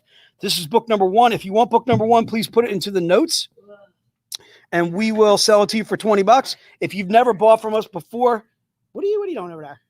I'm laughing at Chris. if you know, apparently Chris Jacula has not been feeding. He had some Chick-fil-A earlier, but he has not been feeding on the proper sustenance, which is blood. Chris needs blood, and Chris is fading away. I don't know how he's going to be able to do. How are you going to be able to do trivia if you're fading away? I'll take over trivia if you want me. No, I can't do trivia. I can't do trivia. I'm just not that good at it. I don't bring the energy. All right, I could do the trivia. All right, my trivia would be who wore number 34 for the Sixers. He was also known as the round mound rebound. Oh, I know that. Die, we got that one. Right. He also does a TNT panel with Kenny the Jet Smith, and he is hysterical. All right, and I'm not talking about Shaquille O'Neal. All right, it is GFT V2 38P as in Paul. Again, that is book number 1. It is just $20. Thank goodness basketball is back, although my Sixers are terrible. Sixers. Although I'm looking forward to watching my Fly Guys tonight. Fly Guys tonight, wrap it up against those Montreal Canadiens. La Hab. All right, so this is book number 2. Book number 2, we got some of these bad boys left. This is, what's that? Rick, get pack 1. Rick, go ahead with your bad self, Rick. All right, do your thing down there in Carolina, dude. Put your foot down. All right, what do you, are you doing a Van Helsing Draco's Daughter book?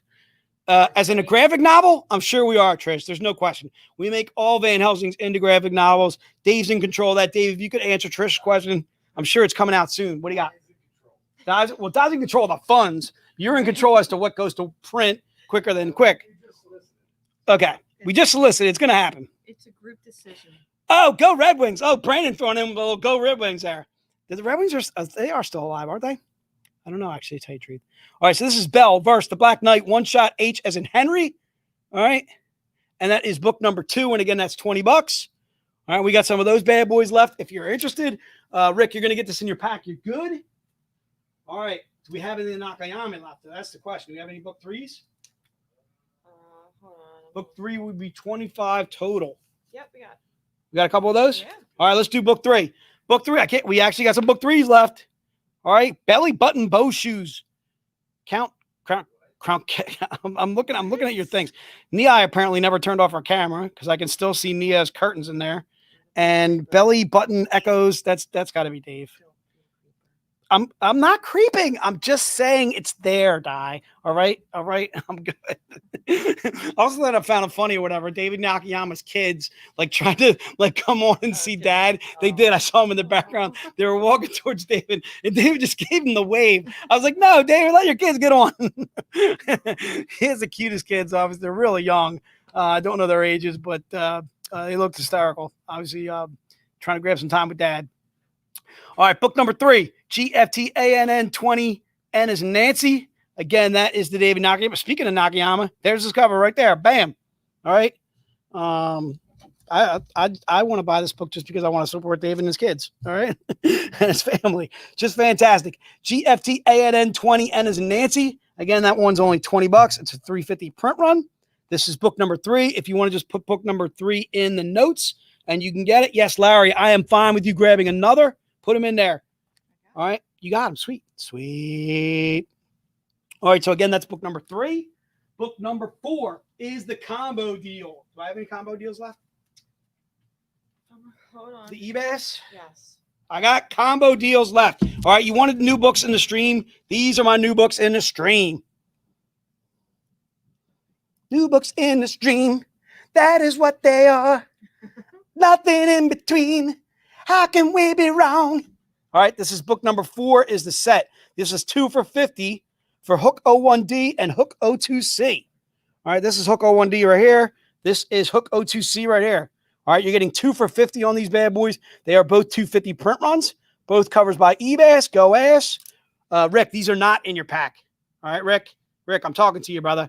Rick, these are not in your pack. So if you want these bad boys, the 2 for $50 deal, they are a combo deal. All right, you're basically getting the first 2 issues of Hook, and then you can also obviously getting collectible covers there by EBAS. It's 2 for $50 on that deal. And that is book number 4 is the combo deal. Book number 5 is the Keith Garvey. It is GFT V2 38000. It's magic. All right, these are $20. I think we got a few of these bad boys left. Please tell me we do because I'm showing it to them. Book number or GFT V2 380. All right. And again, that's $20. It's a $3.50 print run. All right. And again, it is just $20. Again, that's a $3.50 print run. GFT V2 380 is an ostrich. Book number 5. Let's go to book number 6. Do I have any book 6s left? The Sun. Right, can you hold on Sun seems to sell out every day, like every day. God, I can see you got tea. You're taking a break. What you got, Dave? Oh, DJ just burped. We got 2 of this bad boy. I got two. Give me 2, Utah. I got 2 left of book number 6. So you want this bad boy, you got to be quick on the fingers. Quick on the fingers. Josh, we got you covered for book number 5. Thank you, my friend. EBAS. What are you doing? You're highlighting everything here, dude. That's okay. All right, book number 6 is, I got 2 of these left. Rick, you got this in the pack. Rick will take the set on book number 5. W. Scott will take one of the book 6s. And Nika, or actually, I think John Potton got it. Right. That's the set. Or wait, no, 5 is not set. That's the Garvey. You're right. Look, you keep typing. Don't be busy trying to correct me. Just keep typing away over there. Hashtag you're getting replaced tomorrow. All right. All right. Book 6 is sold out. Scott Malcolm and John Cotton. So John got it and Scott, right? You down with that, Dave? John got it earlier? All right, John, if you got it earlier, then that's going to put Nico in there or somebody. How about Synth? Or Sith? Sith? I think I just turned Sith into Synth. Nope. Oh, no, he got it too. They got it too? Yep. All right, then we got to swing back around to John. Give it to John. Go ahead and give John another copy. John, you did get a second one. You're good. All right, so let's go to book number 7. 7, man. You know that old sailor song by the sea? 7. All right? Yeah. 7 is GFT V238Q, as in Quinn, the Mighty Quinn. All right, Abby, if you're still with me, shout out to the Mighty Quinn. Book 7. Yeah, we had 20 of these, and there's no way we sold all 20. We got a good amount of those. All right. So book number 7 is GFT V238Q, as in Quincy, as in quarter. All right. And again, book 7 is $100. The reason being is a 100 print run. It's also one of our topless covers. All right. And that is that. Zane is asking, can he get a second copy of number 7? 7. That's what you just had up. Yeah, book 7. Yeah, I don't see why not. Yeah. Zane, yes. Yes for you, sir. Abby's still there. Thanks, Ab. All right. Zane, yes, you are good for a second copy of number 7. We're going to put you in for that. Rick, we got you covered for number 7, my friend. Rick, if you didn't see, I don't know if Rick, if he saw 7 and 8. So 8's the other topless cover that we're doing for this stream. Book number 8 is GFTANN20J. All right. This is a retailer incentive. It's also a 100 print run. We're only doing 15 of these total. Please tell me I got these left. Yeah. Okay, cool. All right. I just realized as soon as I said 15, that we didn't have 20 of them. Okay, so book number 8. Rick, if you want this bad boy, it's $100. We are doing 15 of this total. I'm sure, Zane, you are very welcome, my friend. All right. Again, that is GFTANN20J, as in Jumpin' Jehoshaphat. All right. Book number 8 is $100. And again, that is a 100 print run. That is book number 8. All right. Book number 9 is the Paul Green. Book number 9. How many we got left of these bad boys? We still got a whole 7 left. We didn't sell one in the first way. We got 4 left. 4 left. We got 4 left of book number 9. All right, so that says 7 copies available. It's actually 4 that are left. All right, so book number 9 is Red Agent Anna Dr. Moreau 05 M as in Mary. Again, it's $50. The reason being is a 125 print run.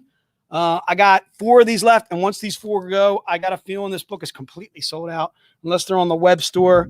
And then I'm hoping that Joe did his numbers correctly and put up the right amount on the web store. But I know that way you gotta hope for the best. You gotta hope for the best. All right, there he is, right there. Did you get your quantity right on this, sir? I know. All right. I'm so nervous. No, please don't say that, sir. Please don't say you always get your quantities right. If I pointed out all your mistakes to you, I would get fired. Red Agent Dr. Rowe, 05 M as in Mary. That is book number 9. I only had 4 of those bad boys total. And I don't know if I got any takers on it. Nico, you got it, dude. You got one of them. I know that.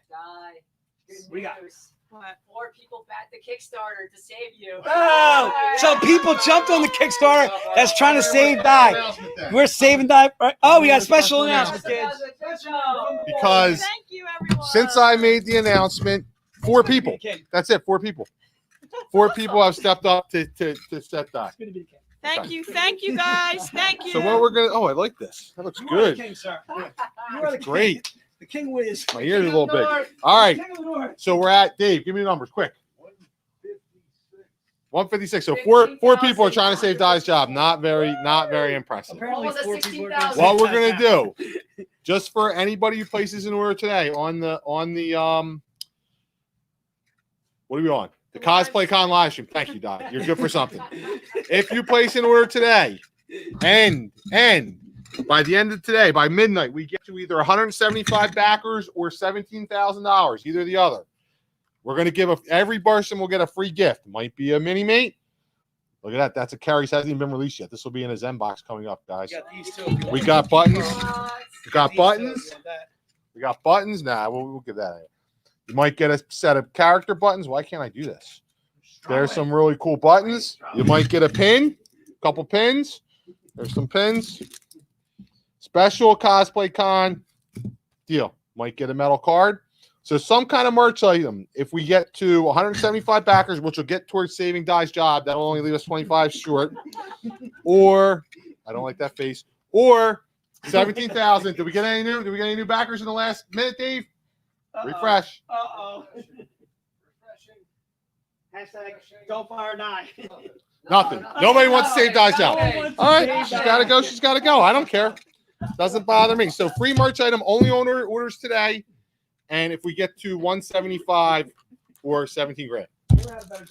There you go. There we go. Stu just came out of the back. He's not happy because he's looking, how am I going to keep track of these items and stuff? But you know what? He gets it done. He'll get it done. We will take care of it. Some very cool mini mates. You guys haven't seen them in the Zen boxes. Can you show example of a standard versus foil? Standard foil what? That's a good deal. That's a good deal, says Nick. That's a good deal. That's Nick? That's Nick. Okay. All right. That's Nick the head. For a minute there, I thought Ralph came back. Okay. Thank you. I'm done. Get back. Yeah, you're good, sir. All right. Special visit from the king right there. Hashtag save die. Hashtag save die. Hashtag back the Kickstarter, please. Apparently, Joseph really very serious. All right. We're all discombobulated here. All right. We got to get back to it. Where are we at? Where are we at time-wise? Oh, it's 5 o'clock, dude. All right. So we still got to get trivia, too. We're going to get to some trivia. Let me finish out. You're on book 10. I'm on book 10. Let me finish out the 14, and then we'll go to the this is book 10. GFT V2 38K is in kick. We're going to go a little overtime because someone who will remain nameless, somebody who probably didn't, realize what time he was actually going till. Yes, I'm looking at you there, Van Helsing. Somebody, yeah, that's it's. I've seen finger gestures will get you nowhere, sir. Book number 10 is GFT V2 38K is in kick. Again, that's $25. I only got 10 of those bad boys total. Do I have any of those left? Yeah, you got some. Oh, I got some. All right, we're good. Yeah. Chris, do you need something? Paul was asking, what's the difference between a regular tarot card and this amazing tarot size metal card? Double-sided. Look how cool that is. Metal card in the game. He asked about the foil. The foil ones, we don't have examples of it. They're foil. They're like actually foil cards, like you've seen. When we have some samples, we'll put them up on the site. All right. So when we get examples of the foil card, what Joe's saying, we'll put them on the site. That way, it'll tell you guys kind of exactly what you're looking at there. So again, book number 10 is needless to say, the foils GFT. Are very cool, and they'll go a long way till saving somebody's job. GFT V2 38K is in kick. Damn, it's getting hot in here. That is book number 10. I'm feeling saucy, my good man. All right, book number 11. Book number 11 is GFT V2 38Ls and Larry. All right, I think I only got 10 of these bad boys total. I got some. Oh, good. All right, GFT V2 38Ls and Larry. Again, that's $50. All right, and it is a 125 print run. Rick, if you're listening to me, this is not in your set, dude. All right, jump. All right, book 11 is GFT V2 38Ls and Larry. Again, that's $50. It is a 125 print run. Rick, this is just kind of your style, dude. It's got a Carolina feel to it. All right, whenever I go down to Carolina, I see that racing something. It's really close to the convention. What is that thing, Dave? It's Race Hall of Fame, isn't it? Race Car Hall of Fame is right there. You mean a racetrack? No, the Race Car Hall of Fame is literally like right across the street from the convention center that we go to at Heroes in Charlotte. All right, so book number 11, GFT V2 38Ls and Larry. Again, that's $50. All right, if you're interested in the topless version of that, do we have that? The topless version? Yeah. All right, we got some of these. All right, so the topless version is GFT V2 38M as in Mary. This is a $100 book, and we're only doing 5 of these total. How many we got left of these, Dave? Or die? Hello? We got 4. 4. How many times are we going to pass the ball? 4. All right, that is GFT V2 38M as in Mary. That's book number 12. All right, let's go to book 13. Do we have book 13s left? Book 13s, I think I was doing 20 total. Dave, what do you got? All over the place. We got some 13s left. Yes. All right, GFTANN or the Grimm Fairy Tales Annual 2020 M as in Mary. All right, and again, these are just $10. Rick, this is not part of that pack. If you're interested in grabbing this bad boy, it is GFTANN 20M. If you want to double up on this now, I am fine with that as well. All right. And again, what up, Rob? Can I get both 10 and 11? Yes, Chris, you can. All right. So book number 13.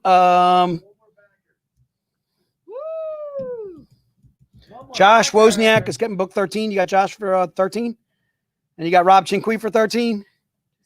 They're gonna take those. Oh, Rick, there's Rick. Rick, what's up, Van Diver? W. Scott, I gotta hold you to 1 only because I gotta make sure my boy Rick gets 1.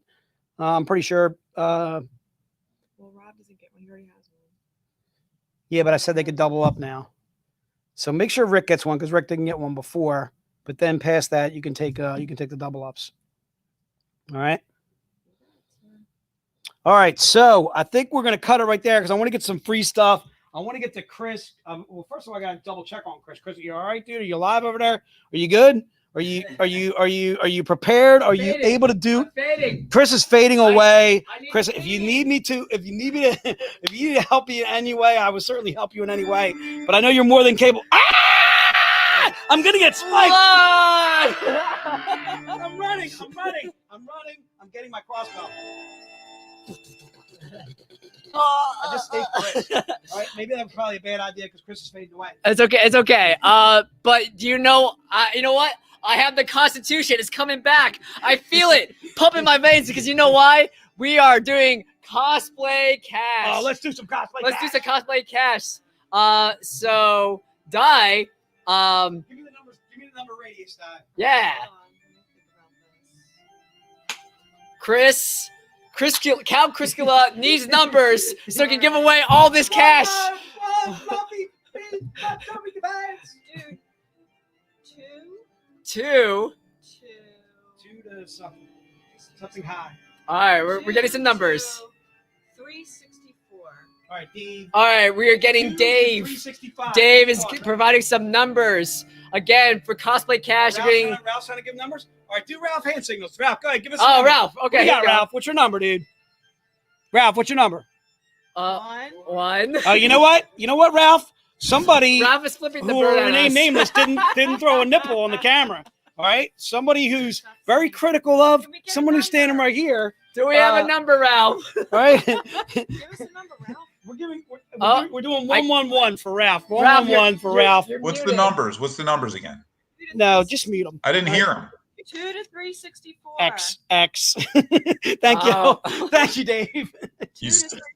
364. Let's do 3. We never do the number we hit. All right, 364. We're is good. the magic number for the Ralph first is set. picking 364. Thomas Thomas Patton. Thomas Patton. Got you, Thomas. Guy just made you English, Thomas. All right. Do I have to do a second? Yeah, do a second Yeah, one. do a second number. 2 to 400 something. Or 360. 2 to 301. 301. 301. 301. What is Throw some 301? cash. 301. Big whammies, big whammies. Paul Peterson. Paul Paul Peterson. Peterson! Paul Peterson, one of my troops. What up, Paul? What did I do for you, Paul? Is Coupon. that it? Just 2 or 3? That was it. We're doing 2. That was Well, it? if you want to do 3, Let's Ralph, do- let's let's do do 3. one more, one Let's do more. one more. Ralph said Do one more. 2. I want to do 200. 262. 262. 262. 262. Mini me. That'd be Two. Alan Mayo. Alan Mayo. Another one of the troops I'm loving. Mayo. Alan Mayo. And Alan Mayo. Paul Hey, Peterson. I'll see you guys tomorrow, by the way. Cosplay contest. Thomas Patton. Di's making you English, Thomas. Thomas Patton. All right. Chris, take over. Yes. Do some trivia, dude. Do your thing. Excellent. Thank you. Thank you, Ralph. Thank you, Di. Thank you, Dave. And as always, we are ending this stream with trivia with me, Count Criscula. And because today was all vampire Van Helsing themed, we're gonna have a bunch of really cool Van Helsing prizes. Except for you know what? The only prize that'll be different is actually where's our prince up here? They're in there. There you go. To celebrate our amazing panel again, we want to say thank you to Mike Chrome, David Nakayama, Nihai Rafito. What amazing guests. So I think it's only fair to start them off as the first prize. So for the first prize, for the first question, will be our print set number 4. So if you are tuning in and you missed these before, these are art prints that have never been made into art prints before. So we have Mike Chrome's latest Van Helsing steampunk cover. Give you some serious Mary Poppins vibes. So it's really cool. Again, David Nakayama's amazing Goldilocks cover. And not this convention, but I think it was maybe like 2 months ago. David came on to talk about this very cover, and now it's available for sale as a print, as well as an exclusive. Really stunning cover. Although I gotta say, that Keres cover, my gosh, that's like probably my new favorite cover of his. That is, yeah, it's so good. I know that's supposed to be a variant for Robin Hood Justice #2, but I think that's coming out like around Halloween. And lastly, we have Nia Rufino's awesome rendition of Keres. So cool. So this is the prize for question number 1. So how we are doing this, 5 questions, 5 prizes. There's going to be 1 unique winner. So if you won a question, you can't win another prize, but feel free to just chime in because trivia is fun. You know, we're monitoring the comments from all 3 streams, so Facebook, YouTube, and Twitch. So you really got to be fast on the draw because these are really cool prizes. All right. So for the first prize, it's going to be our print set number 4, and also coming with every single prize is a really cool Van Helsing trading card. So every single prize will also come with this free trading card. Wait, what's this? Every prize. Yeah, every prize will have this free trading card. Pretty cool. All right. So question number 1 for the art print set. What year was Bram Stoker's Dracula originally published? We're talking about the book. What year was Bram Stoker's Dracula originally published? I gotta give out. I love Dracula. I love vampires, and Bram Stoker's Dracula is just a masterpiece. So we're looking for the year when it was published. Oh wait, I think. Oh. Wait, hold on. Oh my gosh, these comments are. Yes, okay, great. Michael Jordan, that is correct. 1897 is the year. Congratulations, Michael. Michael, you were actually just talking about the art print set. So congrats. You just won it for free and a free trading card. Congrats, Michael. You must be amazing. Or a big fan of Dracula, like me. That's awesome. So congrats, Michael. I appreciate it. And great. So prize number 2. Again, another vampire-related question. So the prize for this is this Van Helsing minifig. This was part of one of our Zembox exclusives. I don't remember which one it was.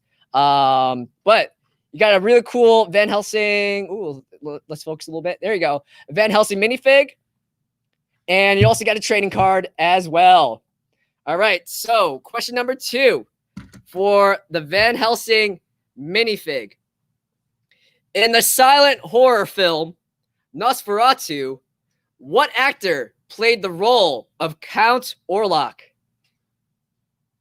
So in the silent black and white classic film Nosferatu, what actor played the role of Count Orlok, which is their version of Dracula?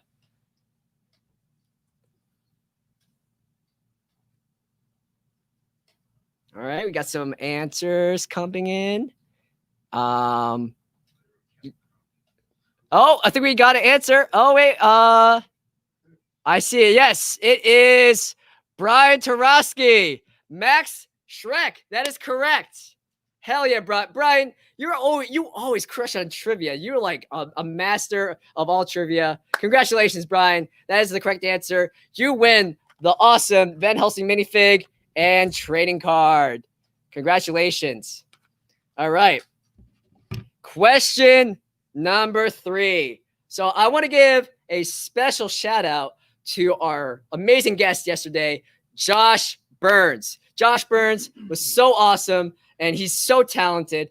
And I love his work. His work is awesome. And if you missed it, it's still available on our videos on our Facebook page, so you could queue it up and watch it. I feel like it should be like the 3rd hour in. But I literally just was walking around the office and I found this. It is actually Josh Burns' artwork. So this is a metal bookmark with Josh Burns' Van Helsing artwork on it. And I know it's Josh Burns because one, it's a very iconic style, but two, he was talking about it during the panel. He put his little flare on a feather in her cap, which is really cool. So you're getting a metal bookmark and another trading card for question number 3. All right. In what comic book issue did Zenescope's Lysel Van Helsing make her first appearance? Yeah. Oh, Jay Helsing. Jay Helsing, he's calling out. He knows the answer. So we're looking for the first appearance of our Van Helsing character. All right. First appearance of Lysel Van Helsing. This might be a question where you need to do some research. Go to Siri or Google or whoever. Oh, wait. Oh, I think we got it. Mike Schmidt. That is right. Unleashed number 0. Michael, congratulations. You win the awesome Josh Burns metal bookmark and trading card. Actually, you're very lucky. There's like 2 of these left. So these are like one of the very few left in the office. So congrats, Mike. Enjoy the bookmark. Okay. Here's another pretty snazzy Van Helsing prize. So I want to give a shout out to Fansets. Fansets are a wonderful company that makes collectible enamel pins. We worked with them for a while now, especially during 2019, where we had an entire line of collectible pins. So this Van Helsing pin, EBAS, Eric Basildua. My gosh. Wait, is it, whoa, it's your birthday too. What? Eric, do you want to join? Do you want to join us? Like, we could send you a guest link so we can have like impromptu, Q&A. That's awesome. EBAS, EBAS, and happy birthday, EBAS. Happy birthday, Eric. You do so much great work for us. So yeah, let us know if you want to just hop on right now. But we're in the middle of trivia. But everyone, EBAS is in the house. So I would say, oh yeah. So this pin, this is part of our 2019 pin collection. So this would be the next prize for trivia. So question number 4. In Sci-Fi Channel's TV series inspired by Zenescope's Van Helsing comic, what is the lead character's first name? So in the sci-fi adaptation of our series, what is the first name of the lead character?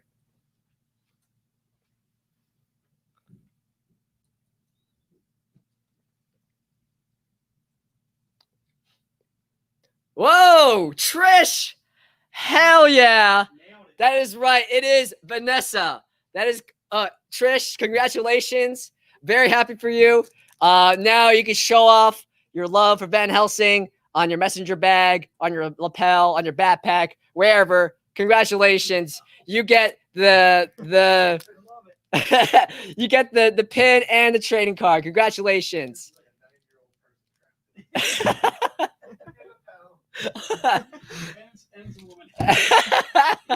Sorry, it just popped in my head. I'm sorry. Great. It's Awesome. So last prize. He's thousands of years old. Yeah. He's Dracula. He's true. He's true. He keeps it vintage. Exactly. Yes. And he needs to feed. Indeed. I'm just the hunger, the thirst is real right now.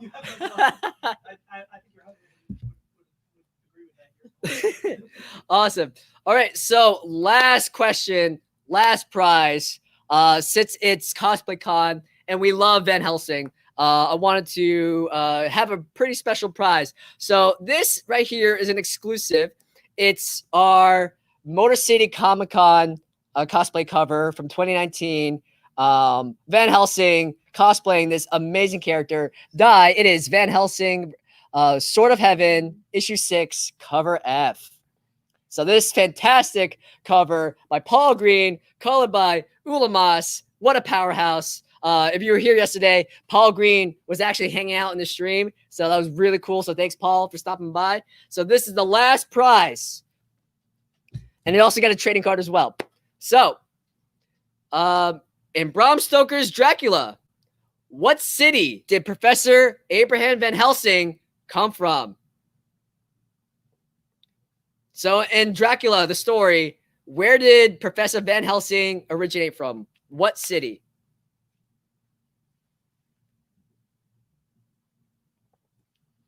All right. Oh, it is not London. Oh, nope. Yep. We're getting a couple of Londons. That is not the correct answer. This might be, I feel like this is like a deep cut. Oh, wait. Oh, wow. It keeps moving. Nick Gonzalez, you are first.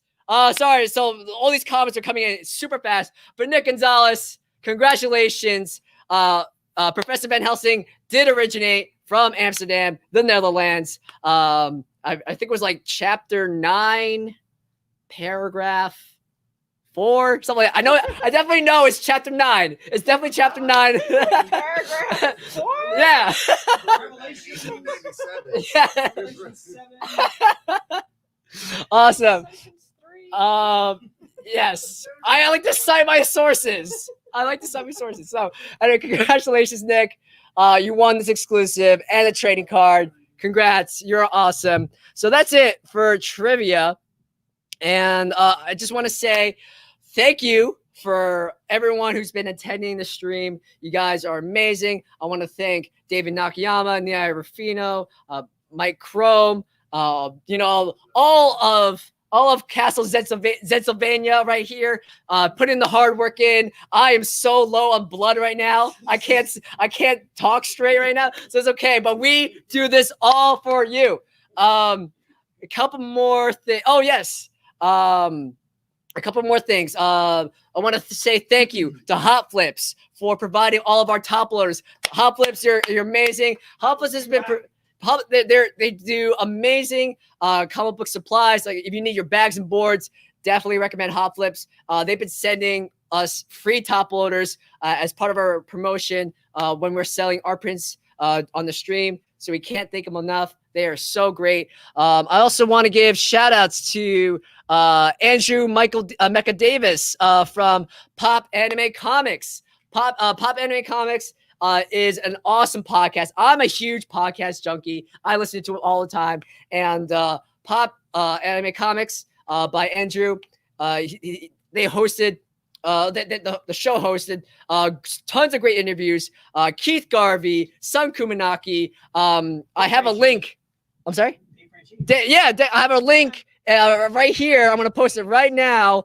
I guess it disappeared. There's a link where Dave Franchini, our editor-in-chief, was interviewed by Andrew as well. Check it out. Andrew was just saying in the comment section that he interviewed EBAS. That's awesome. Again, EBAS, happy birthday. You're great. You're amazing. So definitely everyone check out Pop Anime Comics. If you love podcasts like I do. Great content, great interview style. So good. Check it out.